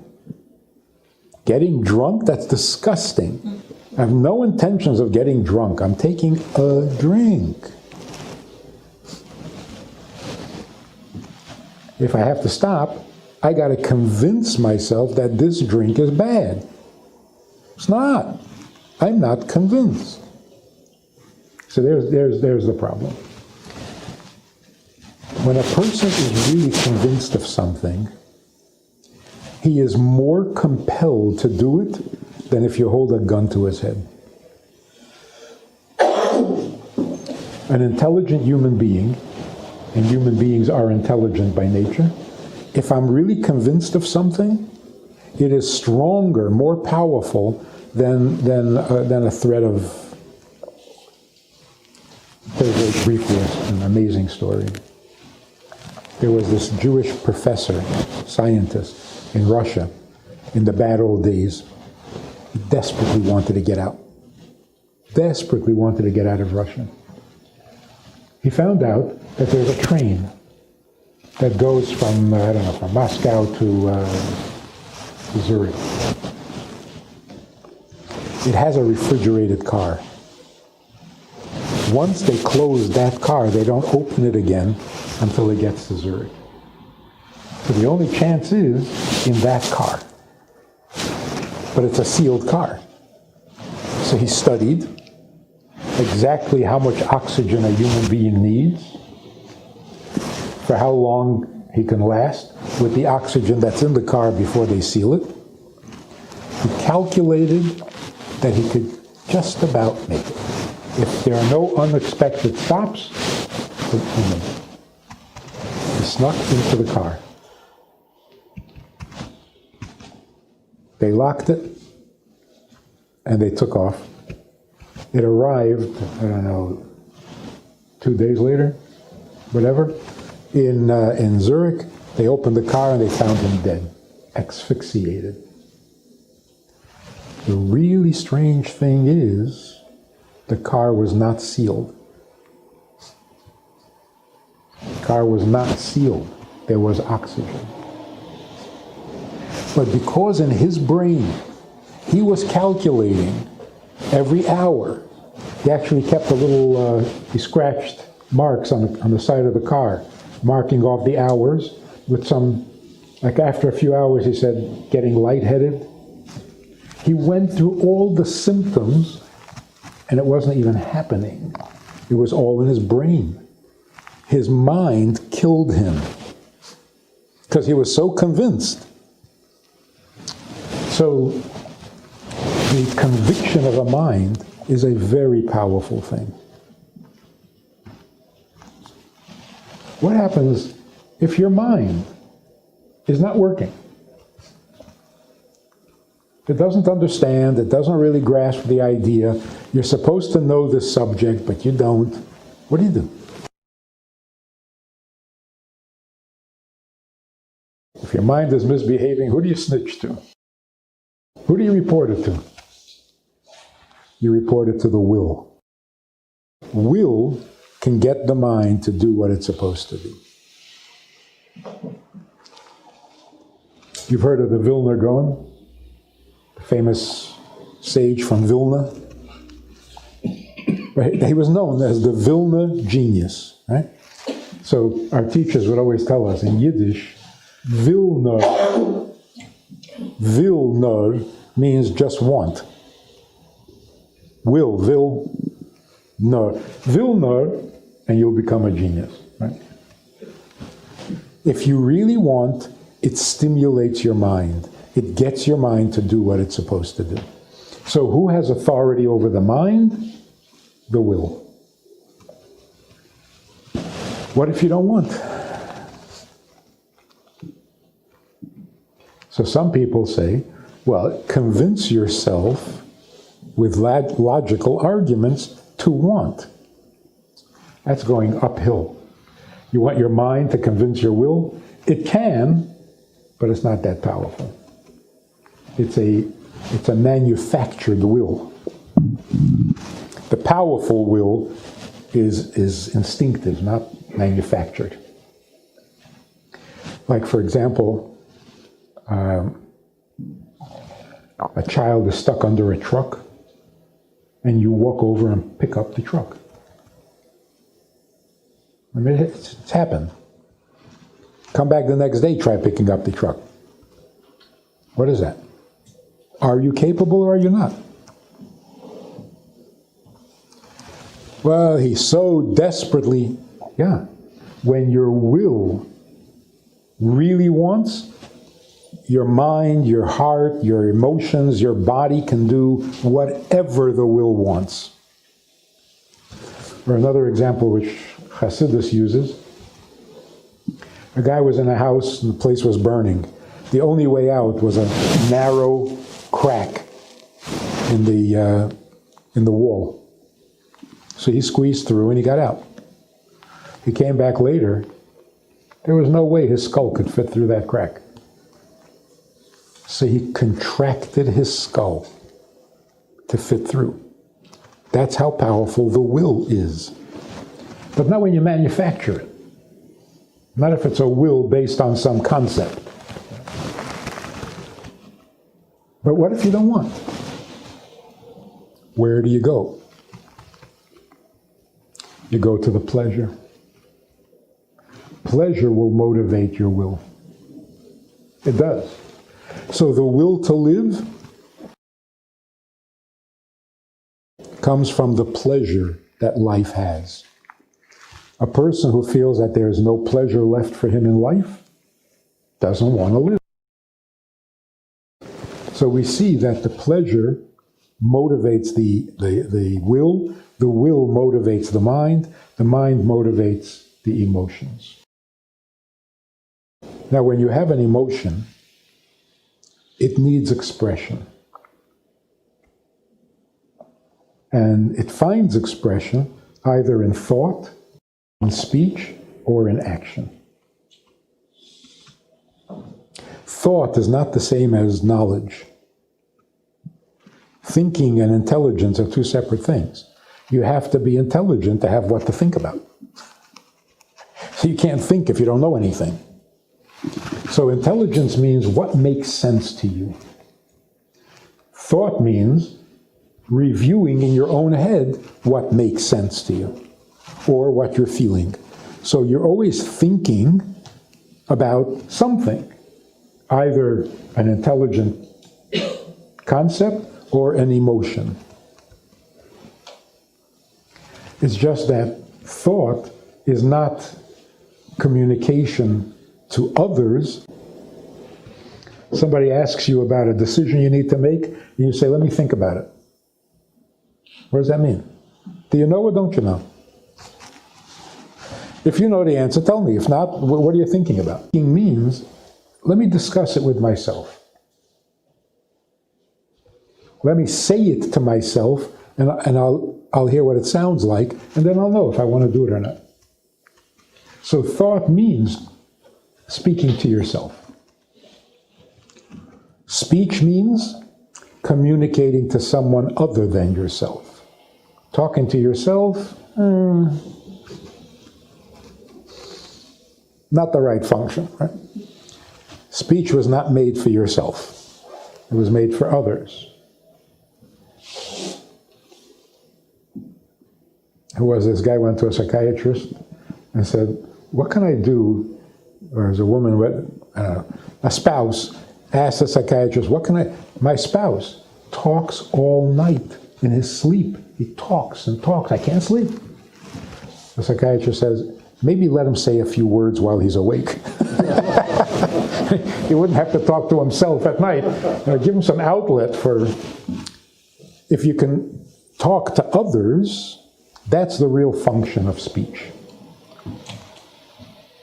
Action means to act on what you know or what you feel. The difference between them is like a bridge. Thought is for my own purposes. To clarify something, to solidify, I got to think about it.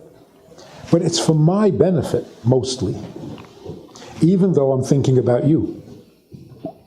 So when I think about you on my terms. This is for me. I need to know what I think of you. So when I decide what I think of you, I don't care if it's factual. Don't argue with me. This is my thought. I think what I want, the way it appears to me. So, like in marriage counseling, a guy says, I had real trouble with my wife, but much better now. I understand her. No, you don't. When a man says, I understand her, this is trouble. You understand what you think of her. You've got her figured out, which means she now has to fit your, I know, she does this because of that, and she does that because of the other. See, it all makes sense. None of it is true. I don't care. It makes sense. I figured it out. Now I'm happy. So what if it's not true? My mind is now at ease because I figured it out. So that's like the one side of the bridge, like the base on this side of the river. Speech, you have to step out of your reality a little bit, because to communicate, you have to consider the other person. Because if you're talking in a foreign language, you're not communicating. So whatever it is you want to say, you got to say it in the language that the listener understands. Otherwise, you're abusive. You're rude. Even if you're talking in the language that the other person understands, you still have to consider how to explain it so that it's reasonable, convincing, you know, with an example, with a story, with an illustration, with... So you're expressing yourself. You're not completely altruistic here. You're expressing yourself, but you got to consider the other person's reality.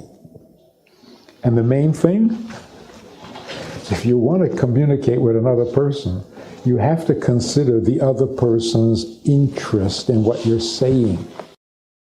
If they're not interested, you're not communicating.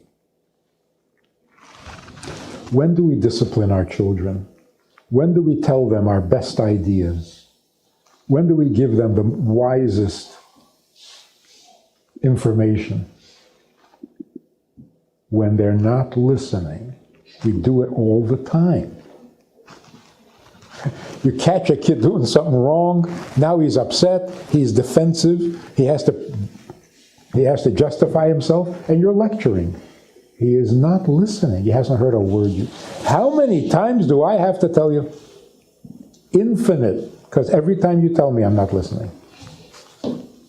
So the worst time to discipline a child is when he's upset. Problem is, when he's not upset, why bother? Everybody's happy, don't mess it up. To really communicate with your children, you have to surprise them. When they're in a good mood, you're sitting by the table, you're enjoying a meal, and suddenly you say, you know what you did yesterday and that, not so cool. Wow. He's got no place to hide. He can't hide behind his upset. He can't hide behind his shame. He can't hide behind his anger. He's not angry, he's not upset, he's totally vulnerable. He hears you. So you don't have to scream and you don't have to, you can just say, that's it. It is so effective. So communication means considering the other person's reality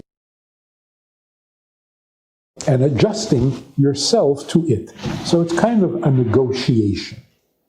I want something, but I got to say it your way. So all speech is negotiation. And that's why all politicians, all they do is talk. Because their job is to negotiate. Negotiation is the world of speech. So that's like the span of the bridge. It starts here, and then it spans towards the other side of the river. Then there's action. Action also involves another person. If you do for somebody. But when you do for somebody, it has to be completely their way. Not 50-50, and certainly not your way. This guy was complaining the woman was complaining that her husband never listens to her. He says, I never listen. Last week, she asked me to bring a flower for the table. I bought a dozen. I don't listen. She says, you see, he never listens. She asked for a flower, he bought a dozen. Good? Not good. She said, can we go away for the weekend? He booked a cruise for 2 weeks. Good husband? She's miserable. He never listens. He takes her idea and comes up with a better one. It's cruel. When you're doing, it's all about the other person. So when she asks for a flower, he shouldn't walk away thinking, a flower? What's one flower? Get a dozen, it looks like something, you know? That is so nasty. Instead, he should think, which flower? What color? What size?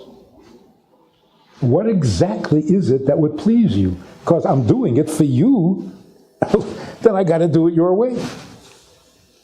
And somebody asked me recently, why can't I serve God my way? So make up your mind. That's a contradiction. You want to serve him your way.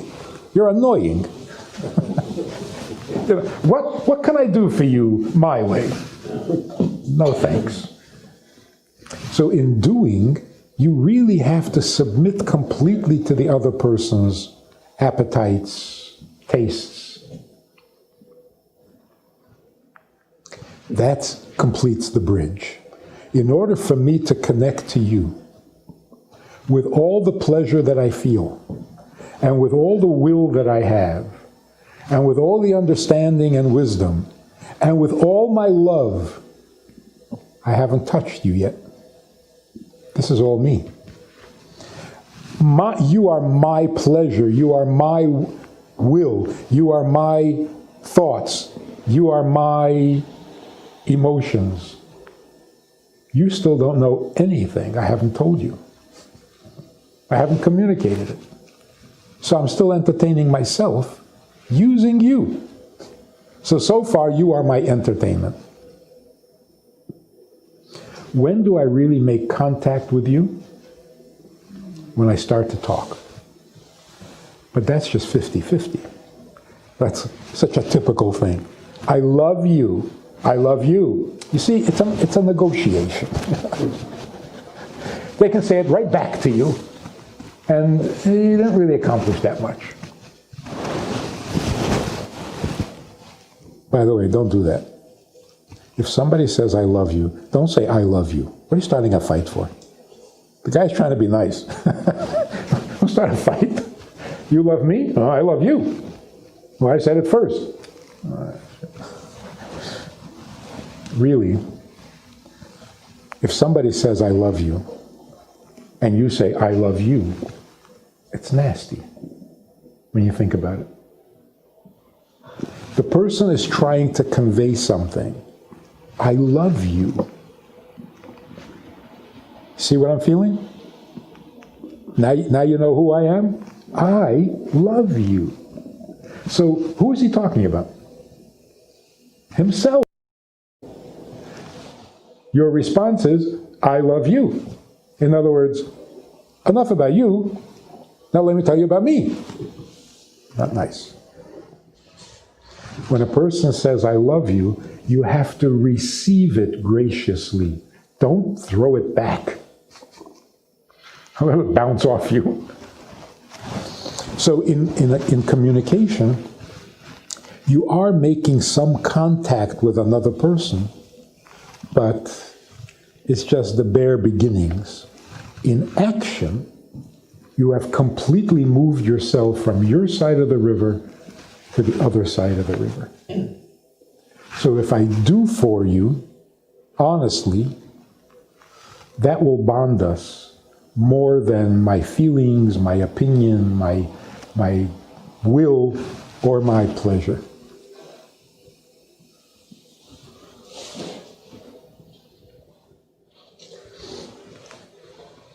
It's the power of the deed, which explains, I said we're not going to be religious, but the 10 Commandments are so disappointing. I mean, you think about the drama. God takes the Jewish people out of Egypt. Magnificent event. Splitting of the sea. All to get them to Mount Sinai, because he has something urgent to tell them. And they're excited. They can barely breathe. God is going to tell them something. And then God comes down on the mountain. There's thunder, there's lightning. The place is shaking it. And what does God say? Be nice to your mother. Don't lie. Don't kill nobody. Don't covet your neighbor's donkey. Come on. Isn't that a letdown? Anticlimax? That's it? We're going back to Egypt. You schlepped us out here to tell us that?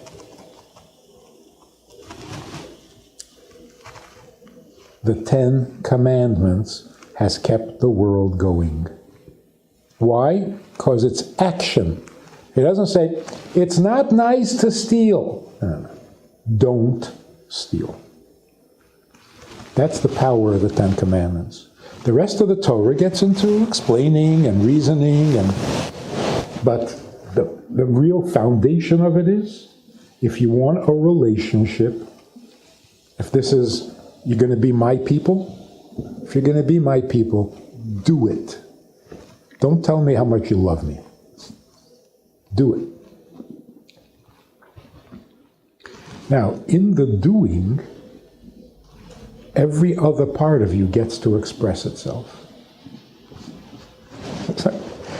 Right? You bring home the flower, and you say, see, I said I'd bring it, and so now your speech is validated by your action. I promised you I'd do it, I did it. So now your speech is real. In your mind, you said, I'm going to bring her a flower. Until you do it, your thought is kind of airy, ethereal, barely real. You did it, now all of a sudden your thought is real. Now why did you think to do it? Because you love her. Yeah, but that love was mysterious, vague, invisible. Now that you did it, oh, that's love. So now your love has taken on, has solidified into something substantial. And just keep going up. Now, your reason for the relationship, for getting into the relationship, validated. Your desire to get into it, your will, validated. And now your pleasure has a base. Your pleasure has become more real. So without the final act, everything preceding it remains potential, iffy. So the person says, you forgot to bring the flower? You know, if you really loved me, you wouldn't have forgotten. Not really correct. He loves you. He loves you very much. Yeah, that doesn't do much for you, but he loves you. Or she really loves you. So why doesn't she talk nice? The love is not what produces the behavior as much as the behavior solidifies the emotion, validates the emotion. And that's the part of wisdom, going back, the wisdom function of the brain is, so what? Why is that a good question? Because until it produces some consequence, so what? Nice theory, so what? You love, nice, so what? And that's why love is not the answer to all problems. In fact, it's the cause of many problems. Love is messy, unreliable, unpredictable. Don't base your life on love, you're in for trouble. The action does more for the love than the love does for the action. How many times have I heard couples complaining? Yeah, sure, he does. Yeah, well, yeah. I asked him to bring a flower, he brings a flower. But he just does it. He doesn't really care.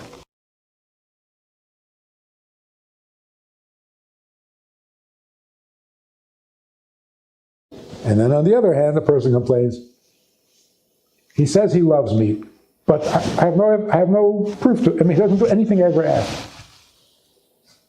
So which is it? If you really loved me, you would do me a favor. No. If you do me a favor, then your love will become real.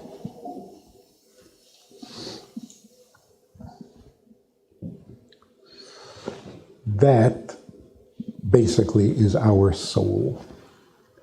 When the soul leaves the body, it takes all of this with it. The soul that leaves the body retains all its feelings, all its mishigas. You know, an insane person dies, he's still insane. But the soul retains its personality. Obviously, the evil goes, because in the world of souls, there's no ego.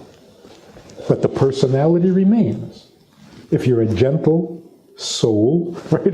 That's actually how you describe it. He's a gentle soul. If he's a gentle soul, he will be gentle in heaven too. If he's aggressive and strong, he will be strong and aggressive in heaven too. That's why we say when a really aggressive person dies, say, go up there and straighten things out. You make some demands of God, maybe he'll listen, because you're convincing.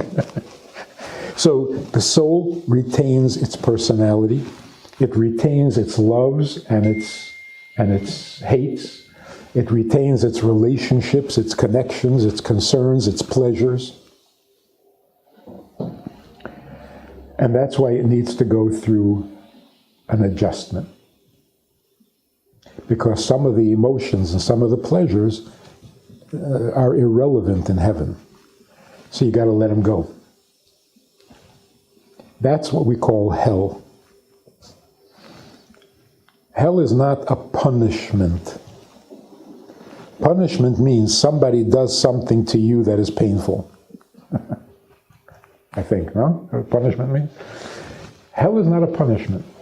Hell is the difficulty a soul has readjusting from being in a body to being without a body.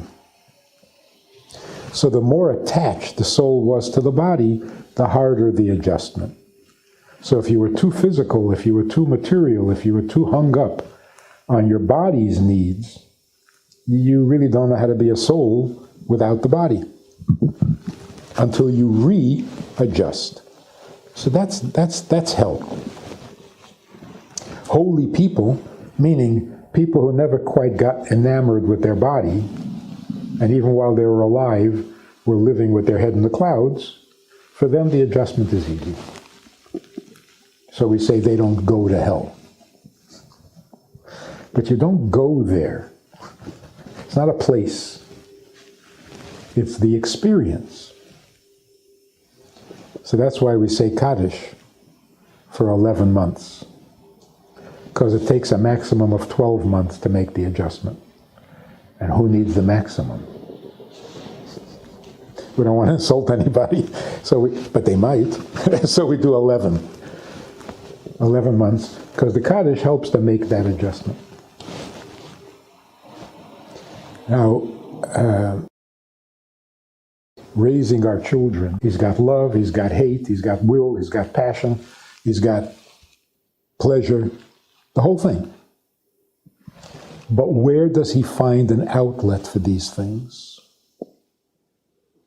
Where does a baby express its love? Through touch and through taste. The lowest of the five senses. Touch and taste. Raising a child means give them a more noble outlet for their soul's functions. Move them from loving Mickey Mouse to loving their brother. Not easy. Raising means elevate the outlets for which, by which this soul expresses itself. So, for example, pleasure, the highest of all functions, finds its expression in the lowest of all senses. The only pleasure a child or a baby feels is touch and taste. How do we get a child to get pleasure from reading, See, that's called raising a child. You get a child to get pleasure from song, from good music, from rhythm. How do you get a child to get pleasure from a beautiful scene? Beauty. Related to cleanliness. How do you get a child to get pleasure from kindness? It's not enough to be kind. You want the child's pleasure to find expression in kindness. You want a child to find pleasure in learning, using his head, her head. And you see the pleasure that a child has when they figure out and understand something, much more than when you give them ice cream. Their whole being lights up. I got it. There is pleasure in every one of those activities, but the activities go from grungy, grubby, to very noble. The highest of all pleasures is altruism.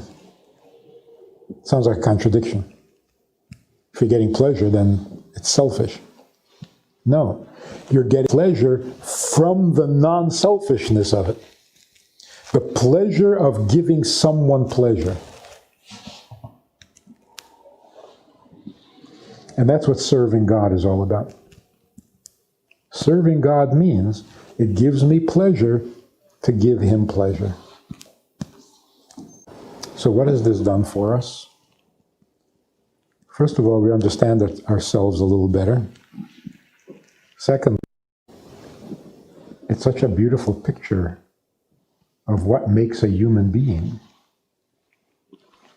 and how we relate to each other with these faculties, with these functions. It allows us to even relate to God because He has the same functions. And here's the final conclusion. The true nature of a human being. I'm not talking religion, promised. I'm not talking ideology.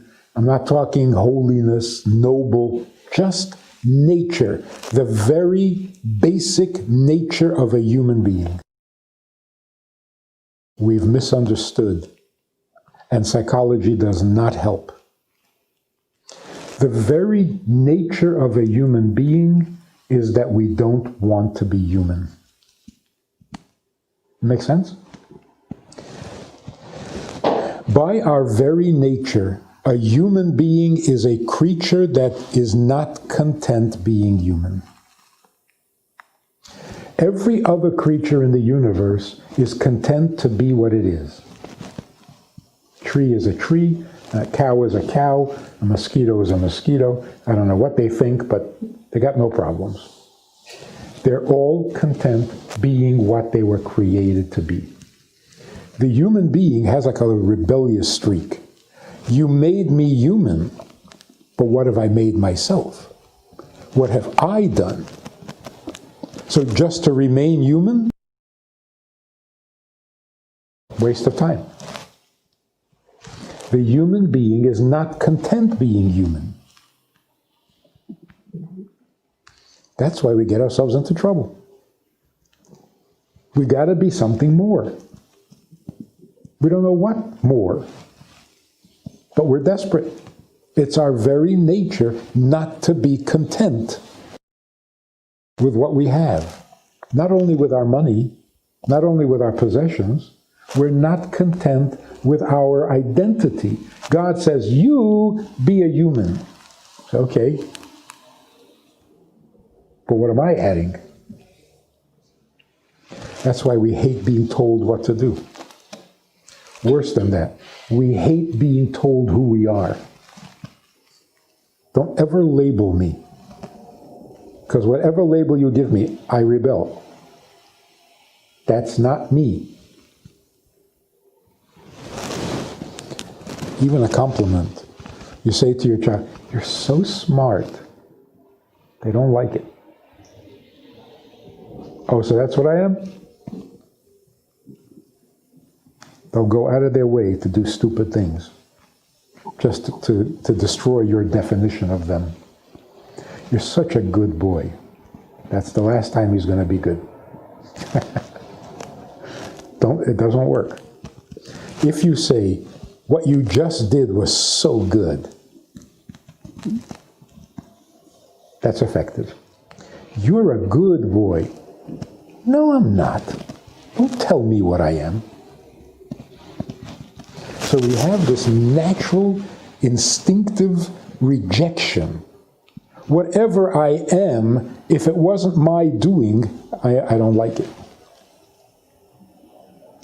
I don't like what I am. Nobody likes what they... You see a picture of yourself? Nah, that's not what I look like. You hear it? You hear your voice recorded? That's me? No, I don't sound good. You get on a scale and it says whatever, and you say, nah, that's not me. Don't tell me what I am. Because I don't like what I am. I want to become something. That's the nature of a human being, without philosophy, without religion. So when you come and say, God says you should be nice, you've killed it. Stop telling me what I am. I got to become something I'm not. I have to achieve something.